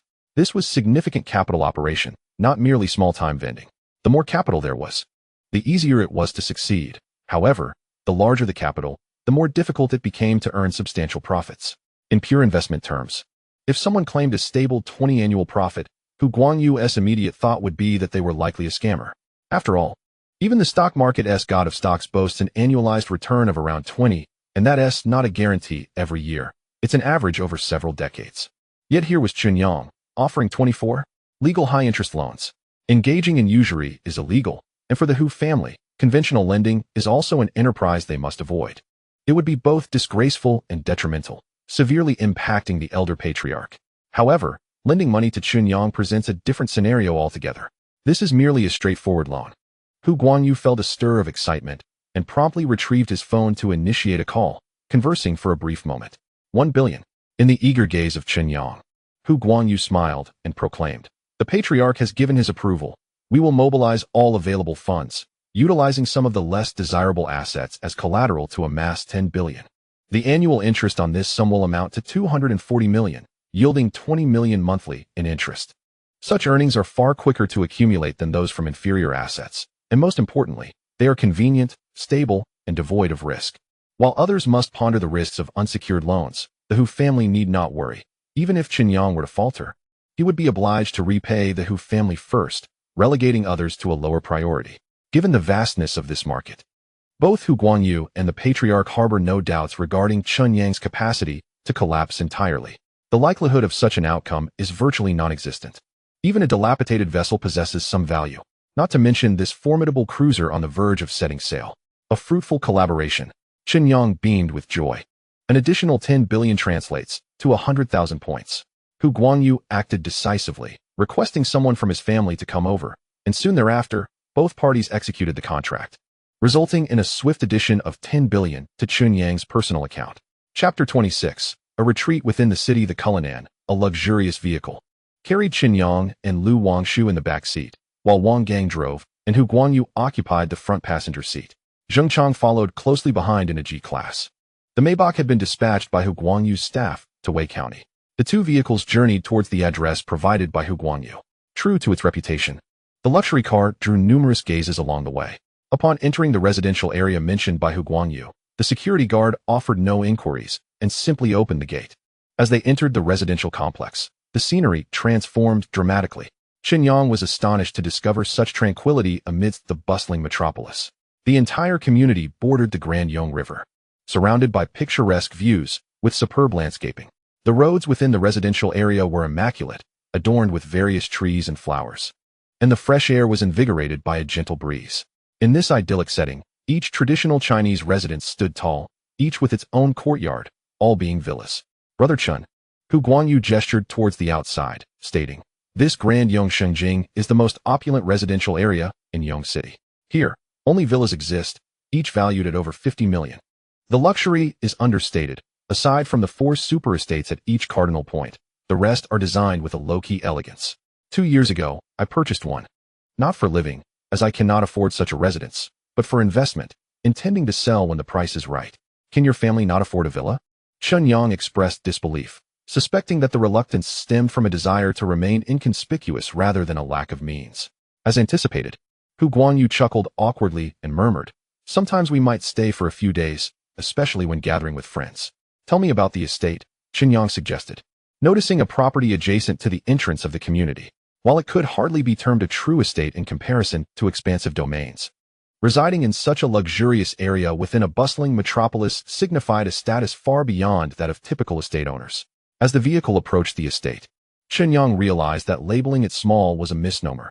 It was replete with traditional architecture, resembling a verdant garden. The lush green hills and flowing waters, with willows swaying gently, created a picturesque scene complemented by artificial hills and cascading waterfalls, adorned with pavilions and towers. The compound was vast, encircled by numerous walls.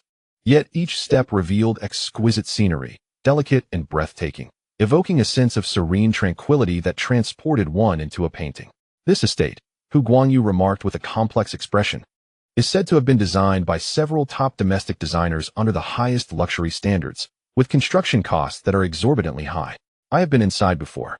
The pavilions connect seamlessly, with numerous towers that blend modern and traditional styles, creating a space that is both simple and stunning, comfortable yet secure, ideal for nurturing one's spirit. "Do you desire it?" Chen Yang inquired. "Who wouldn't?"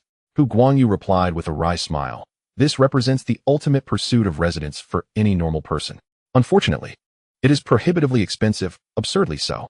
In the entire Grand Yong Shengjing, there are only 4 estates, each with its own exclusive entrance, separate from the community gates.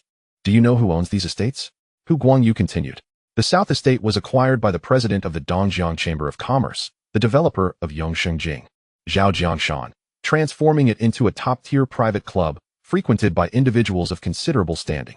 The North Estate, adjacent to the Yong River, was taken by the son of the chairman of Hanhai Energy Group, establishing a private club. Those in the energy sector are never simple characters. Last month, the West Estate was bought by the Shun Group, reportedly at the hand of their eldest daughter, Shen Wei, likely for investment purposes, much like myself. Currently, only the East Estate remains unsold. Although it boasts the most serene location and stunning views, those who wish to reside cannot afford it. And those who can afford it are not inclined to live there."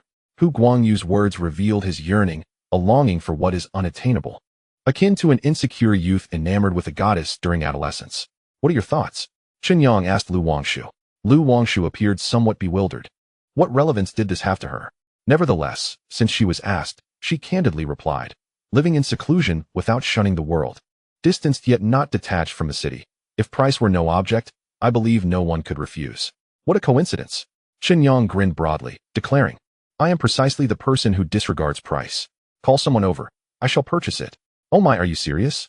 Hu Guangyu was taken aback, his excitement palpable. "This is not just a car, it is a mansion, an estate.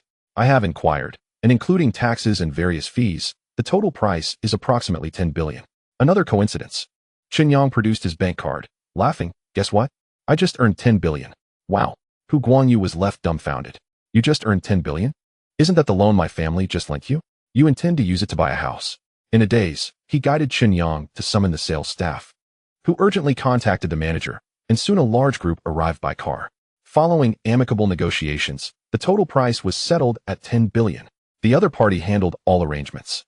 And Chen Yang promptly moved in with his belongings. The items in his rented accommodation held no value. He dismissed them, sending a message to the landlord along with a few hundred yuan for cleaning fees. Wang Gang and Zheng Chang drove the vehicles into the East Estate. Both the interior and exterior boasted ample parking, accommodating 20 to 30 vehicles outside, while the underground garage consisted of 2 sections, with the East Garage serving as the surface parking lot, and the West Garage situated 2 levels below near the elevator, together holding over 20 cars. Clearly, the developers had considered the potential for the property to be transformed into a club or a venue upon sale. The 2 vehicles parked in the garage appeared quite vacant. Hu Guangyu gazed enviously at the expansive garage, and the group then took the elevator to the surface. The surface was adorned with pavilions and numerous traditional Chinese structures, all interconnected, and they spent a good half-hour exploring. The main building was remarkably bright. While it appeared as pavilions from the outside, the interiors showcased modern architectural design, complete with all necessary appliances and furniture, all custom-made. The more than 100-inch television served as a wall, while the sofas and curtains, though styled in a traditional manner, were elegant and aesthetically pleasing without sacrificing comfort and practicality. Wang Gang and Zheng Chang could only express their astonishment. Even Lu Wangshu and Hu Guangyu were taken aback. As everyone settled at the tea table on the second floor of the main building, Lu Wangshu gazed at the plethora of exquisite tea utensils, her heart leaping with delight as she took the initiative to brew tea. Do you like it? Chen Yang chuckled. Later, you, Wang Gang, and Zheng Chang will also enter the information. After that, you can come and go freely. Moreover, with so many houses here, you can also stay. Upon hearing this, Lu Wangshu was thrilled but hesitated for a moment before shaking her head, saying, though it's a bit far, I think I'll take the subway. My dad would kill you if I stayed here. Besides, once the loan is settled, I'll be returning to work. Indeed, boss, this place is too good. We wouldn't dare to stay. Zheng Chang and Wang Gang quickly chimed in. She can do as she pleases, but what are you two making a fuss about? Chen Yang glanced at them and said, you two are bodyguards, not errand runners. With a house this large, if something happens to me, will anyone hear me if I shout? The two felt awkward and scratched their heads in response. Chapter 27. Longan Commercial Center. Chen Yang, however, turned his gaze toward Lu Wangshu, silently contemplating the valuation of Yongqing Bank. As a local bank with a certain degree of influence in Dongjiang, it paled in comparison to major banks. Perhaps its market value was around 100 billion? When juxtaposed with the benefits that Lu Wangshu could provide, that meager 100 billion seemed trivial. Should he consider acquiring it after securing a loan? Just as Chen Yang pondered, Hu Guangyu suddenly stood up and said, Chen Gu, I also live nearby. Would it be alright if I drop by occasionally? Though I can't afford it. I genuinely admire this Donyuan and would love to take some photos. Feel free to come. Chen Yang waved his hand nonchalantly. It's just a house. Later, you can also register your information. Aside from my sleeping quarters in the main building, you have free access to other areas. Thank you. Hu Guangyu felt a surge of happiness. Free access meant they were at least friends, which held great value. From previously using the polite address of Chun brother to now casually calling him Chun Gu, it was evident he was trying to establish a closer rapport. What's with all the gratitude? Old Hu, do you have an office building? Ideally, one that looks impressive. I want to buy a whole building for the company headquarters. Chen Yang inquired. Hu Guangyu pondered for a moment and replied, building one is feasible, but I'm not sure about buying an existing one. You wouldn't settle for something ordinary, and the only decent option is Longan Commercial Center. It's close to the Donyuan you purchased, just cross the Yonghe Bridge, and it's only a short drive away. If you find it appealing, we can discuss it further. If not, then there's no point. Longan Commercial Center? Chen Yang took out his phone and searched. Indeed, it was quite nearby. The entire Longan Commercial Center spanned a large area, comprising 8 office buildings, 2 of which were for sale. One was the finest in the core area, featuring an impressive architectural style akin to assembling building blocks, exuding both technological and artistic flair, ideal for a company headquarters. The other was a standard commercial office building, characterized by a conventional yet fresh and stylish design. What's its connection to Longan International Hotel? Chen Yang thought of Wang Yaozu. Oh, I see. Hu Guangyu enlightened him. It's a joint investment from Wang Yaozu and his circle of friends. Longan invested significantly and also funded a 5-star hotel and various amenities, hence the name Longan Commercial Center. They all hold shares, so if you're interested in purchasing, you could consult Wang Yaozu. Is that old dang really that wealthy? Chen Yang asked in astonishment. He couldn't even come up with 80 million before. How does he have such power? Chen Gu, that's because you don't understand their financial maneuvers, Hu Guangyu chuckled. From what I know, Wang Yaozu has a net worth of around 2 billion, but the wealth he can manipulate is approximately 4 billion, which includes loans, principal, and funds he can temporarily borrow thanks to his influence. To mitigate risks, they categorize and consolidate their wealth in various forms. For instance, the unfinished project you bought. The Henjialanshu community is a project of Wang Yaozu's own company, where he has absolute control. Wang's real estate is valued at about 1.7 to 8 billion, and they were genuinely in dire need of that 80 million. Of course, it's not strictly 80 million. Even 50 million would suffice. At that time, Yinhai Group's Qi family had made arrangements to target Wang's real estate for profit. Without your intervention, Wang's real estate would have had to sell Henjialanshu at a loss. However, this does not mean Wang Yaozu is truly short on funds. He has investments in other companies, such as Longan Commercial Center. He has many ventures. Yet, he cannot afford to confront the Qi family directly, as it would be futile. They can overpower him. People in his circle also hesitate to lend him money. Even if they did, he wouldn't accept it. If they collectively exert their influence, the Qi family could legitimately bring down the entire Yinhai Group. A consequence Wang Yaozu and his circle cannot bear. Thus, Chen Gu, your intervention is crucial. Once you enter the fray, they can freely engage, and naturally, Wang Yaozu would no longer be short on funds. The Qi family can handle Wang Yaozu, but cannot contend with his entire circle. Their influence and connections don't extend that far. Consequently, Yinhai Group has no reason to exit the scene, making it a total loss for the Qi family. Chen Yang finally grasped Wang Yaozu's strategy. It was a simple principle. Do not place all your eggs in one basket, ensuring ample escape routes. Chen Gu, Hu Guangyu continued. I recommend you establish a group company, controlling it as a holding company, which in turn governs various subsidiaries. This structure can help mitigate many risks. Not to mention the additional benefits. For loans, it would provide you with more leverage. For example, this time, you can only mortgage 100% of your shares to secure a bank loan. After that, you must rely on credit loans, which you know come with high interest rates and significant risks, deterring many. However, if you have a group company and holding company, you can mortgage parts from subsidiaries, the group, and even your own creditworthiness. Although the underlying assets remain the same, this layered approach allows for far greater loan amounts than the current situation. Is that so? Chen Yang began to understand these individuals' business acumen. While he had little interest in other matters, he was keenly focused on borrowing money. He turned to Lu Wangshu. Lu Wangshu set down the tea utensils and pointed to herself, bewildered. Again, it's me? I can't manage that. While I have enough funds, and establishing a holding company is straightforward, creating a group company comes with requirements. One star C company alone cannot form a group. You need to acquire or register several companies. Noted, I'll sort it out later. Chen Yang chuckled. Having spent days exploring technology in the mall, he had already identified a preferred choice, so the subsidiary would be established soon. After giving a brief instruction, he pulled out his phone and dialed Wang Yaozu's number. Hello? Brother, do you have time today? I'd like to treat you to a drink. Wang Yaozu's voice echoed. Let us discuss drinks later. I'm really busy right now. How much for those 2 buildings in Longan Commercial Center? Chen Yang asked directly. You want to buy a building? Wang Yaozu hesitated.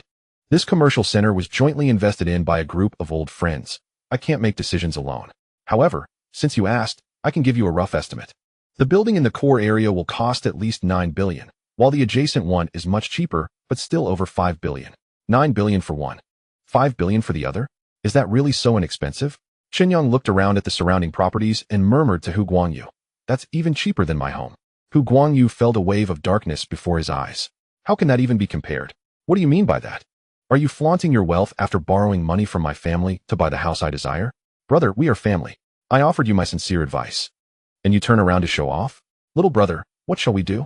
Perhaps I should gather some friends for a drink and a chat? They would certainly be eager to befriend you, and we could negotiate a lower price. By the banks of the Daong River, a fishing spot where several luxury cars are parked, Wang Yaozu stands with a fishing rod in hand. Nearby, 6 or 7 people, hearing the commotion, abandon their rods and gather around Wang Yaozu, awaiting good news. Chapter 28 Headquarters, Shanghai Building. What is there to negotiate? Chen Yang expressed his disdain for wasting time. What is the point of saving a few million? Money is meaningless to him. He could never exhaust it. Debt, however, holds significance. In total, 14 billion is what I demand.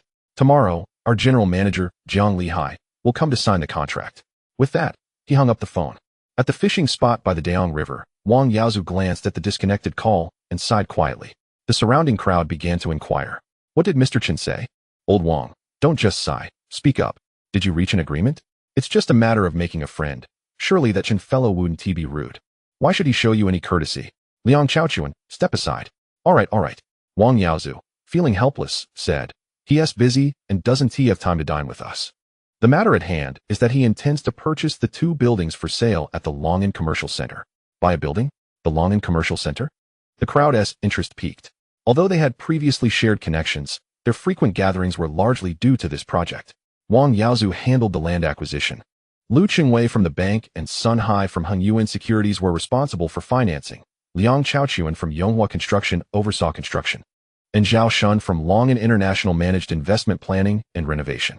Together, they aimed to transform the entire commercial center into a colossal urban complex, incorporating a commercial center, pedestrian street, 5-star hotel, office buildings, apartments, shopping, dining, culture, and entertainment into a singular entity, forming a substantial independent business district. These 5 were the core of the project, while others were tasked with various peripheral responsibilities. The investment in the commercial center, including land and buildings, exceeded 40 billion, representing their collective financial resources. Among these, loans accounted for over 30 billion. Given that the Longan Commercial Center had been completed for less than half a year, they would never consider selling the main building and 1 office building unless the loans were about to mature. We could offer a discount if it's for family. Perhaps a few million off the internal price? Liang Chaochuan hesitated, trying to gauge the crowd's reaction, his expression pained. Others exchanged glances, remaining silent. Is it truly worth losing a few million just to make a friend? It might hold value for Liang Chaochuan, but for the others, it seemed less significant. Stop overthinking it. Wang Yaozu scoffed, saying, I haven't finished. They didn't even counteroffer. 14 billion. And tomorrow the general manager from Shanghai will come to sign the contract. Do you understand what that means? They look down on our little sum and are too indifferent to come and sign in person. Upon hearing this, the crowd fell silent once more.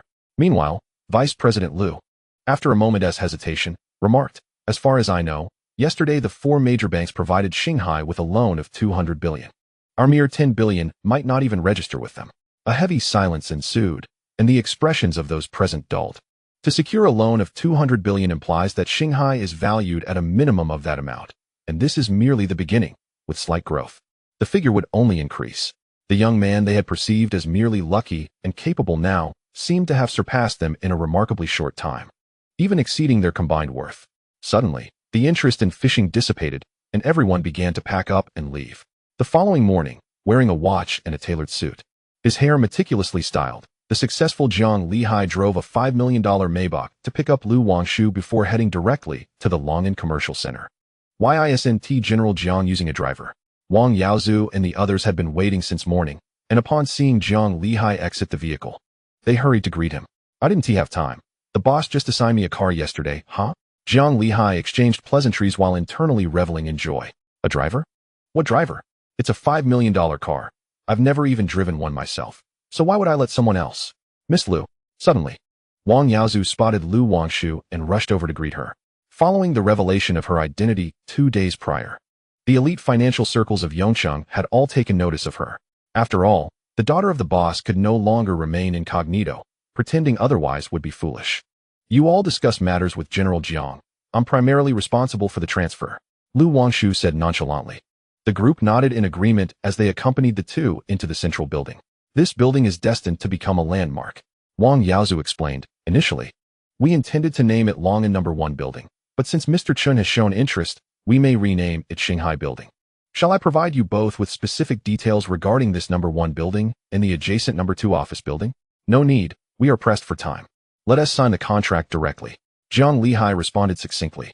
The boss instructed him to sign the contract to purchase the building, not to inspect it. So they needed to expedite the process. In his view, he was merely the boss's loyal subordinate, executing orders without question. With such massive buildings, completing a thorough introduction would likely take until noon. Would they even have time for a meal afterward? Very well. Wang Yaozu and the others exchanged glances. All feeling quite helpless, they ascended the stairs and quickly signed the contract, with Lu Wangshu initiating the transfer. The 2 departed promptly, watching their retreating figures. Wang Yaozu and the others felt numb. How could a transaction of over 10 billion feel as casual as buying vegetables at a market? Even if the boss didn't attend, the general manager and an assistant displayed such nonchalance? Aren't they afraid of hidden traps in the contract? However, upon reflection, they realized that perhaps they genuinely weren't concerned. What difference would it make if they fell into a trap? That amount of money might not even matter to them. They could easily retaliate later. Exiting the Long'an Commercial Center, under Lu Wangshu's guidance, the Maybach swiftly arrived at Donyuan. Lu Wangshu took out her phone, opened an app, entered the license plate number, and the gate automatically recognized it, granting access to the underground parking lot. Jiang Lihai marveled at the opulence, akin to Lu Laolao entering the Grandview Garden. After disembarking, they walked a few minutes to the main entrance of Donyuan, where Lu Wangshu conducted a facial recognition scan. At that moment, Wang Gang and Zheng Chang sat in the first-floor lobby, engrossed in television. It was their first time staying in such luxury, and they had hardly slept the previous night. "I'll go call the boss," Wang Gang exclaimed, springing up to head upstairs. Meanwhile, Lu Wangshu set down her bag, invited Jiang Lihai to take a seat, and proceeded to prepare tea at a nearby tea table by the floor-to-ceiling windows. Donyuan had numerous tea tables scattered throughout, not only on the second floor, but also in the outdoor courtyard and within the main building. Wow, what a grand house, Jiang Lihai thought to himself, astonished that even a corner of the living room surpassed the size of his own 3-bedroom apartment. If one were inclined, they could even temporarily set up a standard basketball court in the living room. "You're here so early?" Moments later, Chen Yang and Wang Gang arrived in the first-floor lobby via the internal elevator. Approaching the tea table, they eagerly sipped the tea Lu Wangshu had just brewed. The cup is quite small, yet not overly hot. The aroma of the tea wafts delicately, refreshing and lingering on the palate. "What exquisite tea leaves these are!" Chen Yang exclaimed in astonishment. Lu Wangshu, without lifting her head, examined the tea set in her hands and replied, "There's more in my bag. I took some of my father's." "Goodness, what a display of filial piety." Chen Yang couldn't help but applaud, then waved for Jiang Lihai to come over and sit. Chapter 29. The Product Source, 1,000 Cups Unintoxicated. "Boss." Jiang Lihai sat up straight. "Relax, did you receive the car?" Chen Yang offered him a cup of tea. Jiang Lihai accepted it, smiling, "I did.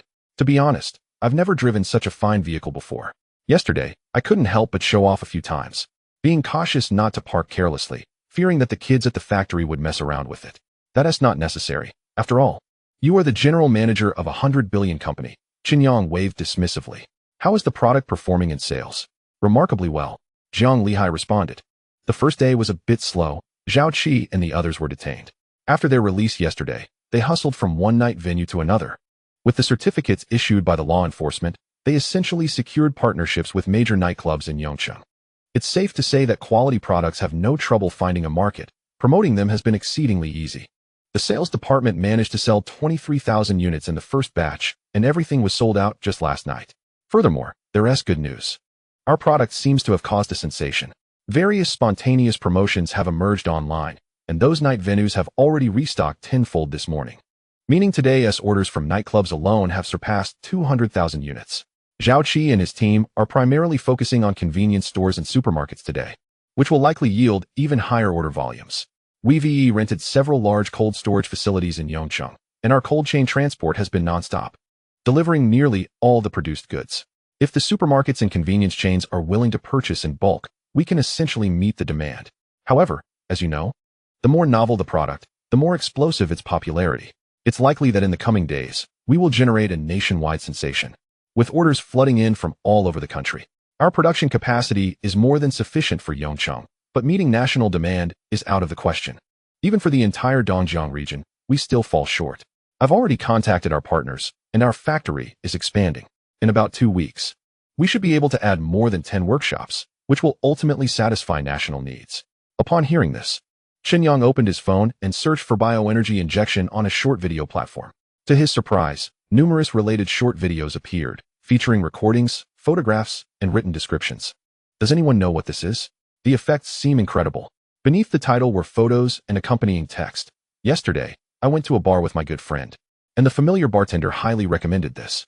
Out of curiosity, we bought 2, and we were alert all night. I couldn't get drunk at all." Responses followed. 1. A new kind of hangover remedy? 2. Looks a bit dubious. Could it be a banned substance? 3. Is the bar openly selling banned items? That seems unlikely unless the owner is foolish. 4. An injection? But it's taken orally? That is quite abstract. 5. Sister.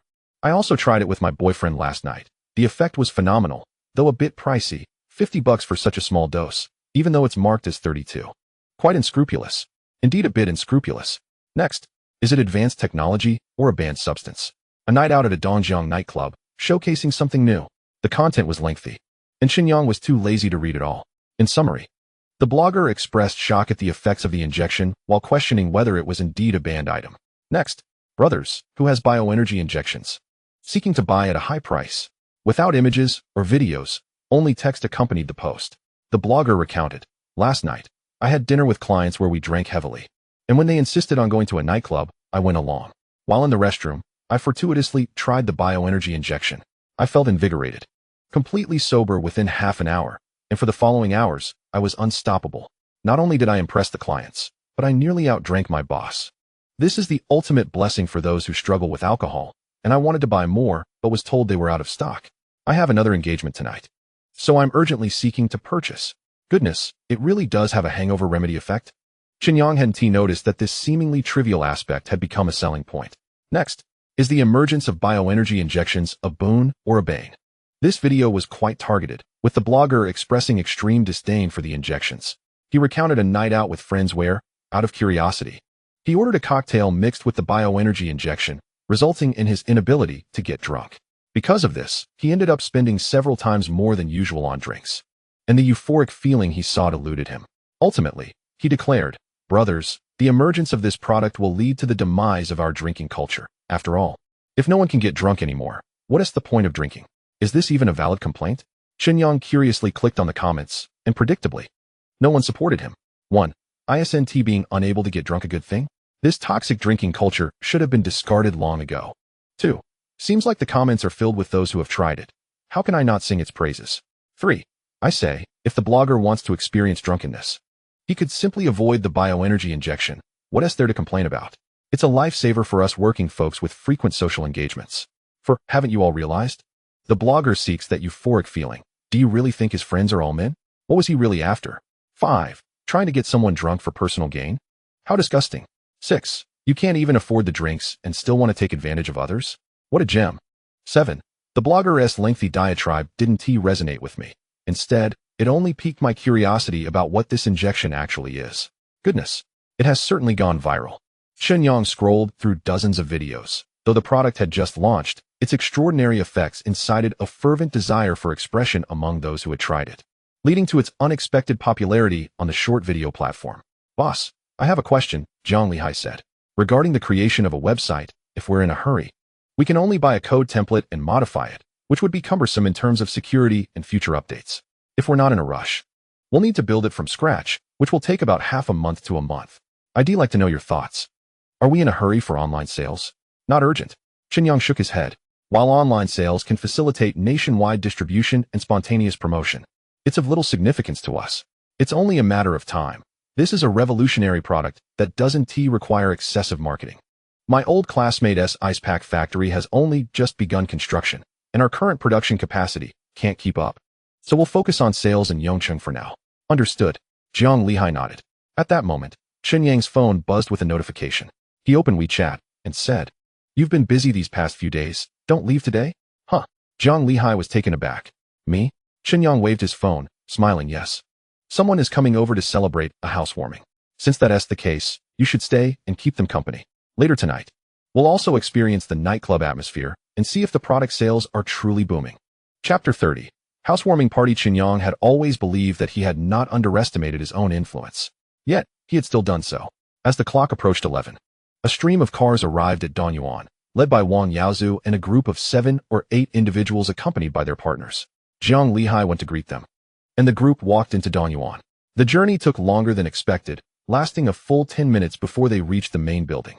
Standing at the entrance, Chen Yang inquired, "Why aren't you bringing the cars inside?" Wang Yaozu quickly stepped forward with a smile.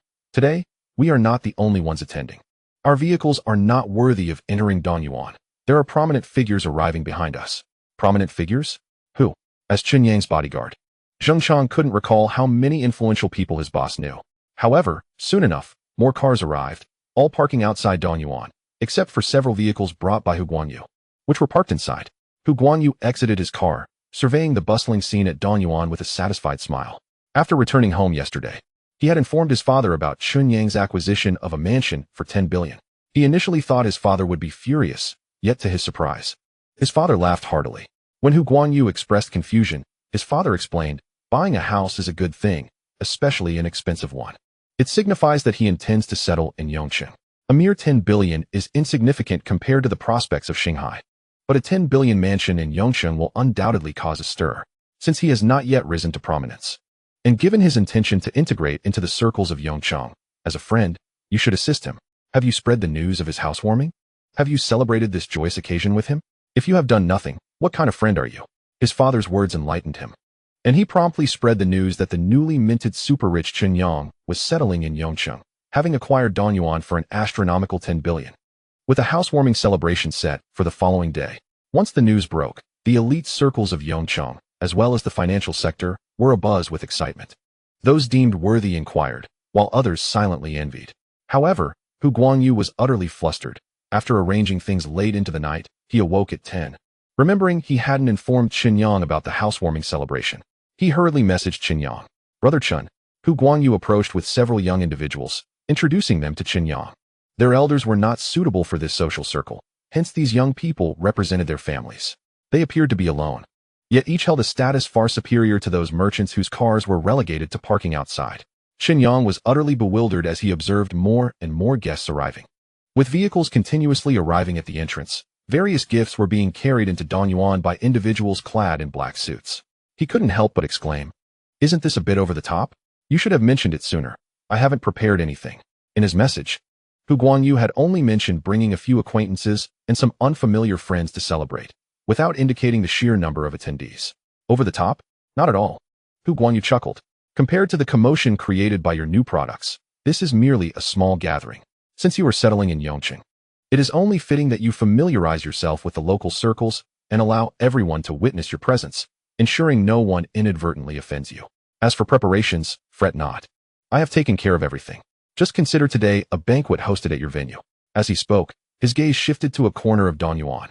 Chen Yang and the others followed his gaze and indeed spotted familiar faces. Qi Ruihua, the current head of the Qi family, was present, accompanied by several family members. However, Chen Yang did not see that foolish Qi Yuming, clearly indicating that the Qi family dared not bring him along. With Chen Yang's wealth now eclipsing that of the Qi family, which, while stronger than Wang Yaozu's, paled in comparison to Chen Yang's current status. President Chen. Just as the Qi family was about to greet him, a hearty voice rang out. Fan Wenping from Yunhai Group approached. Fan Wenping quickly stepped forward, smiling. I have long admired you, President Chen. Too kind. Chen Yang shook his hand, feeling a surge of pleasure as he witnessed the former company president come forth to celebrate his success. Nearby, Qi Ruihua, witnessing Fan Wenping's premature introduction, wore a rather displeased expression but forced a smile as he advanced to greet Chen Yang. As Chen Yang welcomed the many guests into Danyuan and was about to return, a low-key Audi pulled up at the entrance. A stranger emerged, smiling as he approached, and handed a gift bag to Chen Yang. Due to pressing matters, my superior could not attend in person, but upon hearing about your housewarming, he asked me to deliver some gifts as a token of celebration. Who is your superior? Chen Yang, bewildered, accepted the bag. It is Miss Lu's father. I am his secretary, Zhang, the secretary explained softly. Realization dawned upon Chen Yang, and he quickly responded. Since you are here, Secretary Zhang, please do not rush off. No, that would not be appropriate. Secretary Zhang promptly declined, then added quietly. My superior mentioned that you could take a moment to visit Miss Lu. He has matters to discuss with you. Understood. Chen Yang replied immediately, then tonight. I will accompany Lu Wangshu as she returns. Congratulations to President Chen on your thriving business and good health. I must take my leave now. Secretary Zhang arrived and departed in a hurry. Upon returning to Danyuan, Chen Yang noticed that many guests were casting glances his way. He realized. While he may not know Secretary Zhang, it was likely that none of these individuals were unfamiliar with him. Did this count as riding on someone else's coattails? Chen Yang mused, handing the gift to Lu Wangshu while engaging in casual conversation with the guests. They were, after all, his future creditors. It was prudent to remain courteous before accruing any debts. Lu Wangshu recognized the gift as coming from her father and unceremoniously opened it, muttering, Tea? Not a dime spent. How stingy.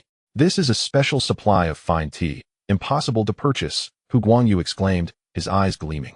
My father treasures it like a gem. I have asked for it countless times without success. Why not just steal it? Lu Wangshu rolled her eyes as she walked away. Hu Guangyu fell silent.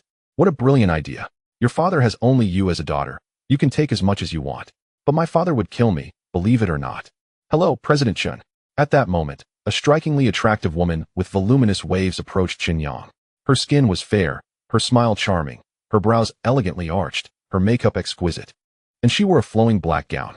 "Hello, I apologize. There are so many new faces, I can't remember them all," Chen Yang said as he shook her hand.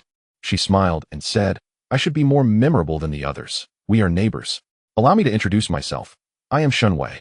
"Oh," Chen Yang realized, recalling Hu Guangyu's previous mention of her. "Shen Wei from Ziwan, of the Shen Group, correct?" "Yes, I am honored that President Chen knows of me." Shen Wei replied with a smile. "I heard that President Chen secured a loan of 200 billion, yet is still actively seeking investments. I wonder, aside from bioenergy, what other ventures are you considering? Please do not misunderstand. The Shen family business has hit a bottleneck, and we urgently need to explore alternative investment avenues. If President Chen's business is worthy of investment, I believe the Shen Group could offer you a compelling sum." Chapter 31. The 5 Pillars with Shen Wei's Words. Chen Yang's interest peaked, as did that of the surrounding guests. Although Chen Yang indeed sought loans, he was at a loss for how to broach the subject, especially since everyone had come to celebrate his housewarming. Approaching them for money would be rather awkward. If they were unwilling to lend, he would find himself in an uncomfortable position. The crowd was genuinely curious about Chen Yang's future plans. The bioenergy injection solution is indeed a commendable product. However, it is evident that further investment is no longer necessary. The only entity available for investment at this juncture is Chen Yang, yet this unsecured investment carries significant risks, leading to apprehension regarding potential losses. Despite their reluctance to forego lucrative opportunities, the business landscape today is far removed from the lucrative, freewheeling days of decades past. Nowadays, the commercial environment is challenging, with an unclear international situation and considerable competition domestically. While making money is feasible, achieving substantial profits proves to be a daunting task, and missteps can lead to financial losses. Otherwise, there wouldn't be so many investors tirelessly seeking out projects. It appears that everyone is quite intrigued by the project I am about to undertake. Chen Yang surveyed the room and invited everyone into the main building. After all, despite the serene atmosphere of the East Garden in July, the heat outside was quite oppressive. Upon entering the main building, the staff arranged by Hu Guanyu had already prepared ample space, with tables, chairs, and food laid out in a self-service style. Such gatherings rarely involve excessive drinking. Thus round tables were unnecessary. As everyone took their seats, Chen Yang began to speak confidently. "I trust you are all acquainted with the bioenergy injection solution and its groundbreaking nature, a true testament to the advancements in biological science. Personally, I am deeply passionate about scientific research. Some may wonder how a mere undergraduate, previously engaged in food research at Yunhai Group, could venture into such studies and yield results. Believe me when I say, I am a genius." Upon uttering this, an immediate silence enveloped the room, as attendees exchanged bewildered glances, unsure of how to respond. Lu Wangshu covered her face in disbelief. In her view, the special strains of bacteria might have been fortuitously discovered by Chen Yang during his food research, thus leading to the current industry. The notion of genius seemed absurd. Based on her observations over the past few days, Chen Yang appeared to be the type who merely bides his time, lounging about and boasting. So why would anyone be so brazen in self-praise? Did he not feel any shame? Little did she know, Chen Yang intentionally sought such reactions. Certain things may initially seem shameless or boastful, yet when tangible results emerge, they become entirely rational. Chen Yang aspired to cultivate an image akin to that of Iron Man, aiming to captivate the world. Otherwise, how could he justify his ability to innovate across various industries? Even if he successfully crafted a genius persona, skepticism would still linger. However, by then, it would matter little. Once he commanded a vast influence, the doubts of others would hold no weight. In all candor, Chen Yang addressed the audience with poise. "In my perspective, regardless of how fragmented various technological fields may seem, the future of humanity will inevitably revolve around 5 foundational industries. First, biotechnology, our company's inaugural product. The bioenergy injection solution represents the core of this sector, and we are committed to in-depth research in collaboration with national biological research laboratories. Second, energy technology, undeniably. Energy serves as the foundation of all. The utilization of energy is the framework upon which future technologies will be built, forever reliant on the in-depth exploration of energy resources. Third, artificial intelligence technology, from smartphone assistants to AI-driven models and smart navigation in vehicles. AI is increasingly interwoven into our daily lives. I believe that while human capacity is finite, our creativity is boundless. If vehicles replace our legs, and weapons our hands. Then artificial intelligence substitutes a portion of our cognitive functions. Fourth, mechanical engineering. Industrial manufacturing is undoubtedly paramount and a sector our company will explore in the future. Lastly, foundational materials technology. Humanity possesses an extraordinary imagination, yet our technological advancements are often constrained by theoretical validation and the limitations of basic materials. Few companies venture into this field due to substantial initial investments and limited returns. Nevertheless, I assert that our Shanghai will inevitably penetrate this industry. Chen Yang observed the contemplative expressions around him and smiled. Of course, progress must be gradual. Thus, my next project will focus on the second pillar of technology, energy technology. I intend to invest in the research of a groundbreaking battery, and I have already formulated preliminary concepts. Therefore, if anyone is inclined to support me, they shall reap significant rewards. This is not mere boasting. As for shares, I shall refrain from elaborating, as you have already gleaned the terms from Hu Shao. I am open to all investment opportunities. Simply provide funding, and I offer an annual interest rate of 24, the legal maximum set by the state, with monthly interest payments. A murmur of astonishment rippled through the crowd. Some were already aware of the details and expressed no surprise, merely weighing the associated risks and potential returns. Others, however, were taken aback by the mention of a 24 annual interest rate, prompting rapid breaths. How is this different from usury? In today's challenging business climate, many without viable industries resort to financial management, but what do returns yield after a year? The normal range hovers between 1.5 to 4, encompassing low-risk bank deposits to higher-risk stock investments. Returns exceeding 4 typically involve non-principal protected floating yield products, implying potential losses. Thus, when calculated, Chen Yang's 24 lending proposition appeared exceptionally enticing, even if it carried inherent risks. Would they trust him or not? The assembly pondered and hesitated. Unsecured loans have always been synonymous with high risk. Yet Chen Yang was different, a rising star in the business world and well-known in research circles. He held the reins of a major breakthrough product. Although already pledged to a bank, few believed he would default on a loan. The likelihood of that was minimal.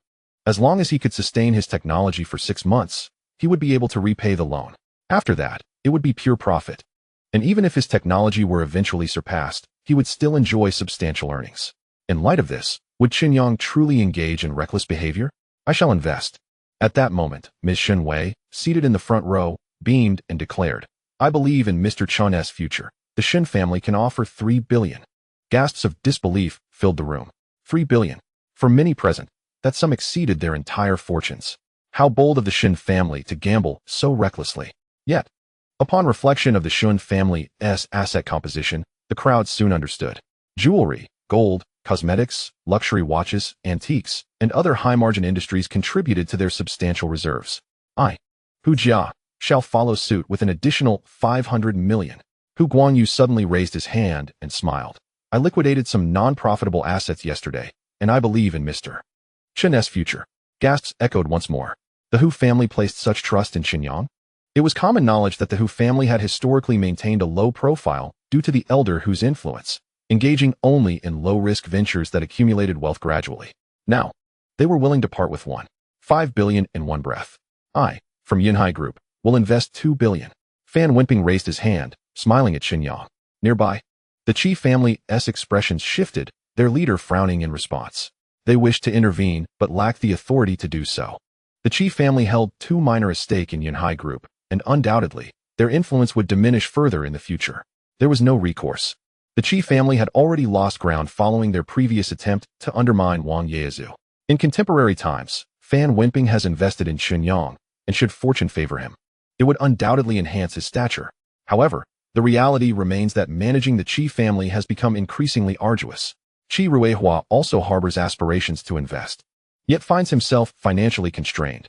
The shares of Yinhai Group represent the family's foundational asset, and aside from that, he cannot muster several billion. Such is the decline. The term resonates with Qi Ruihua. In the days when his father was alive, the Qi family always occupied a central position in the circles of Yongcheng. Yet, what of the present? They find themselves relegated to the periphery. Qi Ruihua's spirit momentarily waned. Wang Real Estate, 500 million. Wang Yaozu declared with a grin. Having just sold a property, the funds are still warm. Consider it a gift to you, my brother. Chen Yang responded with a smile. Longan Group, 500 million. Yongqing Main Bank, 500 million. Pengyuan Securities, 500 million. Yonghua Construction, 500 million. Huihai Home Furnishings, 300 million. Guanghua Infrastructure, 200 million. The small circle led by Wang Yaozu began to chime in, instantly invigorating the atmosphere of the gathering. Voices rose, some speaking on behalf of companies, others as individuals. And by the time the room fell silent, Chen Yang was utterly elated.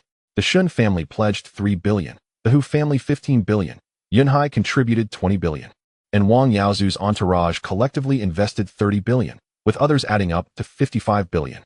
Thus, aside from the 200 billion in bank loans, Chen Yang managed to secure 150 billion without collateral from these individuals and companies.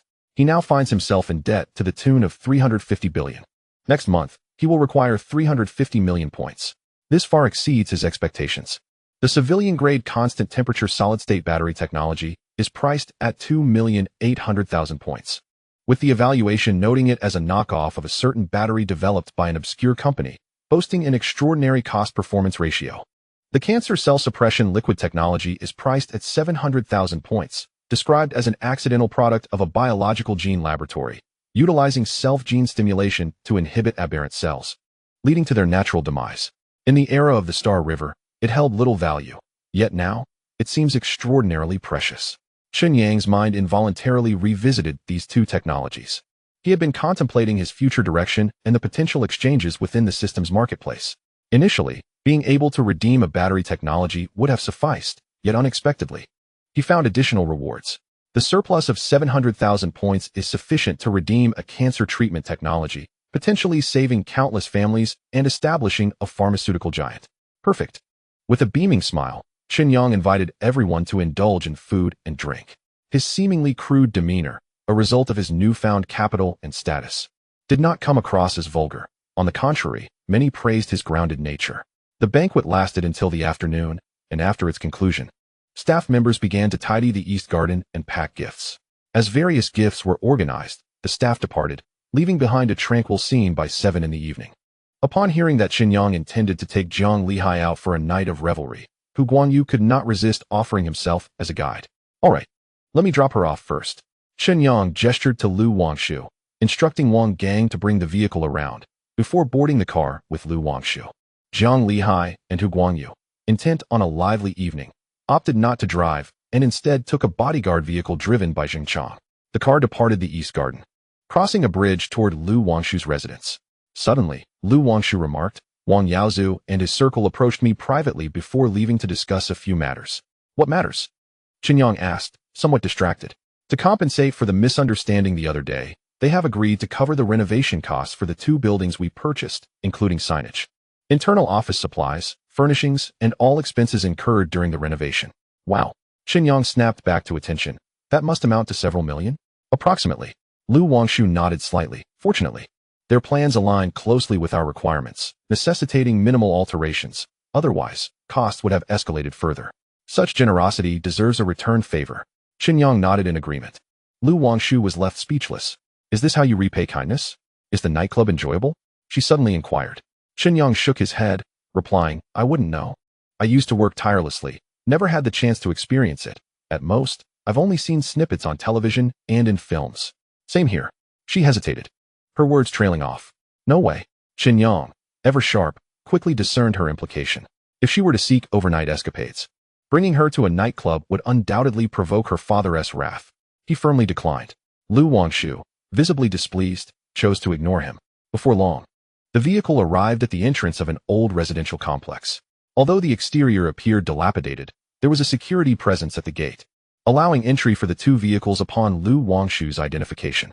The complex was sizable, predominantly housing elderly residents.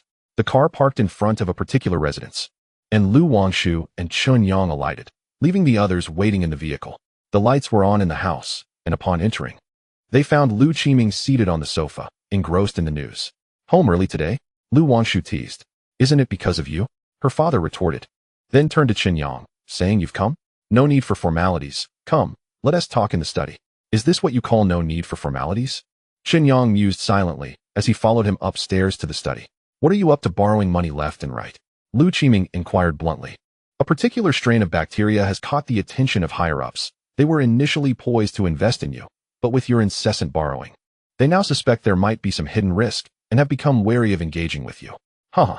Chen Yang, unfazed, took a seat, stating, "Uncle, what I need is a loan, not an investment. I can handle debt, but not equity. Is there a difference?" Lu Qiming frowned. How much profit qualifies as substantial? You must understand, we are not like those in the West. The capitalist game does not work here. In business, possessing 100 billion or 1 trillion makes little difference in status. What do you mean? Chen Yang perked up. Yet, Lu Qiming shot him a glare. Such talk is detrimental to unity. All right, Chen Yang replied nonchalantly. Lu Qiming was visibly struggling to maintain composure. In the past, who would dare to speak so freely around him? Where did this young man find his audacity? As these thoughts crossed his mind, Lu Qiming could no longer contain himself, saying, "You keep your distance from my daughter. You two are not suited for one another." Very well, Chen Yang nodded. As he had never harbored strong feelings for Lu Wangshu, her allure paled in comparison to his preferences. He intended to maintain a facade, primarily to offer her some compensation. If Lu Qiming remained steadfast in his opposition, then this facade would be untenable. Otherwise, it could backfire. Lu Qiming, perplexed, questioned, "Why such a swift agreement? Is my daughter truly so undesirable? Or could it be that you two have already crossed a line?" Lu Qiming's overthinking nearly compromised his resolve. "I am serious." Chen Yang, feeling bewildered, replied, "So am I. You're essentially abandoning her." Lu Qiming couldn't help but thump the table. Chen Yang retorted, "But you told me to keep my distance. Would I dare to disobey?" Lu Qiming fell silent, sensing that Chen Yang was issuing a veiled threat. Chen Yang too remained quiet, equally puzzled. The two exchanged glances, locked in a silent standoff. Eventually, Lu Qiming broke the tension, rising with a sigh. "Alas, what a predicament." Turning to Chen Yang, he said, "Let me impart a few lessons to you today." "Please do." Chen Yang responded obediently. Seeing Chen Yang's demeanor, Lu Qiming's expression softened considerably. "Although I am uncertain of your intentions, you currently command over 300 billion. Such a sum, regardless of its allocation, is bound to create significant ripples. Exercise caution and deliberate thoughtfully. Every action must be weighed against its consequences. Once you ascend to prominence, your words and deeds must be scrutinized for their impact.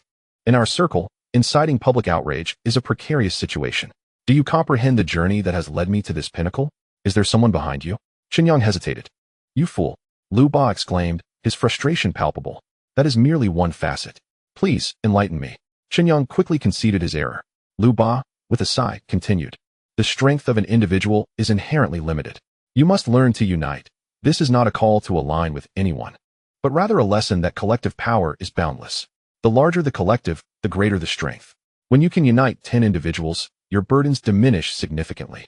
With 100, you may cease production altogether. With 1,000, you become an entrepreneur, and with 10,000, you are a renowned figure. At this scale, others must consider your worth. This applies not only to employees, but also to peers. Sharing is essential. Wealth is inexhaustible, and at your current level of capital, there exist far more valuable assets than mere money. Why cling to your shares while willing to pay exorbitant interest? You ought to understand that the valuation of a loan differs from that of equity. A loan limits you to a specific sum, with lenders weighing risks. However, equity can elevate your company's valuation into the hundreds of billions, as many would eagerly invest to help you penetrate markets, monopolize, and mitigate risks, thus facilitating your rise to the summit. Your reluctance to share confines you to a state of borrowing from others.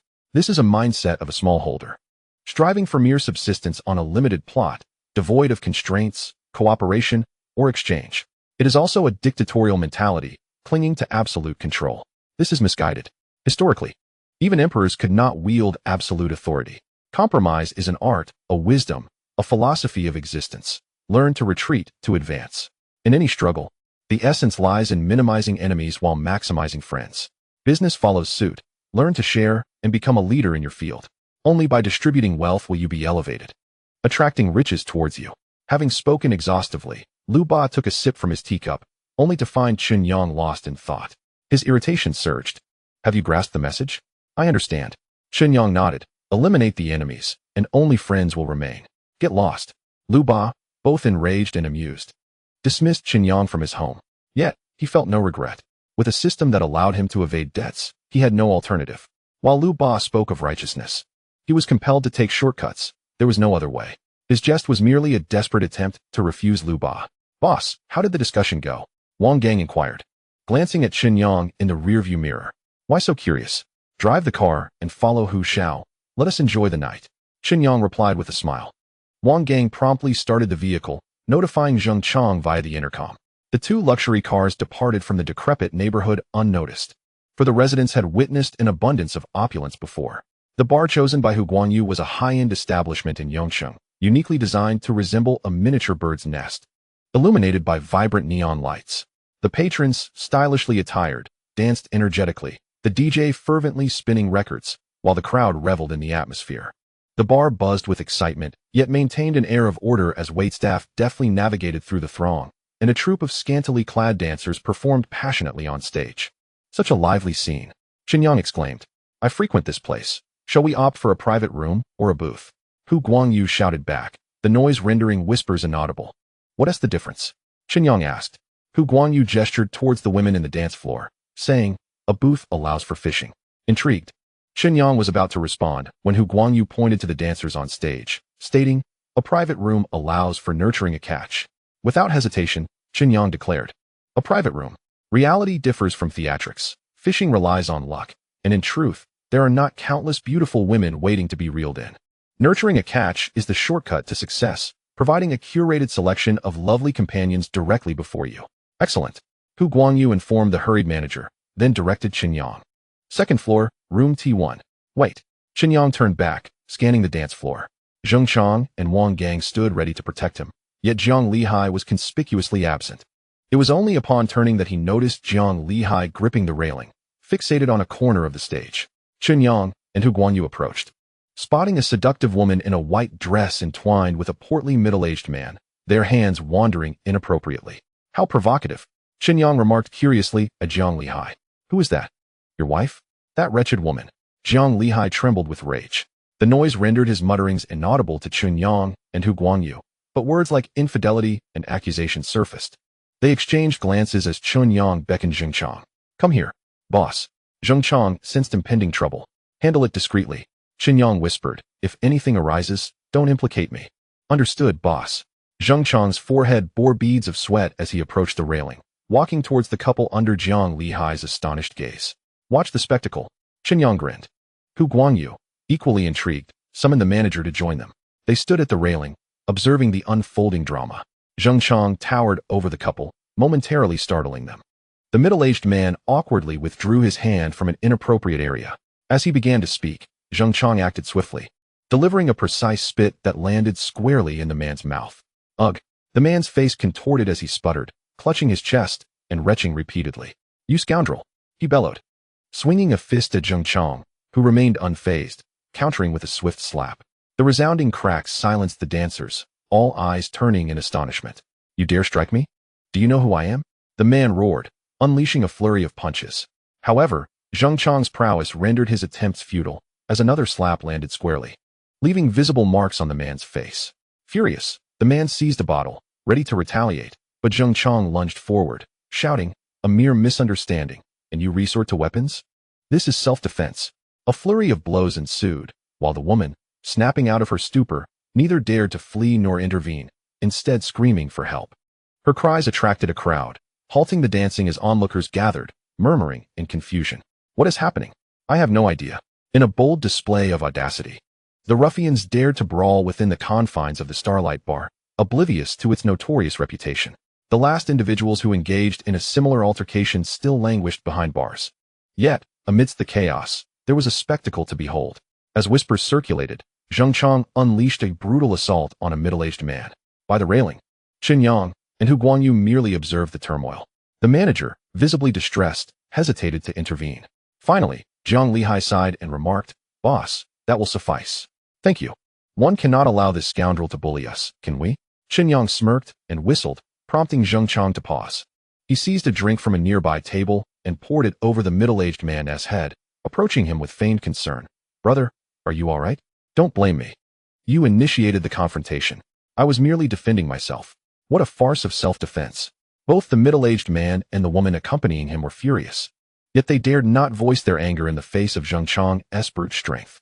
Only the woman resorted to dialing the authorities. Old Jiang, it's your turn to step in, Chen Yang said with a grin, instructing the manager beside him, who then beamed with delight, declaring, Rest assured, Mr. Chen. I will ensure everything is arranged perfectly. With that, he departed. Jiang Lihai looked at Chen Yang in astonishment and asked, Should I also join in the fray? No need.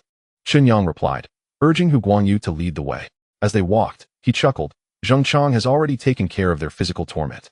Now it's your turn to inflict psychological suffering upon them. Jiang Lihai was puzzled. At that moment, the music came to an abrupt halt as the manager, with a microphone in hand, jovially ascended the stage. Ladies and gentlemen, I sincerely apologize for the unexpected incident. But I have good news. All expenses tonight will be covered by General Jiang Lihai.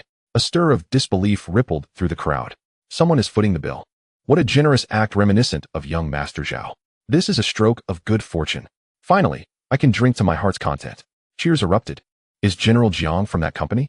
Who cares about the company? P.S. Impressive. Thank you, General Jiang. The applause echoed, and smiles adorned the faces of all, save for those who had just been beaten.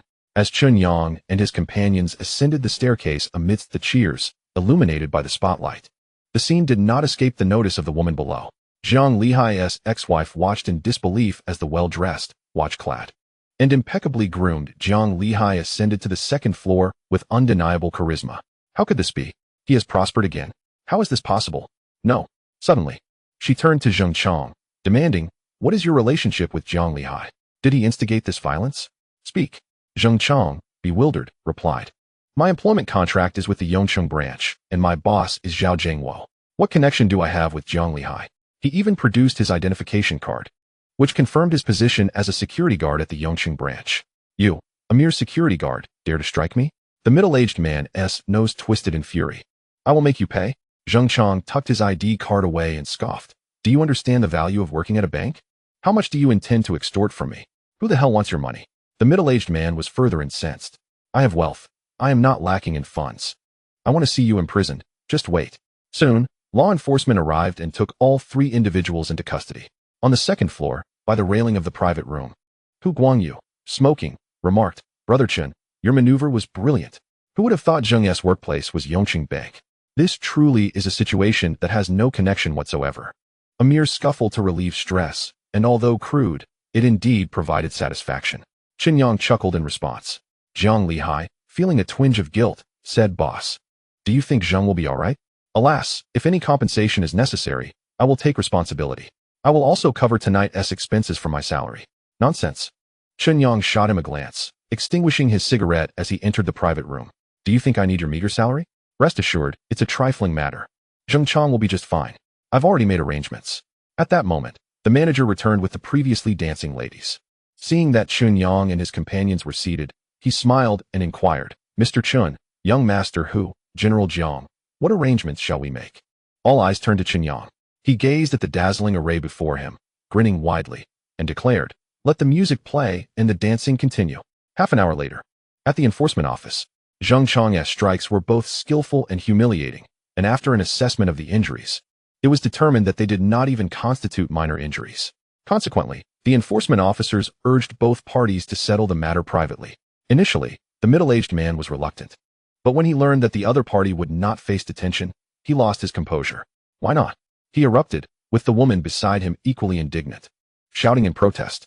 Why can't he be detained? Are you in collusion? He assaulted me. How can he not be detained?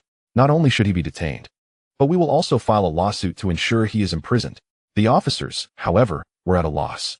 The mediator, with a serious tone, explained. We reviewed the surveillance footage. You initiated the altercation. He spat in my mouth. The middle-aged man exclaimed in fury. The mediator sighed. He claims he did not notice you. His attention was on this lady, whom he found attractive. Inadvertently, he spat, and that was an unfortunate misunderstanding. He was merely lacking in decorum, which does not constitute a crime. You, on the other hand, struck him first. Although you received a harsher beating, fault lies with both parties. It cannot solely be deemed the other's wrongdoing. Indeed, I lack decorum. Zheng Chang nonchalantly chewed gum with his legs crossed. The middle-aged man was momentarily at a loss, but soon had a flash of inspiration. This woman's ex-husband treated the entire venue to drinks after I was assaulted. I suspect they are in cahoots. Was I not set up? Allegations without evidence. The mediator shrugged. This lady has already stated, and we have verified, that he is a security guard at Yongcheng Bank and has no financial ties to Jiang Lihai. Unless you can provide incontrovertible evidence, we cannot conclude that he was instructed to act. Is there truly no recourse? The middle-aged man fumed. Though he had usurped Jiang Lihai's home, he did not wish to be beaten. Because of your misfortune, you received a harsher beating. Thus, you may seek compensation or an apology from the other party. The mediator clarified. Then let him apologize. I am not in need of funds. That is not acceptable. Zheng Chang interjected, shaking his head disdainfully. Compensation is fine, but an apology is out of the question. It is imperative that he apologizes. 20,000. No, I demand an apology. I do not want money. 30,000. He must apologize. I do not need your measly sum. 40,000. No deal. I will not apologize. 50,000. 50,000 it is. We can settle this. The mediator was tempted, genuinely considering the apology, but alas, the humiliation was not his to bear. No way. The middle-aged man felt the sting of both physical assault and humiliation. 80,000. That's my final offer. Accept it, or I walk. Zheng Chang pounded the table. 800,000, and we settle this. If not, we will renegotiate. 100,000. Let us resolve this now. The mediator, excited, turned to the middle-aged man, raising both hands. 100,000. Is that agreeable? All right then. The middle-aged man hesitated for a moment, ultimately conceding with a nod. Transfer on the spot. Do not deceive me, he said, a hint of grievance evident in his tone. Fine. This amount is hardly more than the cost of a tree in the boss's garden. Zheng Chang took out his phone and sent a message to Chen Yang. You owe me 100,000. A notification pinged, and upon opening the chat, a transfer request for 300,000 appeared. Zheng Chang accepted it, transferring 100,000 to the middle-aged man, delighting in the remaining balance of 200,000. What a character. And you dare claim no one is pulling your strings.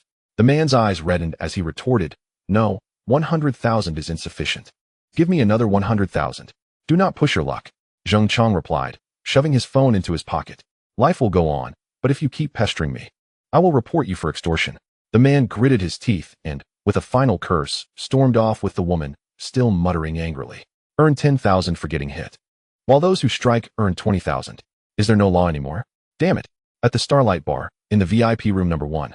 The dancers finished their performances and departed, despite the manager assuring that the girls were perfectly clean and that a mere monetary exchange could keep them around. Neither Chen Yang nor Hu Guangyu showed any interest. For Hu Guangyu, maintaining his image was paramount, and given his status, he could easily have his pick of women. He had long since outgrown the phase of youthful impulsiveness. Now, the women who captured his interest were far from ordinary. They needed to possess exceptional qualities: beauty, charm, education, status, character, and more. In his words, he could see through ordinary women with a mere glance, and after nearly exhausting himself in his youth, he found them devoid of temptation. Chen Yang felt similarly. Although his romantic encounters in both past and present were limited, he had experienced enough. Now, having suddenly acquired wealth, he found ordinary women no longer appealing. It wasn't a matter of arrogance, but rather a shift in mindset. Having reached this point, even if he were to stop here, his assets would not fall below 100 billion. In the grand scheme of things, what kind of woman could he possibly be unworthy of, aside from a select few?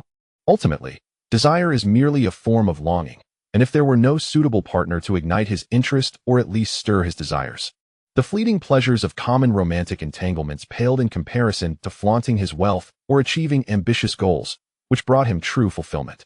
Of course, there were also factors that made him somewhat reluctant. With so many people around, he might feel restless if things were more private. The two of them observed the dancers' performances with the detached appreciation of monks, until the girls, overflowing with gratitude, took their leave. They applauded, seemingly oblivious to Jiang Lihai's fidgeting hands and reluctant gaze beside them. Boss, what a spectacle. Is this appropriate in public? Chen Yang shot him a glance, handing the slips of paper the girls had given him to Jiang Lihai. Instantly, Jiang Lihai beamed, perhaps relieved from pent-up tension or simply exhilarated by the day's events. I am single now, free to do as I please. Chen Yang, uninterested in the lecherous old man, stood up and walked out of the room with Hu Guangyu, leaning against the railing and gazing below. The already lively bar erupted into even greater revelry after Chen Yang booked the entire venue. People continued to stream in from outside, while the bar manager had stationed personnel at the entrance, allowing entry only for those exiting. Though the venue was reserved, the bar had its own rules, and given Hu Guangyu's status, they were cautious about allowing anyone to take advantage of the situation. The exorbitantly priced drinks typically used to extort customers were all tucked away, with no inquiries being made. The most expensive beverages for the reserved event were only a few thousand per bottle, and even that came with discounts, a tacit understanding among the patrons. At that moment, many were queuing inside the bar, with the front of the line featuring specially crafted drinks infused with bioenergy serum. Hu Guangyu couldn't help but laugh. Brother Chen, this time you'll really be shelling out a fortune. They're drinking your products with your drinks, thousands of cups without getting drunk. Chen Yang felt a dark line form on his forehead, staring at the scene in disbelief. However, it was ultimately a trivial expense. Is there a way to procure a batch of gun licenses? Chen Yang suddenly inquired. Chapter 36. Reborn as a supporting character? Hu Guangyu was taken aback. Nearly dropping his glass, he turned abruptly, eyes wide in astonishment. Brother Chen, what did you just say? A batch of gun licenses? Chen Yang took a sip from his glass and stated, my ambitions will only grow larger. With no parents, no wife, and no heirs, what if someone harbors ulterior motives? I must prepare in advance. Hu Guangyu understood but felt conflicted. Brother Chen, obtaining gun licenses requires either registering or acquiring a security company to meet the necessary qualifications for a few licenses, but if you wish to acquire them in bulk, it becomes quite complicated. The management of firearms is extremely stringent. Truth be told, even within the circles of the privileged, many possess firearms, but very few have licenses. If you want to hire numerous bodyguards and require a significant number of licenses, or even wish to use unconventional weaponry, that's not something anyone can easily arrange. Not even I could manage that, let alone Miss Lu's father, unless you were to receive exceptional treatment from above. For instance, if you were linked to a highly confidential advanced technology, or if your potential demise would cause substantial repercussions, only then would there be special consideration. Is the bioenergy serum not sufficient? Chen Yang asked. Not enough. Hu Guangyu pondered before responding. Unless you can prove that this product is exceptionally difficult to breach in a short time, and that you have the potential to monopolize the Western market, then forget it. Chen Yang sighed. He wasn't keen on taking such risks when he was still in the early stages of his ascent. Besides, he could redeem new technologies next month. So proving anything wasn't necessary. Perhaps he wouldn't even need to apply.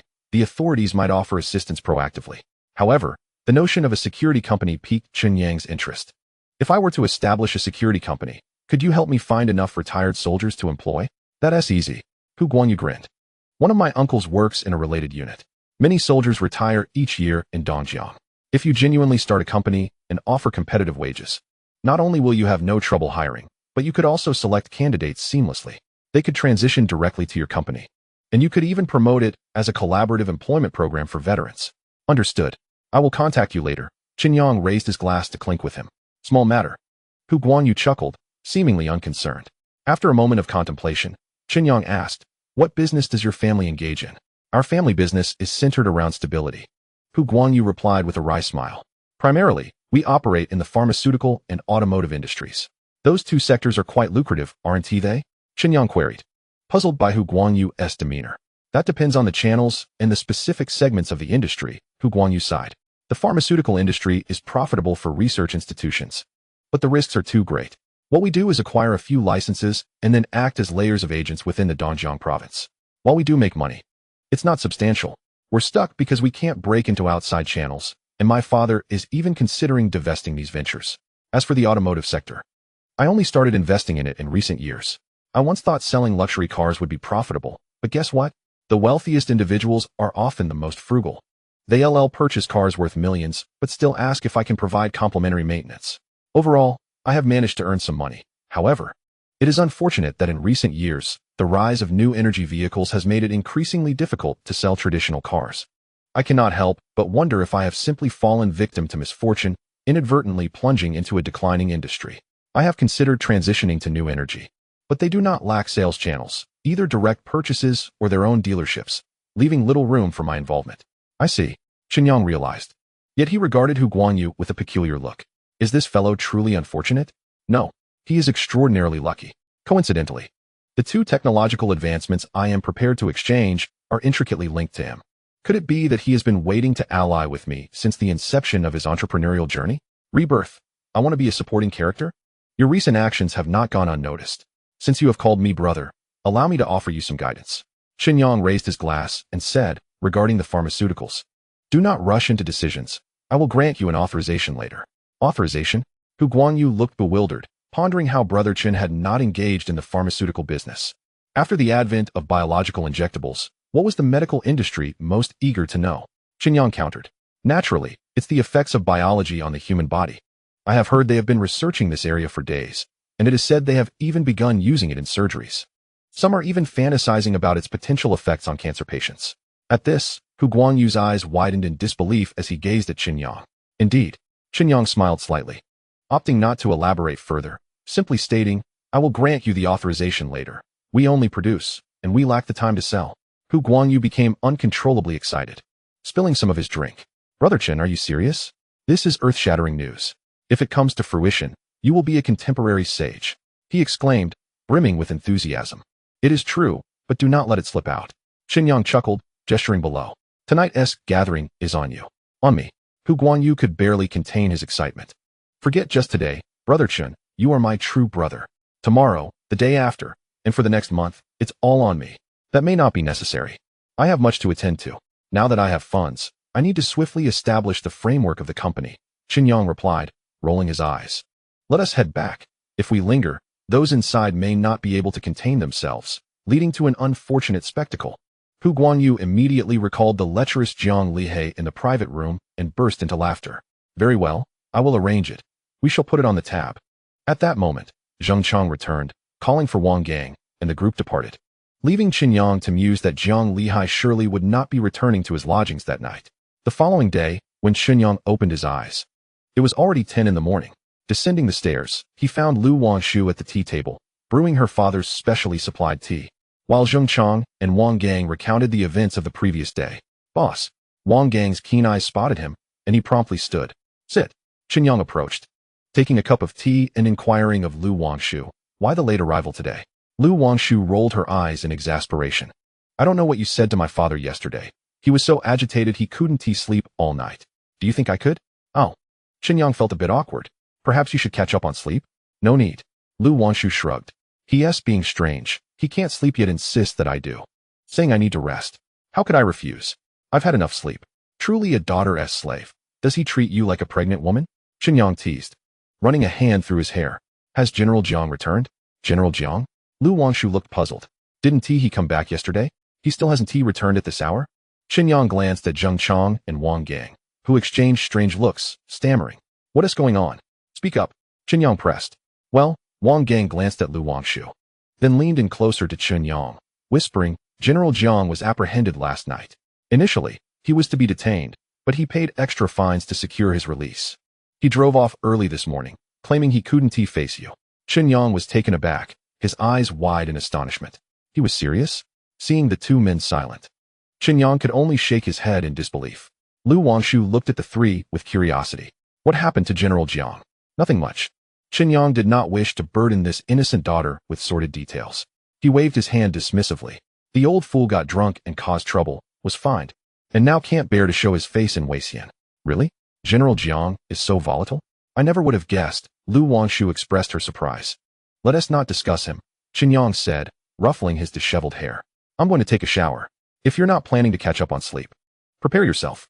There's quite a bit to handle in the coming days. I checked with Long and, although construction is underway, it won't affect operations. We need to establish the company as framework, and there are a few companies to acquire that we must inquire about. Chen Yang typically focused solely on financial gains, leaving many company matters unattended, merely setting a general direction for Jiang Lihai to follow. However, this did not imply he was idle. Sleeping until 10 was merely a product of habit, a remnant of a life spent toiling away. It is often said that those who labor with their minds govern others, while those who labor with their bodies are governed by others. Chen Yang's daily contemplation revolved around his future plans and what technologies to exchange in the system's marketplace. While advanced technology is appealing, much like many commendable policies, it does not necessarily mean they are suitable for the present. Suitability is paramount, otherwise. Introducing robots to replace human labor could very well lead to his demise within 3 days. The unemployed masses would drown him in their collective ire. Just as the current trend of autonomous driving seeks to replace taxis, the approach is too rigid and the methods too crude. Whether in business or research, one must adhere to a people-centric principle. The primary purpose of technology should be to serve humanity rather than undermine their livelihoods. In essence, without high technology, humanity can still thrive. However, without humanity, high technology loses all significance. The replacement of human labor by machines and intelligence is inevitable, a prevailing trend, and a predetermined future. Yet, the key lies in how to address this transition and ensure a peaceful evolution. Chen Yang would not foolishly exchange for technologies that do not align with the current societal environment. That would be tantamount to courting disaster. Only when he stands at the pinnacle of success, possessing the ability to alter the entire societal structure, can he then reshape the world according to his vision, transforming unsuitable environments into favorable ones.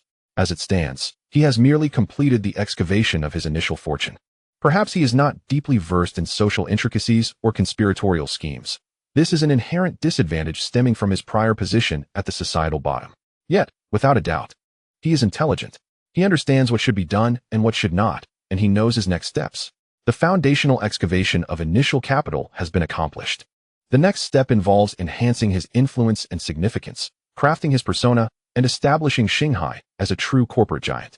He must cultivate his reputation as a benevolent figure, a contemporary sage, while simultaneously forging a dominant position in the high-tech industry, ensuring that his status and that of his enterprise rise in tandem. Undoubtedly, pharmaceuticals for cancer treatment and cutting-edge new energy batteries represent the ideal choices. He must become a globally recognized figure in the shortest possible time. Seated in the Cullinan, Chen Yang busily scribbled on his tablet, marking various companies for comparison. "Boss, we have arrived." Wang Gang's voice rang out as the vehicle entered the underground garage. The group exited the car and took the elevator upstairs. The uppermost level is expansive. Yet it is evident that Wang Yaozhu and his associates truly appreciate the finer things in life. In their design, aside from the chairman's office, the executive meeting room, and the secretariat, the majority of the space is dedicated to leisure and reception areas. It is said that the rooftop features a swimming pool and a helipad, boasting a plethora of facilities. Below, one finds the waiting area, a grand conference room, a product showcase, and temporary accommodation. Further down, there lies the internal cafeteria and recreational area. Continuing downward, one encounters successive office spaces, each equipped with designated communal areas, private offices, tea rooms, and small meeting rooms, all the way down to the first and second floors.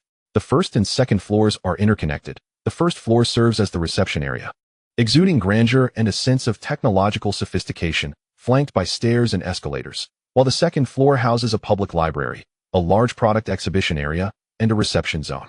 Everything that should be present is indeed included. After Chen Yang and his companions toured the entire headquarters, they ultimately settled in the chairman's office on the top floor.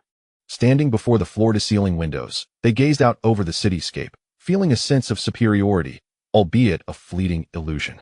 Chen Yang settled into a leather ergonomic chair and presented a tablet to Lu Wangshu, instructing, "Contact them and arrange a meeting here." "Understood, boss." In Chen Yang's eyes, Lu Wangshu was rather unremarkable aside from her appearance. However, he was particularly fond of her straightforwardness. She was diligent when work required it, devoid of any feminine pretentiousness, yet could effortlessly revert to a charming and relaxed demeanor when not engaged in tasks, revealing her true nature. She glanced at the extensive list of companies and their contact information on the tablet, momentarily taken aback. Yongcheng Huading Law Firm. Contact XXX Yongcheng Shanghang Accounting Firm. Contact XXX Dongjiang Wanf Financial Management Services. Contact XXX Huanyu Business Talent Consulting. Contact XXX Kong Rue Pharmaceutical. Contact XXX Yongcheng Weiming New Energy. Contact XXX. All were established enterprises from Dongjiang or Yongcheng. Although they belonged to different industries, many of them were familiar to Lu Wangshu.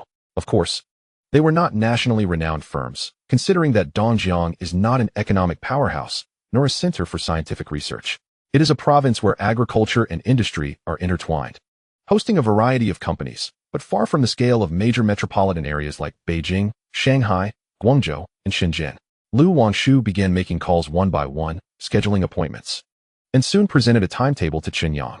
It outlined the various meetings throughout the day, with the first appointment being with Huading Law Firm, conveniently located just a 10-minute drive from Longan Business Center, scheduled for half an hour later. Meanwhile, at Huading Law Firm, Wang Defa donned a suit, puzzled as to why Shanghai would reach out to him. Although the previous day's banquet was unbeknownst to the general public, it had circulated widely among the upper echelons of Yongcheng society. Those with some influence were aware that Shanghai was establishing a foothold in the city. Did Shanghai require legal representation? Had counterfeit products emerged? In a state of confusion, Wang Defa arrived at Longan Center, greeted by Zheng Chang. "You must be Lawyer Wang. Please follow me." Chapter 38. Perfecting the company structure. Only Shanghai, and only Shanghai did President Chen arrange this meeting? Wang Defa inquired in the elevator. Zheng Chang shook his head. "You would need to ask the boss. I'm not privy to that information. I'm merely a bodyguard." Upon reaching the top floor, Chen Yang and his companions were already seated in the reception area, with tea served. Chen Yang invited Wang Defa to sit, smiling, "Lawyer Wang. It is a pleasure to finally meet you." Wang Defa smiled as he shook hands with Chen Yang, then sat down, saying, "The admiration is mutual. Your new product is truly groundbreaking." At this point, he queried, "However, I am curious as to why you have summoned me. Has your company's product already encountered counterfeit issues in such a short time?" "Not yet," Chen Yang replied, shaking his head. "But I personally believe it is only a matter of time." Wang Defa fell silent, contemplating the situation. The efficacy of the biological energy injection aside, the high retail price of 32 yuan made it a prime target for counterfeiting. It was inevitable. Was Chen Yang seeking to engage their firm for subsequent litigation? That would be overly complicated. Chen Yang shook his head once more, stating, "To my knowledge, Huiting Law Firm was established by you and two partners. But half a year ago, the two partners withdrew their investments, leaving you to manage the firm alone?" Wang Defa's expression shifted slightly, forcing a smile, such as life. Everyone has their own aspirations. Nonetheless, our team remains strong. Although some have departed, those who remain are all elite talents I have meticulously selected over the years, each capable of standing on their own. Excellent. Chen Yang extended 3 fingers, 30 million. Based on my research, Huiting Law Firm currently employs around 20 people. I propose 30 million for 1 year's time. During this year, you will serve as the legal department of Shanghai. You may allocate the 30 million as you see fit. And after a year, you can choose to return to your firm or continue working with Shanghai. Wang Defa was taken aback. 30 million. This sum was not insignificant. His annual income was around 4 to 5 million, though he alone among the firm earned at that level. The highest income among his colleagues barely reached 1 million, with most earning around 300,000. Dividing 30 million equally would yield over 1 million per person. If he took the lion's share, based on his usual income proportion, he would earn over 10 million, while the other top talents would receive over 200,000, and the remaining staff would average around 6 to 700,000. This amount equated to 2 to 3 years' worth of income. Wang Defa could not deny that he was tempted. However, he also understood that once his team merged into Shanghai, it would be impossible to leave with them after a year. The 30 million was less a salary for a year and more a relocation fee. After much contemplation, he considered not only his own situation but also those who had followed him. The past 6 months had seen a significant decline in performance, and he had to admit that, while they did not speak of it openly, the morale was likely low. "President Chen, I would like to know what our income will look like after a year," he inquired. "Future salaries will be determined based on this year's performance. At that time, both parties will negotiate and sign a new employment contract. However, I can assure you that Shanghai's income level will undoubtedly be the highest among all companies in the nation." Chen Yang was not exaggerating. After all, money held little significance for him. Spending it could yield tremendous benefits. Most importantly, he possessed cutting-edge technology, making it easy for him to generate revenue. While he did not aim to make every employee wealthy, he certainly did not intend to exploit them. "President Chen, or rather, boss." Wang Defa rose and extended his hand, smiling. "From now on, we mere bookish types will depend on your support." Very decisive. Chen Yang admired this quality, saying, "Rest assured, I do not indulge in empty promises, but it is undeniable that I earn swiftly and am more than willing to spend generously. I will not shortchange my people." Wang Defa felt a swell of emotion. This was perhaps the most sincere promise he had ever heard. "Boss, I will return now to make arrangements. Within 2 days, Huiting Law Firm will relocate en masse. Go ahead." Shortly after Wang Defa departed, another group arrived, representatives from Yongqing Shanghong Accounting Firm, Dongjiang Wan Financial Management Services, and Huanyu Business Talent Consulting. Although their scheduled time was later, it was clear that these 3 firms placed significant value on Chen Yang's invitation and had arrived early. What a coincidence! General Zhao, General Liu. In the elevator, Wei Dong from Huanyu Business Talent Consulting greeted them with a smile, secretly enjoying the spectacle. Within their circle, it was common knowledge that Shanghong and Wanf were fierce competitors, often poaching each other as talent, creating a rather unseemly situation. "I never expected to witness these 2 individuals walking together. It truly is a miracle. Wei, are you aware of what Mr. Chen from Shanghai has invited us to discuss?" Zhao Yuming, a person of great rationality, chose not to respond. Naturally, Lu Yun remained silent as well, although they harbored mutual disdain. It was not to the extent of an outright quarrel. They must be here to poach talent. Wei Dong is a professional headhunter, or rather, the entire Huanyu Business Talent Consulting is essentially a headhunting firm. Engaging him signifies nothing beyond such matters. Moreover, considering that Shanghai has just been established, it is undoubtedly in need of personnel. If we perform well, we might earn a handsome profit from this endeavor.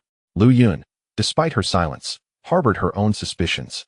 Wanfu Financial Management Services specializes in financial audits for various enterprises, and given that Shanghai is newly founded, they certainly do not require such services. However, for the same reason, they must be lacking in relevant talent. Could it be that they seek a long-term partnership? All three brought their assistants, but upon entering the upper floor, the assistants stood aside while the trio proceeded to the reception area. Welcome. Chen Yang stepped forward to shake hands, and before the three could utter a word, he cheerfully announced, Shanghai sincerely invites the three of you to join us. What on earth? The three were momentarily taken aback.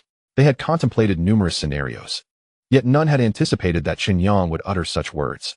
As heads of their respective companies, what does sincerely invite you to join even mean? Are we to turn around and become employees once more? Noticing their stunned silence, Chen Yang motioned for them to take a seat. Is entrepreneurship truly worthwhile? He inquired, continuing. As I understand, due to international competition, the domestic economic environment is growing increasingly dire. Though this may be temporary, many enterprises are laying off staff and tightening expenditures. Every penny counts. Your companies are service-oriented, and these past 2 years must have been quite challenging, correct? The three exchanged glances, hesitant to speak first. How much longer can you endure? I cannot say, but Shanghai is currently brimming with vitality. Chen Yang produced a vial of biological energy injection. This single product represents a market worth hundreds of billions. Without even discussing other ventures, Shanghai is destined to grow into a colossal entity in a remarkably short time. Thus, recruiting talent is not a challenge, but we require a team that can respond swiftly, one that needs no acclimatization. Your companies clearly meet this criterion. He then presented his proposal. Lu Yun, you will directly oversee the financial department. Zhao Yuming, you will take charge of the auditing department. Wei Dong, you will manage human resources. I can offer a direct acquisition of your companies, providing ample compensation. Do not worry about a low price. Your enterprises lack core products and are merely service-oriented, making the acquisition quite economical. I can offer a premium for the acquisition, ensuring a comfortable relocation fee. As he spoke, Chen Yang gazed at the three with a smile, adding, furthermore, perhaps you do not prioritize monetary gains? After all, regardless of your wealth, you have undoubtedly achieved financial freedom compared to the average person. Huading Law Firm has already become our legal department. Today marks a significant milestone. I hope you will consider your options carefully. I shall join. Wei Dong exclaimed eagerly, his eyes sparkling.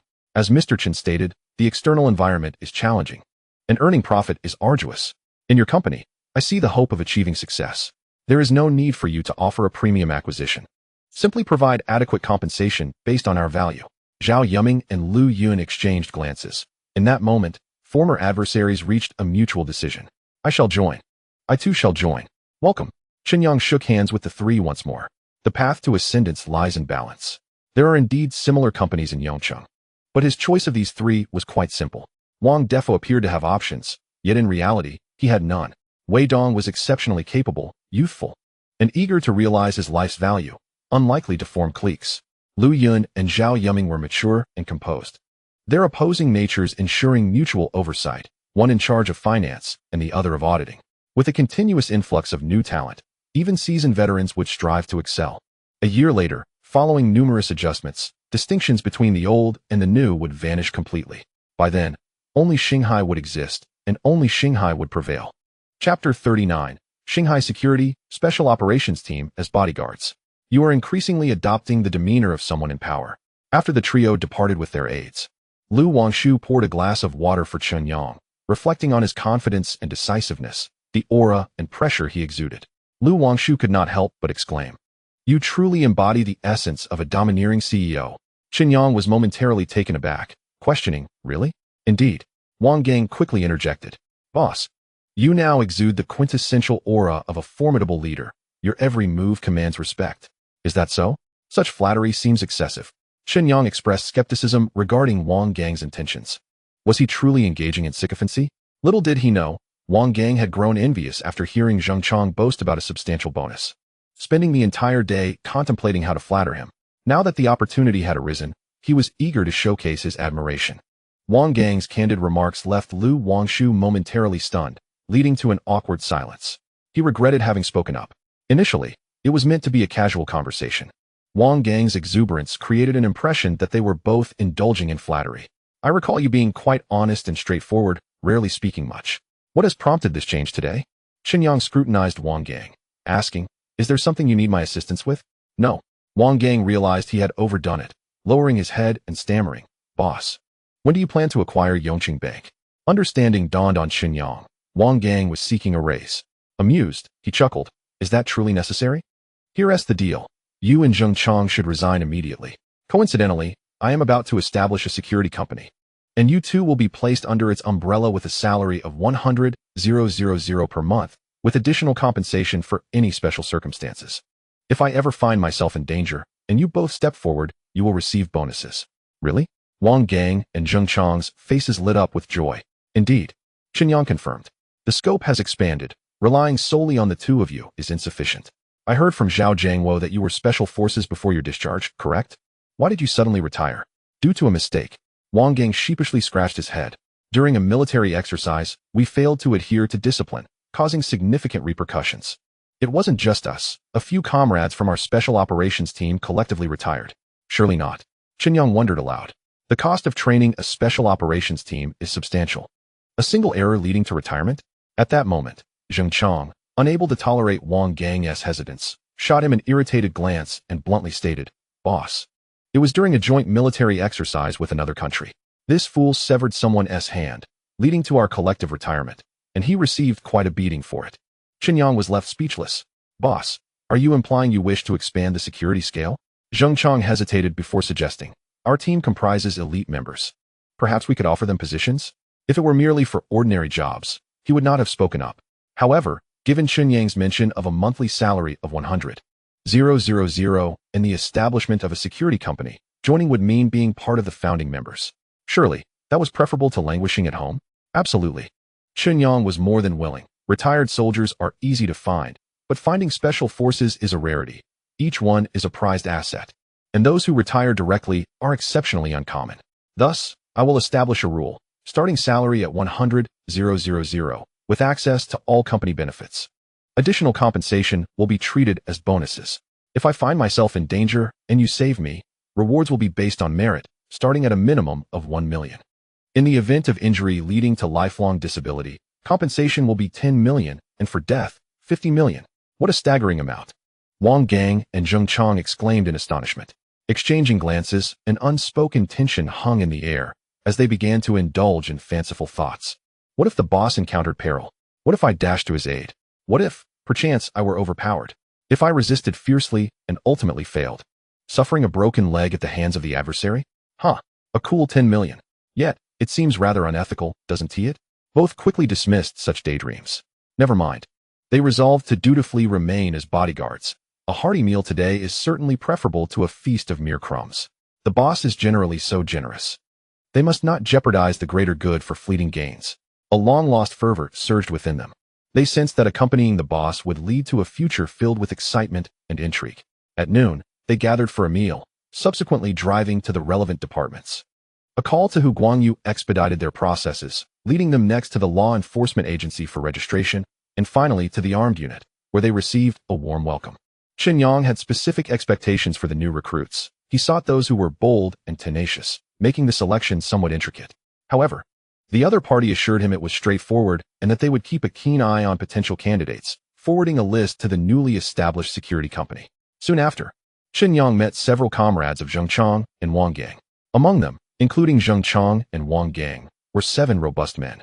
Even the leanest among them bore taut muscles.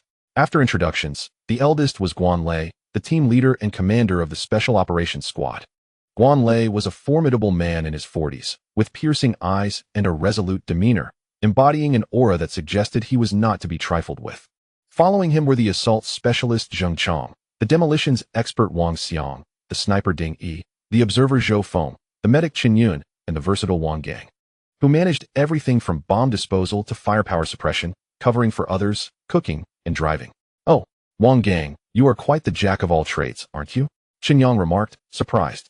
No wonder he drove with much more steadiness than Zheng Chong. It was his reliability that had led to his continued role as the driver. And it turned out he was quite the professional. Haha, Wang Gang scratched his head. At that moment, Zheng Chong rolled his eyes and interjected. "Whoever is weak does the work. Is that so?" "My apologies for the interruption," Chen Yang quickly replied, turning his attention back to the group, contemplating their roles. "Have the benefits and treatment been discussed?" he inquired. "Indeed," Guan Lei grinned, assuring him, Rest assured, should any trouble arise, we will certainly risk our lives to protect you. After all, the 7 of us combined are hardly worth 50 million. That is rather an exaggeration, Chen Yang countered, shaking his head. Every life is invaluable, unless absolutely necessary. Do not entertain such thoughts. With that, he designated Guan Lei, the eldest and most composed, to serve as the president of the security company, promising to elevate benefits over time if he performed well. Yes, boss. Guan Lei accepted the role without surprise. He had sustained injuries in his youth, and, being older, his combat effectiveness was diminished compared to the others. He was also more adept at leadership. However, as a bodyguard, possessing too much intellect could compromise the employer's safety. As for the 6 of you, after a brief consideration, Chen Yang continued, procure a vehicle. Something modest and inconspicuous would be best. Wang Gang will continue as my driver. Chen Yun will handle first aid and sit in the passenger seat, while Zheng Chang and Wang Xiang will form the main team. And Ding Yi and Zhou Feng will remain in the shadows, ready to counterattack at critical moments. Understood, boss. They nodded in agreement. Thus, Chen Yang finally felt a semblance of security. He instructed Ding Yi and Zhou Feng to acquire the vehicle while the rest returned with him to the Shanghai building. It was now 4 p.m. The owner of Congrue Pharmaceuticals, Sun Wei, had also arrived, but Chen Yang was surprised to find that Huang Ruiming, the owner of Ruiming New Energy, was absent. Where is he? Chen Yang inquired. Lu Wangshu returned the call and soon approached, looking somewhat exasperated. He reported that he had heard about the morning's events and that Ruiming New Energy had no intention of selling. Huang Ruiming was determined to pursue his dream and had declined the offer. Interesting, trying to drive up the price, are we? Chen Yang chuckled. He had meticulously selected these companies and was well aware of the reality. Ruiming New Energy was merely a second-tier player in the renewable energy sector, failing to break into the top 20 nationwide, with a market valuation of only around 100 billion. Recently, rumors circulated about the company's board frequently offloading stocks, and insiders knew it was Huang Ruiming himself doing so, as he recognized the challenges of competing with other firms. Unexpectedly, someone had approached him to buy, and now he was no longer in a hurry? In that case, I shall reach out to Changheng Technology. There are other players in the renewable energy field. I am eager to see how he reacts once we acquire Changheng Technology. Chapter 40. Like a defeated hound in the rainy night in the outskirts of Yongcheng. At the headquarters of Ruiming New Energy Group, Huang Ruiming sat at his desk, deeply engrossed in his work. Present in the office were a few others, including Dai Wenbin, the son of Dai Xiangdong, chairman of Hanhai Energy, and Zhao Qiwenxing, the only son of Zhao Jiangshan, president of the Dongjiang Chamber of Commerce. Dai Wenbin and Zhao Qiwenxing lounged on the sofa, absorbed in their phones, occasionally exchanging knowing smiles. Suddenly, a knock at the door interrupted their concentration. Huang Ruiming frowned. Come in. The visitor, clad in a dark business suit, bore a composed demeanor, though his expression was grave, indicating displeasure. Upon entering, he stated in a low voice. President Huang, I've heard that President Chen from Shanghai is interested in investing in us. Investing? Huang Ruiming dismissed the notion nonchalantly. It is not an investment. It is a purchase. But I have also heard that you declined President Chen's offer. The visitor replied solemnly. Gu Xian Hong, mind your tone. Huang Ruiming replied coolly. You are merely a professional manager, not the owner of this company. Here, I make the decisions. Apologies. Gu Xian Hong's expression darkened. Since President Huang acknowledges my role as a professional manager, you should understand that as long as I remain in my position, I cannot neglect Ruiming. Yesterday, at the banquet, President Chen expressed interest in entering the renewable energy sector. He could be either a potential competitor or a partner. I believe you should meet him, both for personal and professional reasons. Moreover, since you have been quietly offloading stocks, why not sell outright and alleviate the ongoing unrest within the company? Enough of this nonsense. Huang Ruiming hurled a pen holder from his desk in anger. Do you not know that this company is named Ruiming, and I am Huang Ruiming? This is my company, and I will manage it as I see fit. You get out now. Get out. Gu Xian Hong was incredulous, pointing at himself. Do you understand what you are doing? I was invited by your father to serve as a professional manager when this company was still a factory.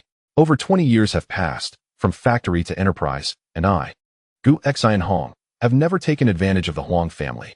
Were it not for your father's dying wish to entrust you and the company to me, do you think I would remain here? Do you know what my departure would signify? This company may be named Ruiming, and you may indeed bear the same name. But you were named after the company because your father intended you to be its heir. Is this how you repay him? Huang Ruiming, you scoundrel. Leave. Get out immediately. Security. Security. Huang Ruiming roared, nearly beside himself with rage. Soon, security arrived and escorted the dazed Gu Xian Hong out. He never imagined that after 2 decades of service to the Huang family, he would find himself dismissed in such a manner, like a defeated hound in a rainy night. He was unceremoniously cast out. Outside the chairman's office, secretaries, assistants, managers, supervisors from various departments, and even some employees stood silently, none daring to speak. They merely watched, each heart heavy and disheartened. Even those executives who had long coveted Gu Xianhong's position now wore altered expressions, contemplating the implications. Inside the office, after smashing several items in a fit of rage, Huang Ruiming finally fell silent. Dai Wenbin and Zhao Chuanxing exchanged a glance, both reacting in starkly different ways. Brother Huang, I shall take my leave first. Let's resume our game once your temper has cooled, Zhao Chuanxing said, sensing the tension and hastily excusing himself. In contrast, Dai Wenbin stepped forward and patted Huang Ruiming on the shoulder, saying, "Do not be upset. It serves no purpose. What foolishness is this with a manager? They are merely our pets. If they misbehave, we can simply replace them." Huang Ruiming sighed, his expression a mix of emotions. He used to be quite good. I never imagined he would turn out like this. Dai Wenbin smirked internally, casting a glance at a magazine on the desk, where some white powder peeked out. Has he changed? Have you considered that perhaps it is you who has changed? Have you matured and seek to seize power? Seizing power is splendid. With it, you could sell shares at will, unimpeded by anyone. With this thought, Dai Wenbin feigned concern and remarked, "If I may say, your family is simply too kind-hearted, too benevolent. You cannot allow a pet to become too familiar. Once they do, they take advantage of you and become sentimental when you wish to part ways. Professional managers are plentiful. Your leniency towards Gu Xinhong has allowed him to become this way." Huang Ruiming sighed once more. Yet he knew Dai Wenbin spoke the truth. His departure would not bode well, for he had become the face of the company over the years, and his exit would likely lead to a plummet in stock prices. "What nonsense!" Dai Wenbin exclaimed. "Isn't the stock price merely a tool for harvesting profits? It fluctuates daily. Isn't that entirely normal?" "That may be true, but my stocks are losing value," Huang Ruiming lamented. "Listen," Dai Wenbin pondered for a moment. "My father has long been interested in entering the new energy sector, but has yet to commit. I can persuade him for you. When you sell a portion of your shares, with my family's Hanhai Group investing, the stock price is bound to soar. Is that true?" Huang Ruiming's eyes lit up. "Indeed," Dai Wenbin boasted. "As brothers, would I deceive you? Let us act swiftly. While the news of Gu Xinhong's departure has yet to circulate, I will speak to my father. He will certainly purchase your stocks at the current market price, without any discount. Good brother, you truly are a spendthrift." Huang Ruiming laughed heartily. You are one too." Dai Wenbin, adjusting his glasses, replied with a smile. The two burst into laughter. Meanwhile, at the Shanghai headquarters, Chen Yang warmly shook hands with Sun Wei, the CEO of Congrue Pharmaceuticals, before they took a seat to discuss the acquisition of Congrue Pharmaceuticals Biopharmaceutical Research Institute located in Yongqing. Both were straightforward in their negotiations. Chen Yang made a sincere offer, while Congrue Pharmaceuticals was eager to transition into foreign drug agency work, keen to shed the burden of the research institute. They swiftly reached an agreement at a price of 15.5 billion. Prepared for the transaction, Congrue Pharmaceuticals brought along their legal team, and Chen Yang called in Wang Defa. After discussions, they drafted a contract. Following the signing, Sun Wei left with a beaming smile. Simultaneously, Zhang Xiaohang, the chairman of Chongqing Technology, arrived at the Longyan International Hotel at Longyan Commercial Plaza with several associates. As a business magnate ranked among the top 100 on the wealthy list, he held significant influence in Dongjiang and even nationally. Unlike the previous parties, he was ready to proceed with the acquisition. Chongqing Holdings encompassed not only Chongqing Technology but also numerous other industries, including new energy electric vehicles, solidifying its status as a trillion-yuan enterprise. For someone of his caliber, Chen Yang needed to tread carefully. As evening fell, he extended an invitation to dinner. "Mr. Chen, you are indeed a promising young talent." Zhang Xiaohang greeted Chen Yang with a broad smile. "Mr. Zhang, a distinguished figure among the wealthiest, I have long heard of your reputation," Chen Yang replied with a smile. "Oh, that wealth ranking is merely a fabrication. There are many in Dongjiang who surpass me. If the list were accurate, I wouldn't even make it into the top 500, Zhang Xiaohang waved dismissively. As they settled in and dishes were served, after several rounds of drinks, Zhang Xiaohang took the initiative to speak. "I have heard that you wish to enter the new energy sector, yet you initially reached out to Ruiming New Energy. Why did you not pursue a deeper collaboration?" "It was nothing," Chen Yang replied bluntly, not allowing this old fox to meander around the topic. "They declined to meet, evidently aiming to inflate their price. However, new energy is the trend, and there are plenty of others in this field. I have no need to fixate on them. Zhang Xiaohong's face stiffened, and those accompanying him appeared bewildered. Wasn't the acquisition of such high-tech enterprises contingent upon possessing technology? How could a deal collapse over pricing? Staring at Chen Yang, Zhang Xiaohong asked, "Isn't your intention to acquire a new energy enterprise for its technology?" "I possess the technology," Chen Yang smiled, raising his glass. "As for where the technology originates, Mr. Zhang need not inquire. I acquire a new energy company for convenience, to avoid starting from scratch, which would be an utter waste of time. Therefore, the so-called technological value holds no significance for me." Zhang Xiaohong was rendered speechless. He indeed wished to sell Changheng Technology. Although Changheng Holdings had a new energy electric vehicle company, Changheng Technology had not performed well despite significant investment, lacking both technology and talent, and had not made any progress in research and development, even resorting to purchasing batteries from others for their electric vehicles. Users were vocal in their discontent. Moreover, it was a complex issue. Such enterprises could not be solely controlled by one individual. The internal shareholding structure was chaotic, and as the chairman of Changheng Holdings, Zhang Xiaohong only held 21 of the shares, with the remainder dispersed among various shareholders and capital investors. Dissatisfied with the ongoing losses and seeing no hope, shareholders were eager to sell, even at a lower price. Initially, Zhang Xiaohong had intended to take advantage of this inexperienced young man. Yet he was met with such a blunt response. What to do? Not selling was not an option. After contemplating for a long while, Zhang Xiaohong finally gritted his teeth and said, "Mr. Chen, I won't beat around the bush any longer. Since you understand our position so well, I propose 13 billion. And Changheng Technology is yours." "That is far too low." Chen Yang shook his head. Zhang Xiaohong, puzzled by this response, wondered why Chen Yang deemed it too cheap while also rejecting the offer. "I seek absolute control. I will offer 15 billion. Chen Yang stated calmly. "That is impossible." Zhang Xiaohong stood up, rejecting the proposal outright. "Changheng Technology is valued at around 18 billion. We have 20 of the shares on the market. Selling you 80 would not reflect the inflated market price. Mr. Chen, do you understand how much we would lose if we were forced to delist? It would require freezing the market and comprehensive compensation, meaning we would have to adhere to that 18 billion valuation, with 20 of the shares equating to 3.6 billion. But is your company truly worth 13 billion? Chen Yang countered. Zhang Xiaohong fell silent. To be frank, no one would buy their company if sold to an uninformed party. Competitors would not find it appealing either, placing them in an utterly awkward position. However, agreeing to the deal would mean they would need to cover the 3.6 billion, leaving only 11.4 billion after deducting from the 15 billion offer, which was significantly less than the 13 billion. The board would not accept that. Mr. Zhang, please consider it further, Chen Yang suggested, pulling out an A4 sheet and handing it to Lu Wangshu. Here is the ranking of the domestic battery industry. Changheng ranks only 15th. I would like you to contact the 3 companies above and the 3 below. Understood, boss. Lu Wangshu nodded in acceptance. Zhang Xiaohong's expression shifted. This young man was playing a ruthless game. He is still unaware of the several companies that share the same ranking, all of which lack core technology. If someone were to make an offer, they would likely sell without hesitation. Mr. Chen, please hold on. I need to make a call. Zhang Xiaohong stood up and walked away. Chen Yang raised his glass in a gesture towards the others, who promptly followed suit, raising their glasses and smiling. Though their smiles appeared somewhat forced, they certainly wished to speak on behalf of their own company, but their status did not permit it. Merely being present at this meal was a testament to Chen Yang's leniency.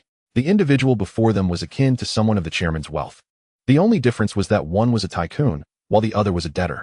Changheng Holdings boasted a market value in the hundreds of billions, with Zhang Xiaohong, who held a 21 stake, having a fortune exceeding 30 billion, placing him among the top 100 wealthiest individuals. In contrast, Chen Yang, while undeniably destined for greatness and unlikely to face financial struggles, would certainly never grace the list of the wealthy. He might, however, find himself on the list of those in debt, as few could claim to owe over 300 billion. 20 minutes later, Zhang Xiaohong returned, rubbing his fatigued forehead. "It's settled. We will go with your offer, Mr. Chen, but with one condition. Apart from the executives, there must be no large-scale layoffs in the short term. We, too, are a company that was nurtured by Yongchang, and we must provide an explanation to the higher-ups."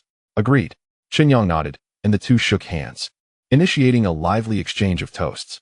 Involving a transaction worth billions, the contract was intricate, taking 3 days to finalize, a result of both parties deliberately overlooking certain aspects. Finally, after 3 days, the contract was complete. Zhang Xiaohong made a special trip to formally sign it, after which all that remained was to await Changheng Technology's delisting. Chen Yang had already paid an advance deposit of 8 billion. Thus, the preliminary work was concluded. The groundwork had been laid, and only the month-end settlement awaited. That day also witnessed a significant news event, causing considerable ripples in the renewable energy sector. Reports indicated that Changheng Technology announced a freeze on its stock market activities, proceeding with a full delisting and refunding all shareholders. This news created a sensation, capturing attention not only within the renewable energy industry, but across the stock market as well. Speculation arose as to whether Changheng Technology had achieved a significant breakthrough in battery technology, leading to its delisting in preparation for monopolizing the market. This conjecture incited widespread dissatisfaction, with many voicing their outrage online. Insiders in the industry held similar suspicions but remained composed, patiently awaiting the outcome. Soon, the truth emerged. Shanghai Group invested 15 billion to acquire Changheng Technology, rebranding it as Shanghai Energy Technology Company, officially entering the renewable energy sector. Changheng Holdings received 15 billion in cash flow, fully investing it in its electric vehicle enterprises, proclaiming a complete abandonment of its old burdens and a commitment to utilizing the finest supporting products in the industry to create the most formidable electric vehicles. Following the announcement, while Shanghai Group's name was not widely recognized, it gained trending status due to its biomedicine injections. The stock price of Changheng Holdings soared. This news was explosive, capturing the attention of all parties, especially since Chen Yang's creditors were closely monitoring him. Chapter 42. At all costs to protect Chen Yang, Gu Xinhong pays a visit. In just a few days, Chen Yang had expended over 200 billion of the 350 billion he held in the courtyard of the Hu family. Old master who sat beneath the grapevines, reflecting on past hardships, having experienced famine in his youth. He recalled a time when he was given 2 bowls of porridge to sustain himself and his brother. Decades later, the memory remained vivid. Indeed, Hu Guangyu exclaimed. His ability to spend money rivals his knack for borrowing it. 10 billion for a house, several small firms for a few billion, and over 15 billion invested in biomedical research. This time, he has truly outdone himself, directly pouring 150 billion. Altogether, he has spent more than 180 billion. I've heard he also invested over 30 billion in Weixian, completely transforming the entire Yueming Lake, expanding factories, constructing buildings, and collaborating with locals to pave roads, each expense substantial. Very astute. Old master who smiled slightly. 300 billion in anyone's pocket would attract attention. Spending it clears the slate, which is advantageous for him. But why is he in such a hurry? Hu Guangyu pondered. Any of these projects could save a considerable amount if approached gradually, at least 10 billion. Isn't that merely the cost of a single house for him? Old master who countered. Hu Guangyu felt a pang of realization. He hadn't anticipated that his grandfather would be such a formidable strategist, to befriend him at any cost. At that moment, old master who spoke with gravity. I have aged. Reaching this stage has been enough for me.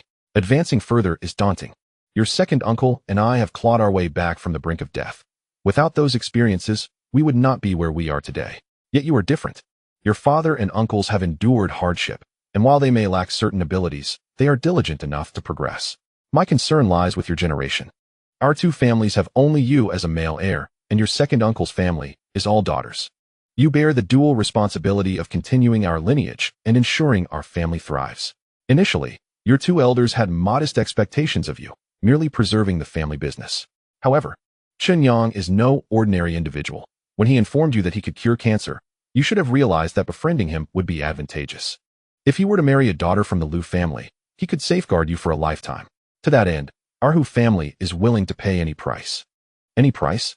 Hu Guangyu was taken aback. Indeed, old master who affirmed, if he were to unite with the Liu family, I would no longer need to protect him. However, until he steps into the Liu family, I will do everything in my power to shield him, even if it means retiring early. Hu Guangyu was struck. He had never expected his grandfather to hold Chen Yang in such high regard. Yet after careful thought, he felt it was indeed warranted. There was no other option. The debts were too substantial. Just the authorization for a cancer drug could, over years, multiply the Hu family's assets by tenfold. Did Chen Yang truly disregard these hundreds of billions, or did he harbor deeper intentions? Hu Guangyu found himself utterly perplexed by Chen Yang, having never managed to understand him. His actions were perpetually outrageous, yet reality continually affirmed that Chen Yang was right. Meanwhile, Lu Qiming listened to his secretary report on recent events. He recalled Chen Yang's infuriating demeanor, feeling both angered and amused. What a scoundrel! Talking to me about life philosophy while he is intent on wielding weapons? What madness! No matter how he operates, can a businessman truly surpass the might of a nation's arsenal? What do you think of this young man? Lu Qiming inquired. Secretary Zhang pondered for a moment before responding. He is inscrutable. His seemingly extravagant and absurd approach often leads to beneficial outcomes. He appears carefree, yet possesses significant acumen. While he spends money liberally, he seems to earn even faster. According to my information, the Dayang Xingjing estate has already begun to appreciate in value due to the sale of all 4 estates from a single banquet he hosted. If he chooses to sell, he could profit at least $1 billion. He sighed and added, "Please, don't press me for insights. I genuinely cannot comprehend him. This is something only you can discern. Would I be asking you if I understood?"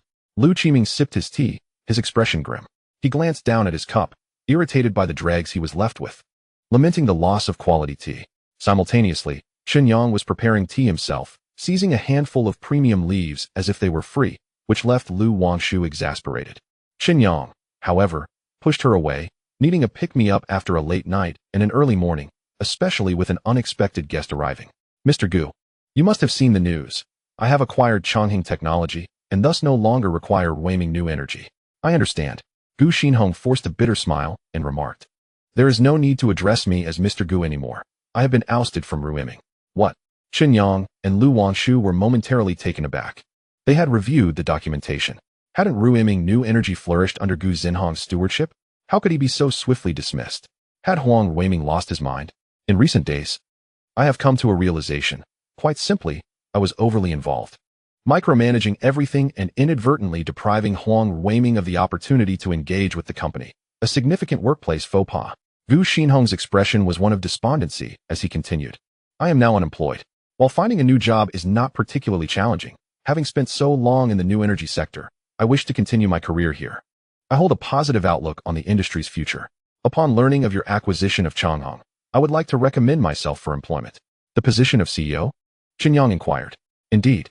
Gu Xinhong spoke with newfound confidence about his expertise, articulating a plethora of visionary ideas for the future. "Very well." Chen Yang contemplated whether to replace anyone following the change in leadership at Chongqing. However, he realized that suitable replacements were scarce, and headhunters would not be able to find candidates in a timely manner. Yet, failing to make changes could lead to factionalism, resulting in potential embarrassment down the line. Gu Xinhong's arrival was thus serendipitous. "Let us sign the contract, and you will assume the role of president of Xinghai Energy Technology Company." Chen Yang instructed Lu Wangshu to prepare the contract and motioned for Gu Xinhong to sit. "My singular requirement of you, especially in the short term, is to thoroughly reorganize Chang'an, ensuring that others are well aligned without large-scale layoffs." "Are you advocating for a dictatorship?" Gu Xinhong asked candidly. "Precisely." Chen Yang nodded, smiling. "I lack neither technology nor capital. I will provide new investment and cutting-edge battery technology. Our company has a bright future, but I do not wish for anyone to raise their voice at me. Do you understand?" "Understood." Gu Xinhong felt a twinge of embarrassment. This demand was rather minimal. After so many years in the industry, he had rarely encountered such audacity.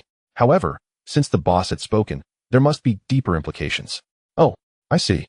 Gu Xinhong realized that those who dared to raise their voices to the boss could not possibly be employees. They must be competitors. The recollection of Huang Ruiming, who had ordered him to leave, struck him. In that moment, clarity dawned upon him. His gaze sharpened. The boss intends for all competitors to kneel and address him. The dictatorship is not merely over the company, but over the entire industry. The boss aims to undermine everyone's livelihoods. Very well. As long as the technology meets the standards, what harm is there in playing the villain once? Chapter 43. Hierarchical and Salary Structures. Corporate Integration. A week had passed. On this particular morning, the inaugural internal meeting at the Shanghai headquarters was convened. Representatives from the Legal Department, Audit Office, Finance Department, Human Resources Department, Shanghai Beverage Company, Shanghai Energy Technology Company, and Shanghai Biomedical Research Institute were all in attendance.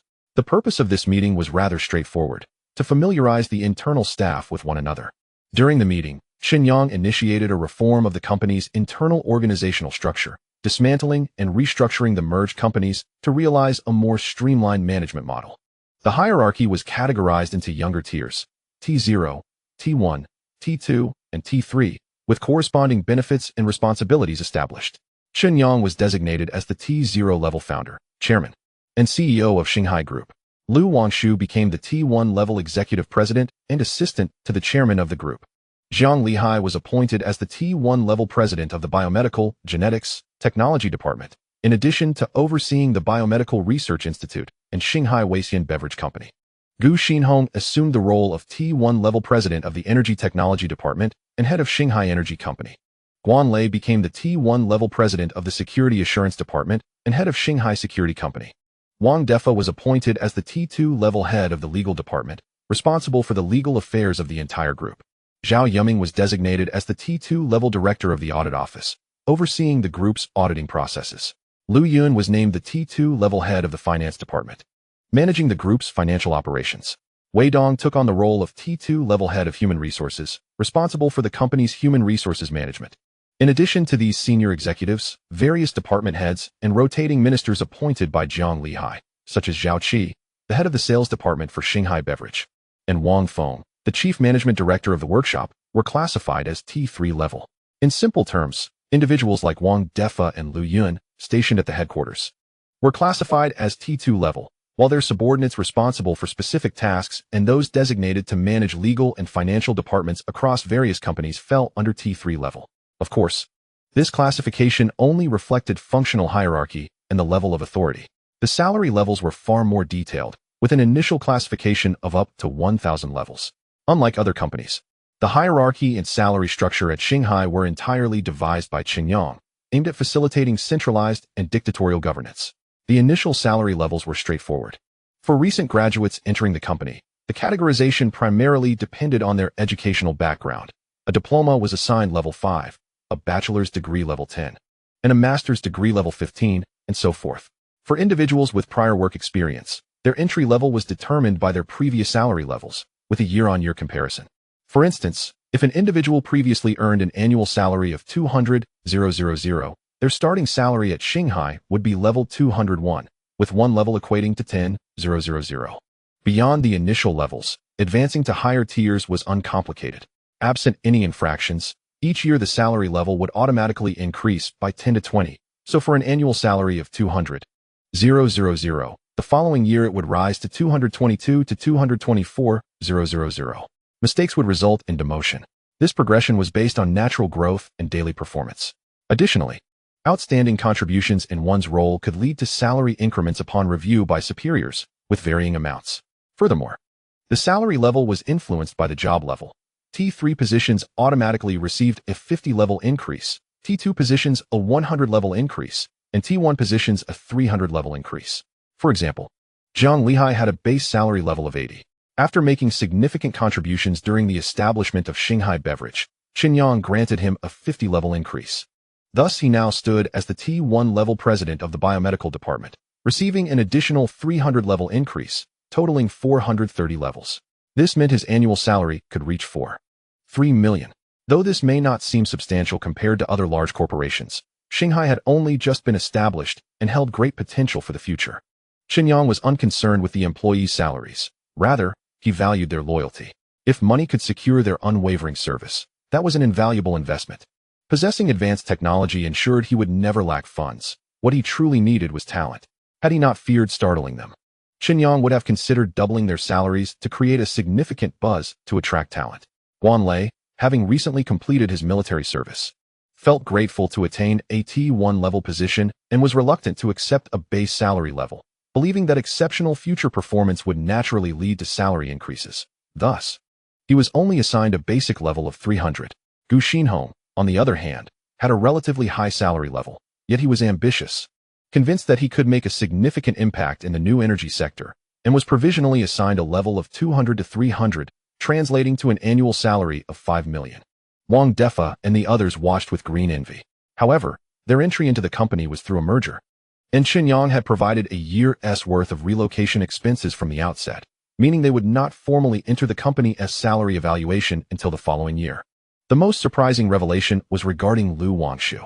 While the elite circles were aware of Lu Wangshu's identity, the others were less informed. Wang Yaozu and his associates only learned of it through Hu Guanyu. They were utterly astonished that the boss's assistant could be directly promoted to executive president of the headquarters and had made significant contributions. Chen Yang directly assigned Lu Wangshu a base level of 30, which corresponded to her salary at Yongqing Bank, since she was classified as a T1 level. An additional 300 was added, and Chen Yang further increased her rank by 150 under the pretext of her contributions. 4,800,000. Lu Wangshu was taken aback. She contemplated refusing, but Chen Yang's words silenced her. Think about how busy you typically are, and consider how much assistance you provided me during your time at Yongqing Bank. Chen Yang, with a teasing smile, alluded to the matter of the 80 million. Lu Wangshu's expression darkened. Why bring up that incident? Reflecting on it now seemed utterly absurd. How could there be 8 different numbers across 2 accounts, all inputted incorrectly? It was simply outrageous. During the meeting, after Chen Yang adjusted the positions of the attendees and confirmed their ranks and salaries, he began assigning tasks. He articulated his general plans and then left the departments to handle their respective affairs autonomously. For him, it sufficed to steer the ship. As long as the overall direction was sound, he would not delve into minutiae, for excessive oversight would only lead to more errors. Professional matters were best left to the experts. After a week of adjustments, Shanghai Group had been thoroughly established and integrated. Chen Yang could finally breathe a sigh of relief. All he needed to do was provide guidance and ensure the technical aspects were executed well, without needing to worry excessively about subsequent details. After the meeting, Chen Yang departed with Lu Wangshu and their bodyguard. As they exited the elevator, he reveled in the chorus of greetings from the board members. He smiled and exchanged pleasantries with passing employees before they soon drove away. The previously desolate headquarters of the group had undergone significant renovations in just a week and was now bustling with activity. Several companies had merged into Shanghai, and everyone sensed a chance for advancement, particularly since the headquarters was still not fully operational. Some departments were short-staffed, and others had yet to be established. This was an opportunity. Everyone was striving to showcase their capabilities. Once Chen Yang left, notifications regarding the adjustments to company ranks and salaries were sent via email to every employee's phone. The company erupted in fervent discussions and cheers. In a time of economic downturn, not only was there no threat of layoffs, but salaries were also increasing. Who would not feel grateful to Chen Yang? Boss, are we heading home? Wang Gang inquired. No, we're going to Longan International. There is something to attend to. Chapter 44. I've made my feelings clear, yet you remain unsettled? Understood, boss. Wang Gang nodded and continued driving, while Chen Yan sat in the passenger seat engrossed in a medical book, and the car fell silent once more. Why did you give me so much money? Lu Wangshu suddenly asked, her confusion evident. How much? Chen Yang did not lift his head, focused on the messages on his phone, rapidly typing a response. Just a few million in annual salary. Your father could easily arrange a job for you. And don't think it's merely out of consideration for your father. When we met, I didn't even know him. Upon hearing this, Lu Wangshu's expression softened. She had been worried about this very reason. Chen Yang continued. I'm not joking. That 80 million was crucial for me. I had considered compensating you from the start. Moreover, your assistance over the past month has been invaluable. Don't underestimate the so-called small tasks. Without you, I would have struggled with those seemingly trivial matters. That's the truth. Being a boss is simple. Steering the overall direction is sufficient. However, handling everything personally is not feasible. Each task possesses its unique complexities. Take Jiang Lihai. For instance, he can establish a large factory within 2 weeks after assigning tasks. If I were to undertake it, it might take me 2 months to accomplish the same. All right then. Lu Wangshu's lips curled into a slight smile. You've convinced me. Convinced you? Chen Yang was taken aback, glancing at the self-satisfied expression on Lu Wangshu's face. Finally realizing his misunderstanding. Haha, keep it up. I have faith in you, Chen Yang said while replying to messages. Now, you are not just an assistant. You are the executive president of the headquarters. Unless it's a major issue, I won't concern myself with the internal affairs of the headquarters. That responsibility falls on you. Let Wei Dong assist you in recruiting staff and assembling your secretary team. I've also mentioned that you will handle the evaluation of salary adjustments and contributions. You're now wielding considerable power, and there will be no shortage of tasks ahead. Is this truly what it means to wield power? Wang Gang, who had been eavesdropping, inquired curiously. You know nothing. Chen Yang retorted without looking up, jokingly adding. For a business, the essence of power lies in the distribution of wealth. Lu Yun may seem to control the finance department, but without my approval, would she dare to spend even a penny? Our Miss Lu possesses the true authority over wealth distribution. Many contributions can be made, but what constitutes a significant contribution? What is a minor one? What is not a contribution at all? It's all subjective. Mistakes too. Even if you've made a significant contribution. If I find your actions displeasing, I can assert that your decisions have adversely affected the company, leading to no rewards and even penalties. It's quite easy to find a reason to dismiss you. Just wait and see. Some people are still unaware. In time, Several presidents and ministers will be addressing her as Sister Lu with deference. What are you saying? Lu Wangshu's cheeks flushed with embarrassment at Chen Yang's words. However, Wang Gang and Chen Yun were oblivious to the fact that the final evaluation required Chen Yang's signature. They took it at face value. Wang Gang declared on the spot, Sister Lu, please take care of your little brother from now on. Chen Yun paused his reading and turned to obediently greet. Hello, Sister Lu. You too. Lu Wangshu was utterly speechless. Soon, they arrived at Longan International Hotel. Chen Yang stepped out, dressed in casual attire rather than formal wear. He looked at Lu Wangshu and said, an old classmate is getting married today. I'm treating everyone to a meal in advance as a final farewell to my single life. Will you join? If not, I can have Wang Gang take you home first. Lu Wangshu pondered for a moment and shook her head. I'm not fond of such occasions. I want to go. All right, Wang Gang. Chen Yun, please see her off. Chen Yang waved his hand as he departed, and Wang Gang and Chen Yun nodded in response. Behind them, Zheng Chang arrived with Wang Xiang, following closely behind Chen Yang, while Ding Yi and Zhou Feng trailed discreetly. At the hotel entrance, Chen Yang spotted Gangzi. Full name Xiao Gang. He was an old classmate who shared a dormitory with Chen Yang, though today's wedding was for another friend from their shared dormitory. Chen Yang surveyed the scene with a sense of contentment. His predecessor had managed to maintain a semblance of dignity, not having to borrow money from their old classmates, likely to preserve what little pride he had left. Yangzi, Xiao Gang greeted with a broad smile, since resigning from his government position. He seemed to exude more joy. Perhaps this was the life he had always desired. Should I address you as President Chen now, or how should I refer to you? Xiao Gang chuckled. Cut it out. Chen Yang playfully punched him, saying, for today, let's keep it simple. You're still Gangzi, and I'm still Yangzi. Let us avoid discussing anything else. If there is something we can assist with, we will, but let us not flaunt it. Understood. Xiao Gang replied with a smile. If it were just the two of us from the dormitory, I'd have no choice but to boast to them. But since there are many people, let us keep a low profile. Exactly. Chen Yang waved his hand, as Zheng Chang and Wang Xiang melted into the crowd. Bodyguards? Xiao Gang inquired. Yes. Chen Yang nodded. Having set up a security company, if he needed assistance, he could directly request it. Not necessary. What danger could I possibly face? Xiao Gang declined. Just then, a call came through, and after answering, he smiled. Let us go. They're calling for us. Let us go join the festivities. The two entered the hotel and took the elevator to the private room. The room was quite spacious, comprising 3 interconnected areas, one for dining, another for singing, and the last for tea and games. Chen Yang was aware that such a comprehensive entertainment and dining suite would cost at least 8,000 for the night, excluding meals, which would only include some tea, snacks, and fruits. At that moment, Haozi was standing at the entrance, as it was indeed his wedding day. Chen Yang's dormitory life during university was harmonious, with everyone maintaining excellent relationships. Yang Zi, Chen Yang, Gang Zi, Xiao Gang, Hao Zi, Lu Hao, and Ran Zi, Li Ran, shared a room, all of similar age, each refusing to yield to the others.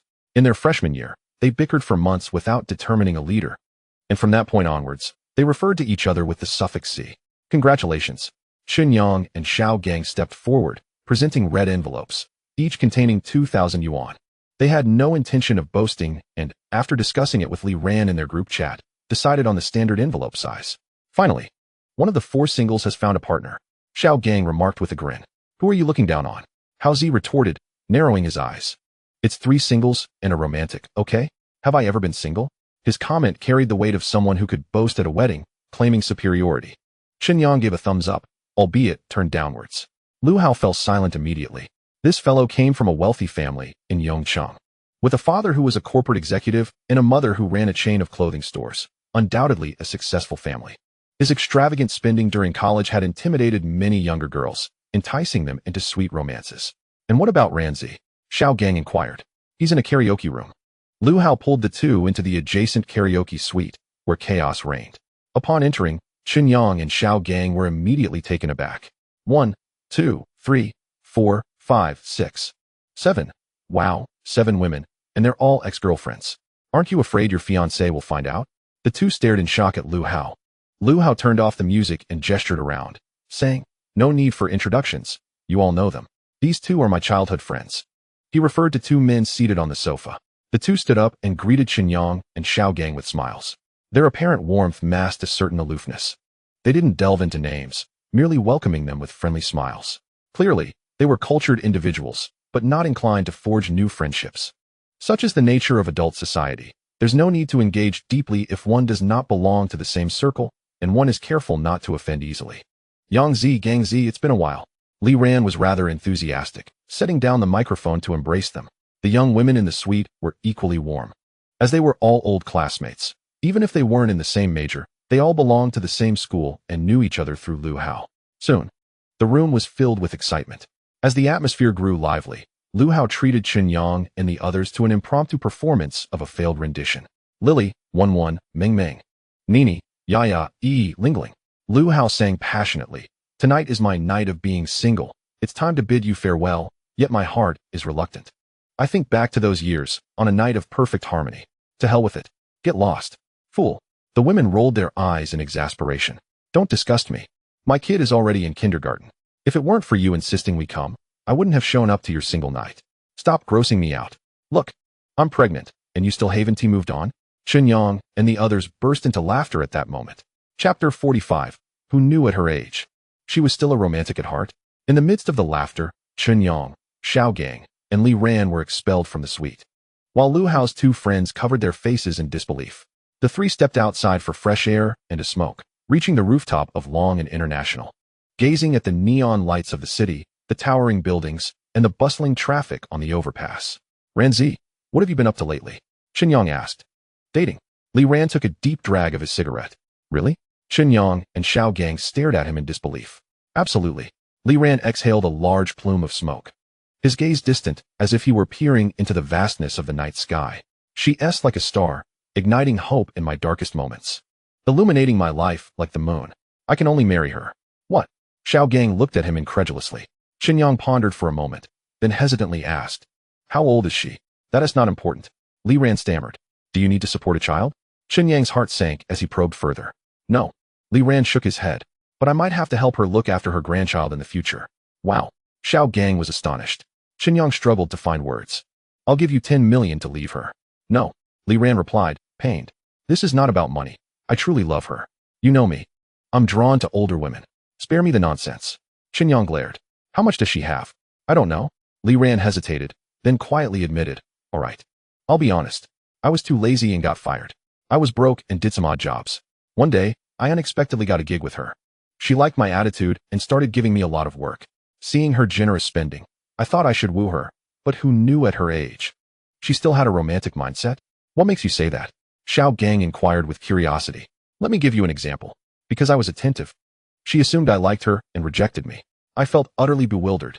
And then I stopped going, but suddenly one day, she asked if her straightforwardness had hurt my feelings. I couldn't cater to her whims. I ignored her.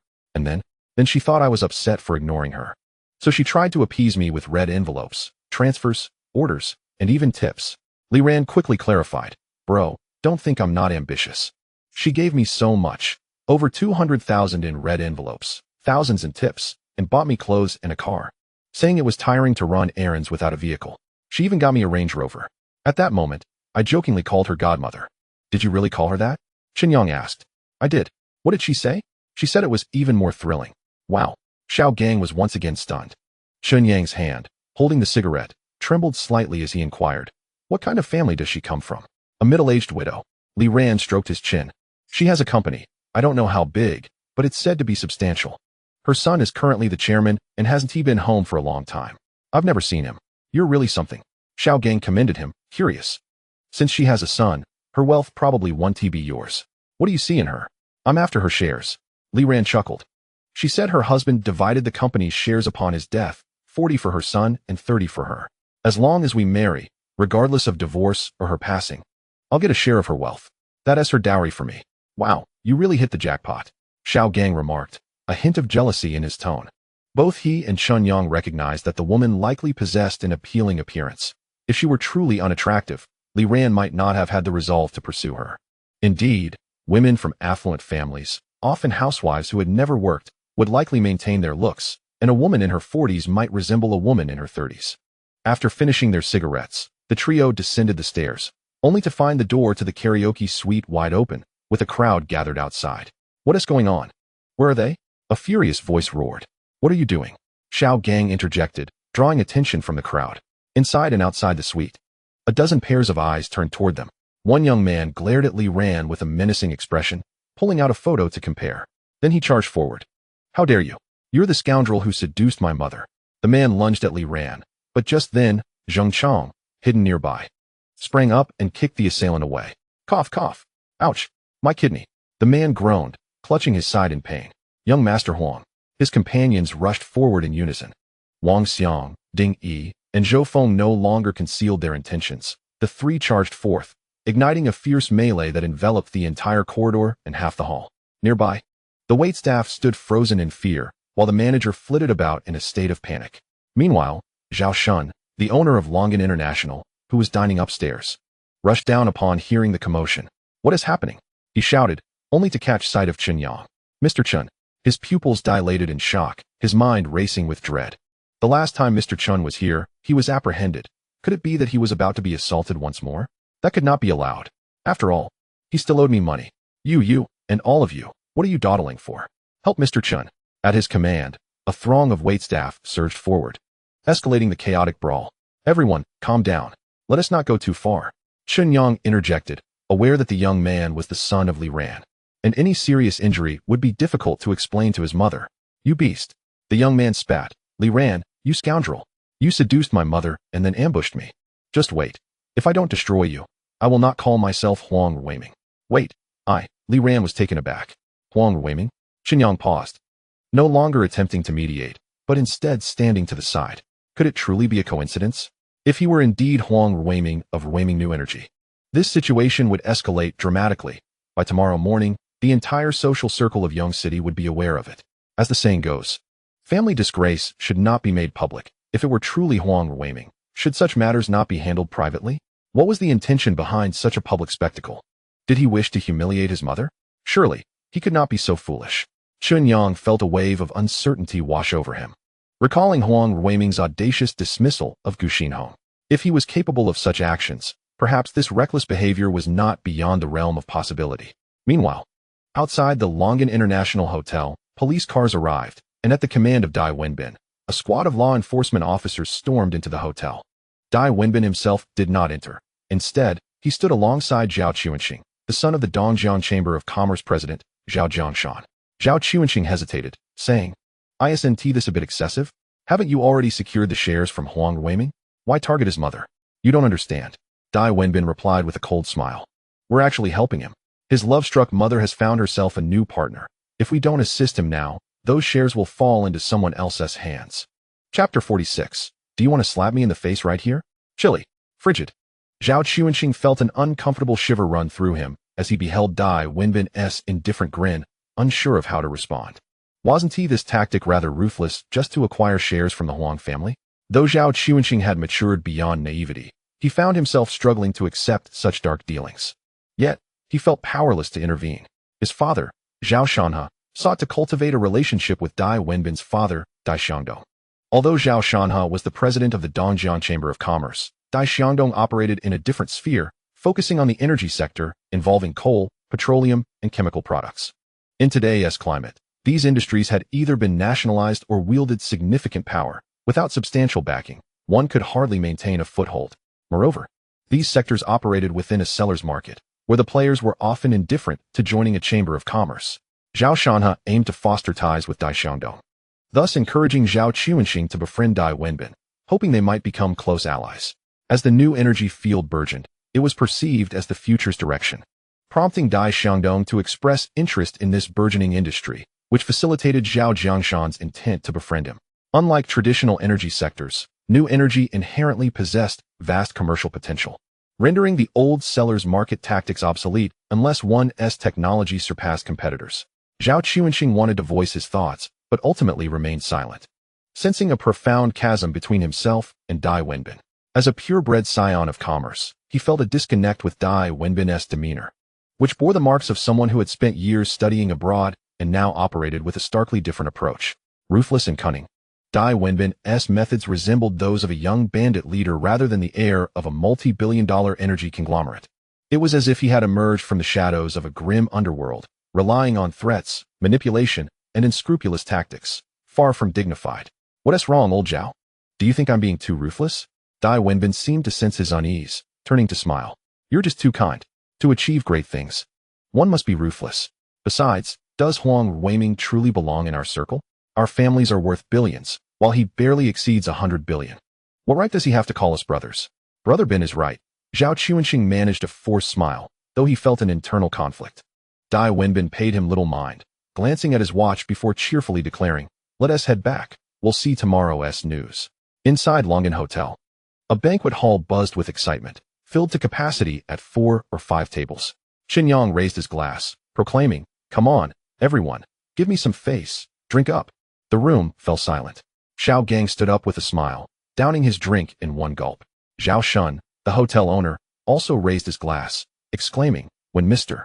Chen speaks, who in Dongjiang dares to refuse?" Hey, that's a stretch. There are plenty in Dongjiang who wouldn't give me face." Chen Yang quickly interjected, insisting that such bravado not be taken lightly. At the table, Li Ran raised his glass in bewilderment, while Lu Hao stared at Chen Yang, equally confused. Both were utterly unaware of the unfolding situation. Li Ran had only known that, upon descending the stairs, he had found his son leading a group to confront him, threatening Lu Hao and his friends, which had left the women in their booth aghast. Then, with Xiao Gang's commanding shout, chaos erupted as his son's entourage clashed with the newcomers. The ensuing melee, while seemingly perilous, was resolved swiftly with the assistance of several strangers. Huang Weiming and his associates barely managed to last a round before they were subdued. It was only later that they discovered these strangers were Chen Yang's bodyguards, and Zhao Shun had intervened for Chen Yang's sake. What was going on? Yangzi had become a boss. Not just any boss, but the chairman of Shanghai Group? Worth hundreds of billions? Was this a joke? Hadn't he been toiling to serve Huang Weiming's mother, only to find himself in a subordinate position? In stark contrast to Li Ran's shock, Lu Hao felt as though he were in a surreal dream. A perfectly ordinary night had almost ended in violence, and he had unwittingly witnessed a grand spectacle. However, when he learned Chen Yang was the recently ascended chairman of Xinghai Group, his astonishment deepened. How had this young man suddenly become so formidable in just 6 months? The two of them turned their gazes toward Xiao Gang, but he offered no explanations. Instead, he smirked and said, "I, too, am now a boss." Both were left in utter disbelief. How had they all transformed into more impressive versions of themselves in such a short time? Nearby, Lu Hao's 2 friends felt a wave of regret wash over them as they watched Chen Yang rise. Being locals and children of businessmen, they were well aware of Xinghai Group. However, they had not anticipated that this young man was its leader. What a miscalculation. Had they known, they would have been much warmer. Perhaps they could have exchanged contact information and boasted in the future. As for Huang Weiming, he sat dazed in his chair, supported by his bodyguards and those he had brought with him. His back throbbed painfully. In a matter of moments, he concocted various schemes for revenge. Yet upon learning of Chen Yang's identity, he felt an overwhelming sense of guilt, having acted rashly and rejected Shanghai's acquisition while dismissing Gu Xinhong. He regretted his decisions, but found them irretrievable. Upon learning of Gu Xinhong's employment at Shanghai, he felt an overwhelming sense of regret, but refrained from provoking Chen Yang. Though he was impulsive, prone to excitement, and somewhat thoughtless, he was not foolish. The rumors surrounding the Donyuan banquet still circulated, and Chen Yang's creditors were scattered throughout Yongqing. A future billionaire was not someone he could afford to antagonize. Thus, he resolved to dismiss any thoughts of Gu Xinhong, not anticipating their eventual encounter. What a remarkable coincidence it was that the grandson who had seduced his own mother was a friend of his. What could he do now? He had unwittingly incurred a beating. Could he leverage that to negotiate? As he collected his thoughts, Huang Ruiming grew increasingly rational, regretting his impulsive decision to come here in a fit of anger. Regardless, how could he explain this to his mother upon returning home? Would it not become the talk of the town by tomorrow? The more he contemplated, the more apprehensive he became. Sitting in his chair, he even hoped for a peaceful resolution to today's incident, wishing it would remain internal and not leak out. He was willing to suffer a loss to achieve that. While Huang Ruiming was lost in thought, a bodyguard nudged him. He was slow to react, but soon found himself face to face with Chen Yang, who wore a grim expression. "What is the matter? Many dare to disregard my authority in Dongjiang. But do you, Huang Ruiming, wish to humiliate me publicly?" The banquet hall fell silent. All eyes fixed on Huang Ruiming. "Don't hit me. I'll drink," he exclaimed, hastily downing his drink, though he choked and made a mess of himself. Yet his attitude was clear. "Very good." Chen Yang clapped him on the shoulder. "Now, tell me who sent you here. Are you really that foolish as to want your mother to become the laughingstock of the city?" "It was Dai Wenbin. He gave me a video." Huang Ruiming's expression shifted. and he sensed something was amiss. What the hell? His demeanor darkened swiftly. Is that so? Chen Yang set down his glass, lit a cigarette, and remarked. He has an interest in your mother? Monitoring her closely? Huang Ruiming's expression darkened further. Be smart, Chen Yang advised softly. For Li Ran's sake. I urge you to keep your distance from anyone with the surname Dai. Gu Xinhong has mentioned that their intentions may not be pure. I understand, Huang Ruiming replied quietly. Chen Yang nodded slightly, choosing not to elaborate further, as this matter was not his concern. His intervention was solely for the sake of Li Ran. He stood and surveyed the room, addressing everyone. Ladies and gentlemen, I kindly ask that today's events remain confidential. Let this matter end here. Let us eat and drink as planned. Today, I will treat you all, and I request your cooperation. Understood. Rest assured, Mr. Chen. Anyone who speaks out of turn will find themselves silenced. The crowd responded in unison. Chen Yang turned to Zhao Shun, who summoned the manager to relay a few instructions. Soon, waiters entered, pushing in carts laden with exquisite dishes, and the atmosphere began to lighten. Chen Yang beckoned Li Ran over. The issues between you two must be resolved. Whether you choose to reconcile and part ways or become a family, that is for you to discuss. Li Ran sat down, a bit anxious.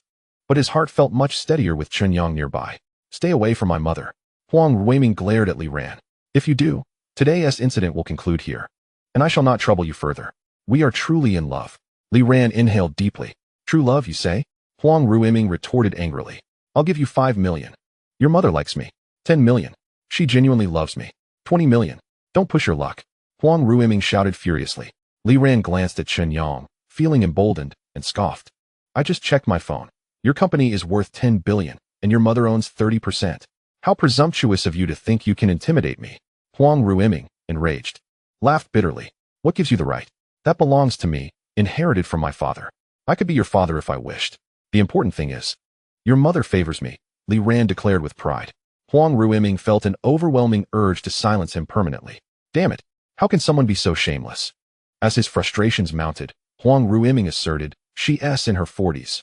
You're in your 20s. There's a 20-year gap. You two are incompatible. What incompatibility? Li Ran responded earnestly. You only think of yourself. Have you considered your mother? It has been years since your father passed. How long has it been since you last visited? Do you know how lonely and isolated she feels? Huang Ruiming was rendered speechless. Li Ran continued. To be honest, at first, it might have been about money, but later, I truly developed feelings for her. Your mother is my type, and we genuinely reciprocate each other's feelings. You need not worry that I am after your family's wealth. He gestured toward Chen Yang. My buddy here is the chairman of Shanghai Group. Do you think I lack money? He then pointed to himself. I can directly sign an agreement with you. If I abandon your mother, I will not take a single cent from your family. Huang Ruiming fell silent. After a long pause, he sighed helplessly and exclaimed bitterly, I will never call you father. Deal. Li Ran beamed with joy. Impressive. Chen Yang and the onlooking Xiao gang exchanged approving glances, both relieved to confirm that Li Ran genuinely had feelings for Huang Ruiming's mother. The atmosphere lightened considerably as conversations resumed, and the sounds of eating and drinking filled the air. However, just then, a loud crash echoed through the venue as the doors were kicked open. A group of law enforcement officers stormed in, their expressions serious, but upon witnessing the harmonious scene, they paused in confusion. What are you doing? Zhao Shun, unyielding, stood up angrily. Who are you here to arrest? Why did you kick down the door of our hotel? I will personally file a complaint regarding this matter, and I hope you can bear the consequences. The lead officer appeared taken aback. The other officers exchanged bewildered glances, looking to their leader for direction. After a moment of hesitation, the leader quickly approached to apologize and followed Zhao Shun out, leaving the scene. Witnessing this unfold, Huang Ruiming felt a surge of resentment toward Dai Wenbin. He resolved to be more astute in the future. Chen Yang remained unfazed, seemingly having anticipated this turn of events, as he continued to nibble on a chicken wing. Thank you. Huang Ruiming expressed his rare gratitude. For what, may I ask? The shares? Chen Yang inquired. Indeed. Huang Ruiming sighed ruefully. I should have realized it sooner. Initially, I thought Hanhai Energy wanted to invest in this industry, hoping to partner with established energy companies to secure funding for expansion. Little did I know their intentions were far more ruthless. They feigned brotherly bonds, all the while plotting to swallow us whole. Did you ever consider selling the company? Chen Yang asked, momentarily surprised. Wasn't it about offloading shares? Had it not been for your actions, I would not have contemplated acquiring you, Huang Ruiming lamented. I need money. Huang Ruiming sighed heavily. This company was left to me by my father. How could I ever sell it? I need funds to recruit top talent. both domestically and internationally. Our technology has always lagged behind, and the stock price continues to decline. It's a vicious cycle. You still speak of filial piety? Chen Yang remarked quizzically. Huang Ruiming stiffened, lowering his voice. I know you want to discuss Uncle Gu. I was not myself that day. After meeting Dai Wenbin last year, I became entangled with some unsavory elements and grew increasingly irritable. I regretted what I said back then, but Uncle Gu is also straightforward, and neither of us could back down. Unsavory elements? Chen Yang understood. Our company's bioenergy injection solution can effectively assist you in overcoming that addiction. While it may not lead to an immediate cessation, it can facilitate the process akin to quitting smoking. Whether you can truly let go depends on your own determination. Huang Ruiming was elated upon hearing this. However, a sudden thought darkened his expression. What is it? Chen Yang inquired, nibbling on chicken feet. I have sold 30 of my 40 shareholding to Hanhai Energy. Huang Ruiming's face turned grim. My mother holds 30, and with my remaining 10, I can no longer maintain control over the company. Apart from the 20 in the stock market, the remaining 10 is held by several directors and shareholders. If Dai Wenbin acquires their shares, their holdings will equal ours, and should they decide to buy stock at a high price, I could easily be ousted. That's not my concern. Chen Yang shrugged. I've invested in Chongqing now, so I'm no longer interested in Ruiming. Perhaps you should try negotiating with the other shareholders? With that, Chen Yang stood up and wiped his hands. That's it for today. I'm heading home. Staring blankly at Chen Yang's departing figure, Huang Ruiming felt a whirlwind of emotions. Envy mingled with admiration. This is the demeanor of a true magnate. Why can't my company achieve a technological breakthrough? Chapter 48. Who the hell spread the rumors? Upon exiting Long'an, a group followed Chen Yang, Gongzi, Ranzi, Haozi, along with 2 of Haozi's friends and a throng of ex-girlfriends. They arrived at a barbecue restaurant, ordering an array of grilled dishes and beer, reveling in the festivities. The women sipped juice, while the men indulged in beer. Although 2 women opted for alcohol as well, Chen Yang was not foolish enough to accommodate that. What would happen if they got drunk and leaned on him? If they were strangers, it would be one thing, but these were his roommate's exes. How embarrassing and bizarre that would be. Chen Yang certainly held no inclination for such predilections. As everyone drank and chatted, Lu Hao's 2 friends seized the opportunity to add Chen Yang on WeChat, both brimming with excitement, repeatedly apologizing and toasting, drinking as if their lives depended on it. Chen Yang, in turn, was magnanimous, choosing not to dwell on past trivialities. After all, while these 2 appeared indifferent internally, their outward enthusiasm was commendable, making them rather likable. Yangzi, how did you become so prosperous? Haozi lamented. I was preparing to get married and have you all call me boss. But now what? Is there no hope left? Why not call me that now? Get lost. Li Ran retorted jokingly. Even without Yangzi, there's me. What did I sell myself for? Just so you could call me boss? Now look. I've lost my health and my title. What a loss for me. You lost nothing. Xiao Gang interjected with jealousy. You did nothing and yet sprawled into a fortune of billions. Who else could do that? You're a real piece of work. Laughter erupted among the group. Meanwhile, at the adjacent table, Ding Yi, Chen Yun, Wang Xiang, and Zhou Feng were also enjoying skewers and beer. This scene left Zheng Chang and Wang Gang envious, as they had to drive and could not partake in the drinking. Time flowed swiftly, and by 2 in the morning, the gathering dispersed, with Chen Yang returning home. The following afternoon, Chen Yang awoke to find Lu Wangshu wearing an odd expression. What is the matter? Something on your mind? Chen Yang asked, turning on the television. The chef he had hired for the garden began bringing out dishes. I heard you were involved with Huang Weiming's mother. Do you have a penchant for married women? Do you prefer older women? You know, the entire social scene in Yongcheng is buzzing, labeling you a scoundrel. Chen Yang spewed his tea in shock. What the hell? Who the hell is spreading such rumors? His gaze darted toward Zheng Chang and the others, who hurriedly shook their heads. Zheng Chang spoke up. Boss, I inquired.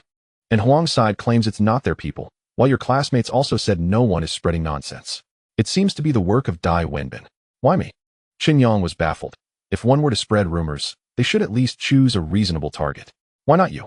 Lu Wangshu chuckled, covering her mouth. It's said that a small reporter caught wind of Huang Weiming attempting to catch someone in the act, only to see you exiting a hotel. Coupled with your previous acquisition of Weiming New Energy, it's rather obvious, isn't it? Your classmates lack notoriety. Naturally, they wouldn't suspect them, leading to the assumption that it must be you. What an injustice. Chen Yang was at a loss for words. Boss, you should see the news. This social media blogger claims your acquisition of Ruiming was merely to win over a beauty, Zheng Chang said, pulling out his phone. Is that really the case?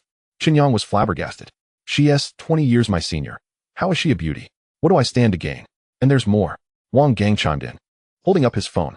Someone even captured Huang Weiming with a bruised face, suggesting he sought you out and was subsequently beaten by his stepfather. Unbelievable. Chen Yang was utterly astonished, feeling as though he was the target of an online assault. Simultaneously, as news spread throughout Yongcheng, various social circles erupted in a frenzy. All concerning Chen Yang, the newly minted super-rich, a sensational headline, a juicy piece of gossip. Discussions flared everywhere. It was said that Chairman Liu had spent the entire morning in meetings without a trace of good humor. The onlookers weren't limited to the inner circles. The gossip had gone viral, making its way to local news and short video platforms. At the Huang family residence, Huang Ruiming did not go to work that day. He spent the night brooding at home, unable to devise a solution to his predicament. With the news circulating, his mother stormed in wielding a stick. The Huang household descended into chaos, with Huang Ruiming pleading for mercy, dodging his mother's strikes, looking particularly pitiful with his bruised face. Caught in the act. I told you, you little brat, not to get caught in such a scandal.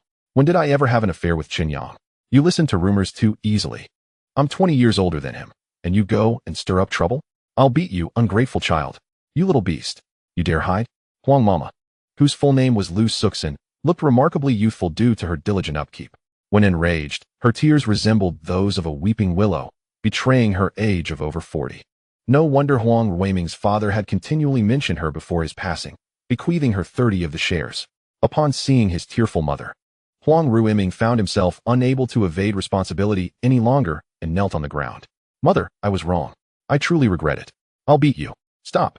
Just then, Li Ran entered, and upon witnessing the scene, he hurried to intervene. His arrival caused Lu Suxin's expression to change dramatically. What are you doing here? Lu Suxin shot him a glance. But Li Ran stepped forward. How can you strike your son? He groaned. You must consider his dignity. Damn it. Taking advantage of me. Huang Ruiming clenched his fists, feeling an unspoken anguish. You all?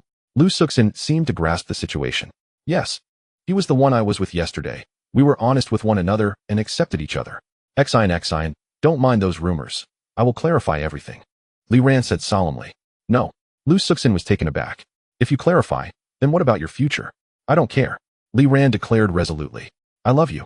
Being with you, nothing else matters. Ran, Xian, enough already. This is utterly disgusting. Huang Ruiming nearly retched at the sight. What are you staring at? Call me Dad. Lu Suxin glared at Huang Ruiming. Don't be like that. Li Ran intervened, stating firmly, one day, he will accept me.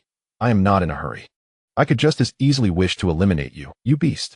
Huang Ruiming gritted his teeth. At that moment, Lu Suxin regained her composure. Casting a disapproving look at her disappointing son, she spoke in a low voice, There's one more thing you better explain to me. Why did you dismiss Uncle Gu? Huang Ruiming found himself at a loss for words. Forget it. Lu Suxin suddenly waved her hand, expressing her disappointment. I can no longer concern myself with you. You are grown and have your own opinions. However, Uncle Gu has rendered our family a great service. Regardless, you must seek his forgiveness. Otherwise, do not return. All right. I shall go at once.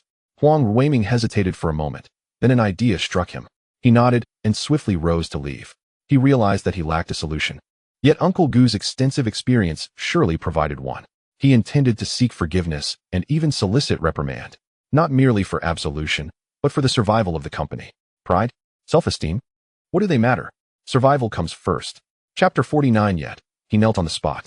When Huang Ruiming found Guxin home, the latter was inspecting the production facility of Yuan Changting Technology's new energy batteries in the suburbs. Transforming from the CEO of a 100 billion enterprise to that of nearly 200 billion, Guxin felt a complex mixture of emotions. Yet he was also riding the wave of success. Have the orders concluded?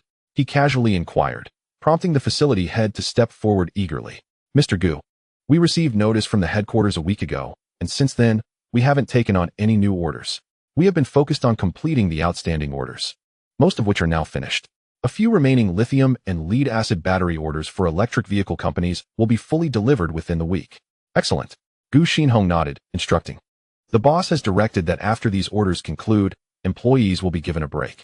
And the dormitories and infrastructure within the facility must be upgraded to meet the group's unified standards, including the cafeteria and employee welfare. Understood, Mr. Gu.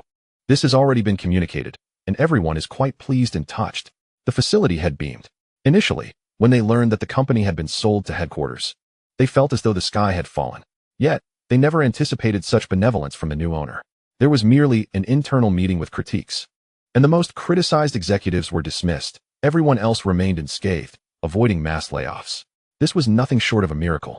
Since Gu Xinhong took over, several of the headquarters' decisions have been beneficial for the employees, instilling great hope for the future, particularly with the new salary structure that reassessed wages, resulting in nearly everyone's salary being raised by one level, an increase of 10,000 annually. Where could one find such good fortune? In these trying times, retaining one's job is already a significant achievement. Many expressed immense gratitude towards the headquarters and the new boss, often speaking highly of him in casual conversations. Mr. Gu, Huang Ruiming is here to see you. The secretary hurriedly approached. Do not let him in. Gu Xinhong's expression darkened, his displeasure evident. You came with him. Do you not understand our conflict? Tell him to leave. The secretary, at a loss for words, glanced around before leaning closer to Gu Xinhong, whispering. But he knelt right there. What? Gu Xinhong was taken aback. How could this be? Had that young man truly undergone a transformation? Torn between emotions. How could he not feel for Huang Ruiming, whom he had watched grow up, akin to a family member? Very well, I shall see him. Gu Xinhong sighed. Moments later, in the office, Huang Ruiming awaited. Upon seeing Gu Xinhong enter, he immediately knelt and exclaimed, Uncle. Gu Xinhong was startled and instinctively stepped back. What are you doing? I warn you, do not attempt anything foolish. I will not return. I am doing quite well now. President Chen trusts me greatly, and I have full authority to pursue my ambitions without restraint. Were you not always coveting Ruiming's power? If I am gone, you are the emperor of Ruiming. What is this all about? Huang Ruiming had not anticipated Gu Xinhong's resoluteness. However, he did not intend to invite Gu Xinhong back. That was unrealistic, as he was on the verge of losing everything. Uncle, I sold my shares in the company. Please help me. Huang Ruiming clung to Gu Xinhong's leg, refusing to let go. Gu Xinhong was taken aback, kicking him away in exasperation. Why would you do such a thing? Your father and I have faced numerous challenges, yet we never considered selling our shares. You have only held power for a few days, and you have already sold? Please, let me explain. Huang Ruiming recounted the events leading to this decision, awaiting Gu Xinhong's response. Gu Xinhong's expression shifted through various emotions. After a long silence, he sighed. I truly do not know what to say. There are better ways to acquire new technology. Merely throwing money at a problem does not guarantee a breakthrough. If it were that simple, entire industries would have been monopolized by capital long ago. Uncle, I was wrong. What should I do now? Huang Ruiming lamented. There is no solution. Gu Xinhong's expression was grim. Hanhai Group is a time-honored energy enterprise with unquantifiable assets. Last year's sales reached nearly $1 trillion, theoretically. If they went public, Hanhai Group would be valued at several trillion. Not to mention their assets. The Dai family's background is said to be unfathomable. How could they possibly relinquish the shares that have fallen into their hands? Is there truly no hope? Huang Ruiming was filled with regret. Gu Xinhong shook his head and sighed. Suddenly, a thought struck him, recalling what his boss, Chen Yang, had mentioned. Chen Yang had said the company possessed new technology capable of achieving rapid development, potentially dominating the current new energy battery industry. Even if this claim was somewhat exaggerated, the remaining truth was sufficient to propel Shanghai Energy into a leading position within the industry. This not only signified rapid growth for Shanghai, but also posed a significant crisis for many new energy enterprises. In such a predicament, not only the current Ruiming, but even Ruiming at its peak would be unable to withstand the pressure. I have a plan, but it depends on your determination. Gu Xinhong spoke solemnly. What plan? Huang Ruiming gazed at him eagerly. Sell your shares. Gu Xinhong stated decisively. The new energy sector is on the brink of a major reshuffle. Retaining your shares will only lead to losses. It would be wiser to sell them all and secure your profits. Huang Ruiming had indeed contemplated this, but the Hanhai personnel were unscrupulous, which frightened him. Selling to them would not only be humiliating, but could also result in substantial losses. Gu Xinhong evidently perceived his concerns and assured him, sell them to our boss. Chen Yang. Chen Yang? Huang Ruiming was taken aback. He stated that with Changhong, there would be no need for Ruiming. He may not need Ruiming, but he needs capital. He requires funds and loans. Gu Xinhong urged Huang Ruiming to rise. Come with me. The two took a vehicle into the city, swiftly arriving at the Xingai building in the Longan Commercial Center. Mr. Gu. Hello, Mr. Gu. The receptionists greeted them warmly. Gu Xinhong inquired, is the chairman present? Yes. He just arrived and should be in the top floor office. Good, please arrange a meeting. With that, they entered the exclusive elevator, quickly reaching the top floor. Chen Yang had already received the news and was reclining with his legs crossed, sipping cola while gazing at the expansive wall of the chairman's office. Gu Xinhong, upon entering. Couldn't help but feel a twitch at the corner of his mouth. Previously, he regarded Huang Weiming as absurd. Now he found the new boss even more so. Was the projection equipment for meetings being used to watch live streams of attractive women? Boss, have a seat. Chen Yang glanced at him and Huang Weiming, saying nothing further as he gestured towards the sofa. After they sat down, Chen Yang smiled. Mr. Gu, are you here to pitch Huang's case? Indeed. Present me with a compelling reason. Chen Yang spoke in a neutral tone. Chapter 50. Behind Hanhai Group, there are influential individuals. Gu Xinhong felt a jolt of apprehension, realizing that advocating for his former employer may have crossed a significant professional boundary. He hastily said, President Chen, to my knowledge, you are currently pursuing loans? Oh, what do you mean? Are you going to lend me money? Chen Yang's eyes brightened, captivated by Gu Xinhong's words. I don't have that much money. Gu Xinhong replied with a wry smile, pointing at Huang Weiming. He has it. He can lend. How much? Chen Yang looked at Huang Weiming, suddenly feeling that this guy was not so annoying after all. 3 billion. Huang Weiming quickly responded. So much. Chen Yang sat up, beginning to take the matter seriously. Not just that. Gu Xinhong interjected. He and his mother hold 40 of the shares, valued at 4 billion, totaling 7 billion. Chen Yang looked curiously at Huang Weiming, wondering if this kid was about to replace the Shun family as his largest private creditor. Uncle Gu, the shares haven't been sold, Huang Weiming said with a bitter smile. Sell them to the boss. Gu Xinhong pointed at Chen Yang, then lend the proceeds to the boss. Goodness. Chen Yang was taken aback by Gu Xinhong's bold move. Could it be done this way? Gu Xinhong turned to Chen Yang and explained, Boss, in the new energy sector, we are in control, and Weiming has no hope left. It would be better to sell outright, and since this kid lacks entrepreneurial ability, he can only invest. If we consider what investment is currently the most lucrative and stable, it must be your loans at a 24 annual interest rate. Given my relationship with you, I kindly ask that you grant him an opportunity. I can certainly do that. Chen Yang replied, looking at Huang Weiming. Huang Weiming gritted his teeth and said, I'll listen to Uncle Gu. I'll go back now and bring my mom over to sell. With that, he got up and left. After he departed, Chen Yang couldn't help but look at Gu Xinhong. Gu Xinhong smiled wryly. After all, we've been on good terms with the Huang family for decades. Please understand, boss. No worries. I should be thanking you. If this works out, I'll promote you. Chen Yang waved his hand dismissively. Gu Xinhong felt relieved upon hearing this and leaned closer, whispering, the Hanhai Group has powerful backing, but you have Chairman Liu behind you. Don't fear them. You can keep them in check. They will undoubtedly scour the stock market for shares to prepare for a takeover. I personally suggest you do the same. Drive up Weiming's stock price. In that case, if the Hanhai Group doesn't want to give up, they will have no choice but to purchase shares and stocks from you, allowing you to profit handsomely. What a handsome profit. Chen Yang immediately grasped the strategy, smiling contentedly.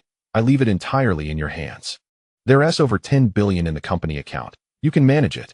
That's too much. It might scare them away, Gu Xinhong chuckled. He stood up and began contacting people. Half an hour later, a group of rather professional traders arrived at Shanghai Tower. Lu Wangshu had arranged a conference room for their temporary use. Gu Xinhong and the group of traders immediately began their work. At that moment, Huang Weiming and Lu Suxin also arrived, and Chen Yang was surprised to see Li Ran holding hands with Lu Suxin. Wow, impressive. Observing this scene, Chen Yang was utterly in awe, looking at Lu Suxin's appearance. It was evident that she possessed the youthful visage of someone in their 20s, but the maturity of someone in their 30s, undeniably a mature and alluring woman. It was clear that Li Ran had struck gold. The group first greeted Chen Yang, then Lu Suxin approached Gu Xinhong, and they conversed for quite a while, ultimately resulting in Lu Suxin nodding in agreement. The contract for the transfer of shares was straightforward. There was even no transfer of money. Lu Suxin simply drafted a debt acknowledgement, specifying a 24 annual interest rate, with a total debt of 7 billion. Huang Weiming watched eagerly, attempting to speak several times, but ultimately refraining. He desired the debt acknowledgement, but knew that he had fewer shares than his mother. And given that those present were closer to Li Ran and Lu Suxin, no one was paying attention to his thoughts. Stop staring. Lu Suxin rolled her eyes, looking helplessly at her son. I lack for nothing and don't spend much. Your stepfather and I are married now. In the future, the monthly interest will be 140 million. You take 100 million, and he takes 40 million. Whether you choose to invest or squander it is entirely up to you. Huang Weiming exhaled in relief. Although he was unhappy with Li Ran receiving 40 million, he was quite pleased about receiving 100 million monthly. I want to take any. Li Ran suddenly interjected, grinning. Having that much money is of no use to me. How about this? Yangzi, aren't you in need of funds? I'll lend it all to you. even the monthly interest. It can be done this way? Huang Ruiming's eyes lit up. Wasn't he foolish?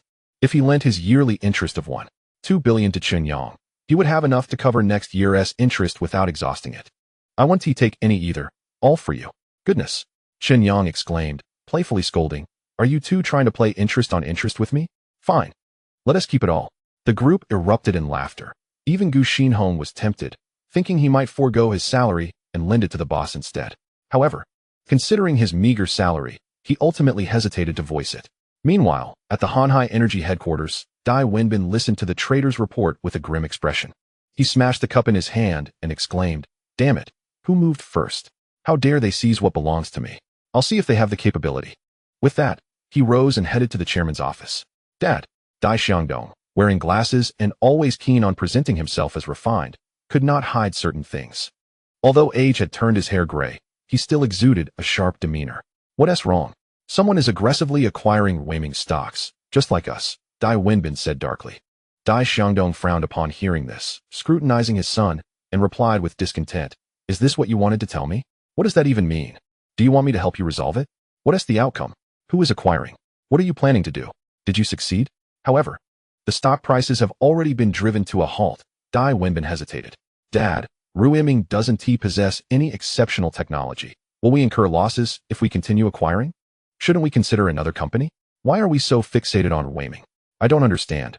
This isn't in our best interest. That is not for you to worry about. Dai Xiangdong spoke sternly. Understood, Dai Wenbin replied, his expression shifting slightly as he turned to leave. Once he was gone, Dai Xiangdong pondered for a moment, then suddenly pulled an old mobile phone from his drawer and dialed the only number in his contacts. Hello? This is Dai Xiangdong. What is the matter? The prey is in the trap. Good. I hope you won't disappoint me this time. I won't. After hanging up, Dai Xiangdong returned the phone to the drawer, rubbed his brow, and sighed deeply. Chapter 51. Long-term calculations. Delayed schemes for several consecutive days. Ruiming stock continuously hit its ceiling, shocking the entire financial sector. Days later, when the stock finally stabilized, news broke. Hanhai Energy Group announced its earlier acquisition of a 30% stake in Ruiming New Energy. And yesterday, after sweeping through the majority of stocks in the market, it obtained an additional 10 from several major shareholders within Ruiming, thereby completing its control of the company. Subsequently, an early morning board meeting was convened within Ruiming New Energy, where Huang Ruiming was dismissed from his position as chairman, with Dai Wenbin appointed as the new chairman. The news sent shockwaves through the young city circles and caused ripples throughout the entire new energy industry. What is happening? Earlier, Xingai Group acquired Changheng Technology, and now Hanhai Energy has taken over Ruiming New Energy. Is the new energy sector truly flourishing, or has there been a breakthrough in technology in Young City? The news spread widely and chaotically, with many opinions, but no one able to clarify the situation. However, early that morning, Chen Yang received an invitation. An invitation from the Beiyuan Hanhai Club at Daongshingjing. Chen Yang gazed with great interest at the invitation, noting that the scheduled time was noon. To quote Gu Xinhong, it seemed that Hanhai Group was poised to acquire shares. How could Chen Yang possibly refuse to attend? As noon approached, he walked to Beiyuan accompanied by Lu Wangshu, Gu Xinhong, and several bodyguards. Unlike Donyuan, Beiyuan, while equally luxurious and understated, had undergone extensive renovations, resembling more of a club or private venue. Guided by attendants, they were led into an upper room where, amidst hearty laughter, Dai Xiangdong arrived with his son Dai Wenbin and 2 assistants. Welcome, Mr. Chen. Indeed, a young talent. Seeing you here truly reminds me that our era has passed, Dai Xiangdong exclaimed with an air of generosity. Chen Yang chuckled and shook his hand. Once seated, Dai Xiangdong signaled for the dishes to be served. After several rounds of drinks, he remarked, Brother Chen, currently, half of Ruiming's shares are mine and half are yours. I hope we can delve into a deeper collaboration. Collaboration? Chen Yang inquired, taken aback. Are you not planning to purchase shares? Without technology, what would we do with shares? Dai Xiangdong replied with a smile. But Brother Chen must possess the technology, so shall we collaborate? The atmosphere shifted as the attendees sensed a change, particularly Gu Xinhong, who harbored a foreboding feeling. What do you mean? Chen Yang inquired with genuine curiosity, though he remained unperturbed. I'll offer 80 billion for half of Shanghai's shares. Dai Xiangdong gestured with his hand to indicate the amount, chuckling. Ruiming's shares will be directly transferred to you. Then Ruiming and Changheng can merge, and Hanhai and Shanghai can unite. Wouldn't that be a splendid affair? Indeed, a beautiful thought. Chen Yang laughed lightly. But how can you be so sure that Shanghai possesses new energy technology? I've conducted my research, my friend. Dai Xiangdong's expression darkened slightly. To reap rewards from fire, one must risk millions. I borrowed 80 million to establish Shanghai Drinks, based on bioenergy injections, and took on over 300 billion in loans for new energy ventures. Changheng alone invested 150 billion. Without technology, is that feasible? You mentioned I owe 35 billion. Chen Yang shrugged. Are you not afraid of losing 80 billion just for an echo? That would still be worthwhile. Dai Xiangdong replied with a grin. For a bioenergy injection. 80 billion for a buyout. I doubt anyone would refuse. It was evident. This was a plot. The price of 80 billion was calculated to ensure that if Chen Yang accepted, with new technology, he would inevitably generate profits for them. Without it, they would use 40 billion to help Chen Yang repay his debts, subsequently ousting him and acquiring the special strain. What a clever scheme. But what were they relying on? If they were to reject, what consequences would ensue? Why had they purchased over half of Weiming's shares? Confused, Chen Yang looked at Dai Xiangdong, who did not conceal his intentions and replied nonchalantly. We have been monitoring you since your rise. The business world is not as simple as you think. We are aware of your identity and connections. When we discovered Li Rant's relation to Huang Weiming's mother, and when you expressed your intention to enter the new energy sector at the Dongyuan banquet, we devised a plan. Initially, we intended to acquire Weiming's shares and then collaborate with you, but we soon realized your independence. You would rather accrue debt at high interest than share your stakes. This only indicates your possession of remarkable technology. To be frank, your smooth acquisition of Changheng was facilitated by our introductions to its shareholders. Dongyuan 1 billion, Changheng 150 billion. Weixian Investment 30 billion, a biomedical research institute 155 billion, and a headquarters building 14 billion, alongside several other investments totaling 50 million. In a short span, you expended over 220 billion. How much do you have left of the 350 billion? 130 billion, Chen Yang replied. However, now with Weiming's shares, that's another 70 billion, leaving me with only 60 billion. Dai Xiangdong took a sip of water, smiling lightly. Little friend, if the bank discovers issues with your company and terminates the loan early, how will you respond? If your creditors come calling, what will you do? A sense of heaviness enveloped the room. Dai Xiangdong had struck at Chen Yang's very core. If Shanghai Drinks, the foundation of his enterprise, were to falter, the flourishing Shanghai group would swiftly collapse. Is this your method? Chen Yang scoffed, rising. I can sell Weiming's shares. Even if they don't sell, what of it? The Huang family is not in need of money. I haven't spent a dime of the 70 billion, merely signed a promissory note. The bank is only owed 200 billion. What's stopping me from borrowing more? Dai Xiangdong remained unfazed, smiling. Can you really borrow? Since I am here, arrangements have already been made. Remember your dealings with Changheng? Now I have authority over Weiming. What if I choose to delist now? As a shareholder, you would have to repurchase stocks alongside me. It wouldn't cost much more than 10 billion. Shall we wait and see? Chen Yang dabbed his mouth with a napkin, smiling. Thank you for the hospitality. With that, he stood and departed. On the way back, the atmosphere was somber. Observing Chen Yang's nonchalant demeanor, Lu Wangshu couldn't resist asking, aren't you worried? Worried about what? Chen Yang chuckled. Worried about the bank's demands? It matters not. You must understand. I possess nothing. Only a mountain of debt. The group was taken aback. Chen Yang extended his arms, nonchalantly declaring, the ones who should be anxious are the creditors. If I collapse, I might end up in prison. But they will be the ones lamenting. Goodness. The group was astonished. At that moment, Chen Yang turned to Lu Wangshu, saying, if we are to apply pressure on the bank, the source of the issue must lie above. It is time for your father to step in. Lu Wangshu rolled her eyes, but obediently took out her phone to gather information. Chen Yang then looked at Gu Xinhong, instructing, since we have rejected Dai Xiangdong, negative news will inevitably arise. Please inquire across various circles. Certainly, boss. Gu Xinhong, initially regretting involving Chen Yang in Huang Weiming's affairs, now realized his concerns were misplaced. To such powerful figures, he was merely a pawn. Perhaps even if he sought refuge with Chen Yang after his downfall, it had all been part of their calculations. Feeling powerless, Gu Xinhong shook his head helplessly. Entering Dongyuan, Chen Yang remained unperturbed, even slightly amused. Dai Xiangdong and his associates had no comprehension of what it meant to strike from a higher dimension. Chen Yang had long proclaimed he could never lose. Under the weight of superior technology, any resistance was but a farce. In this grand narrative of a dominant protagonist, would he allow himself to be bullied? Dai Xiangdong had crafted an intricate plan, but what of it?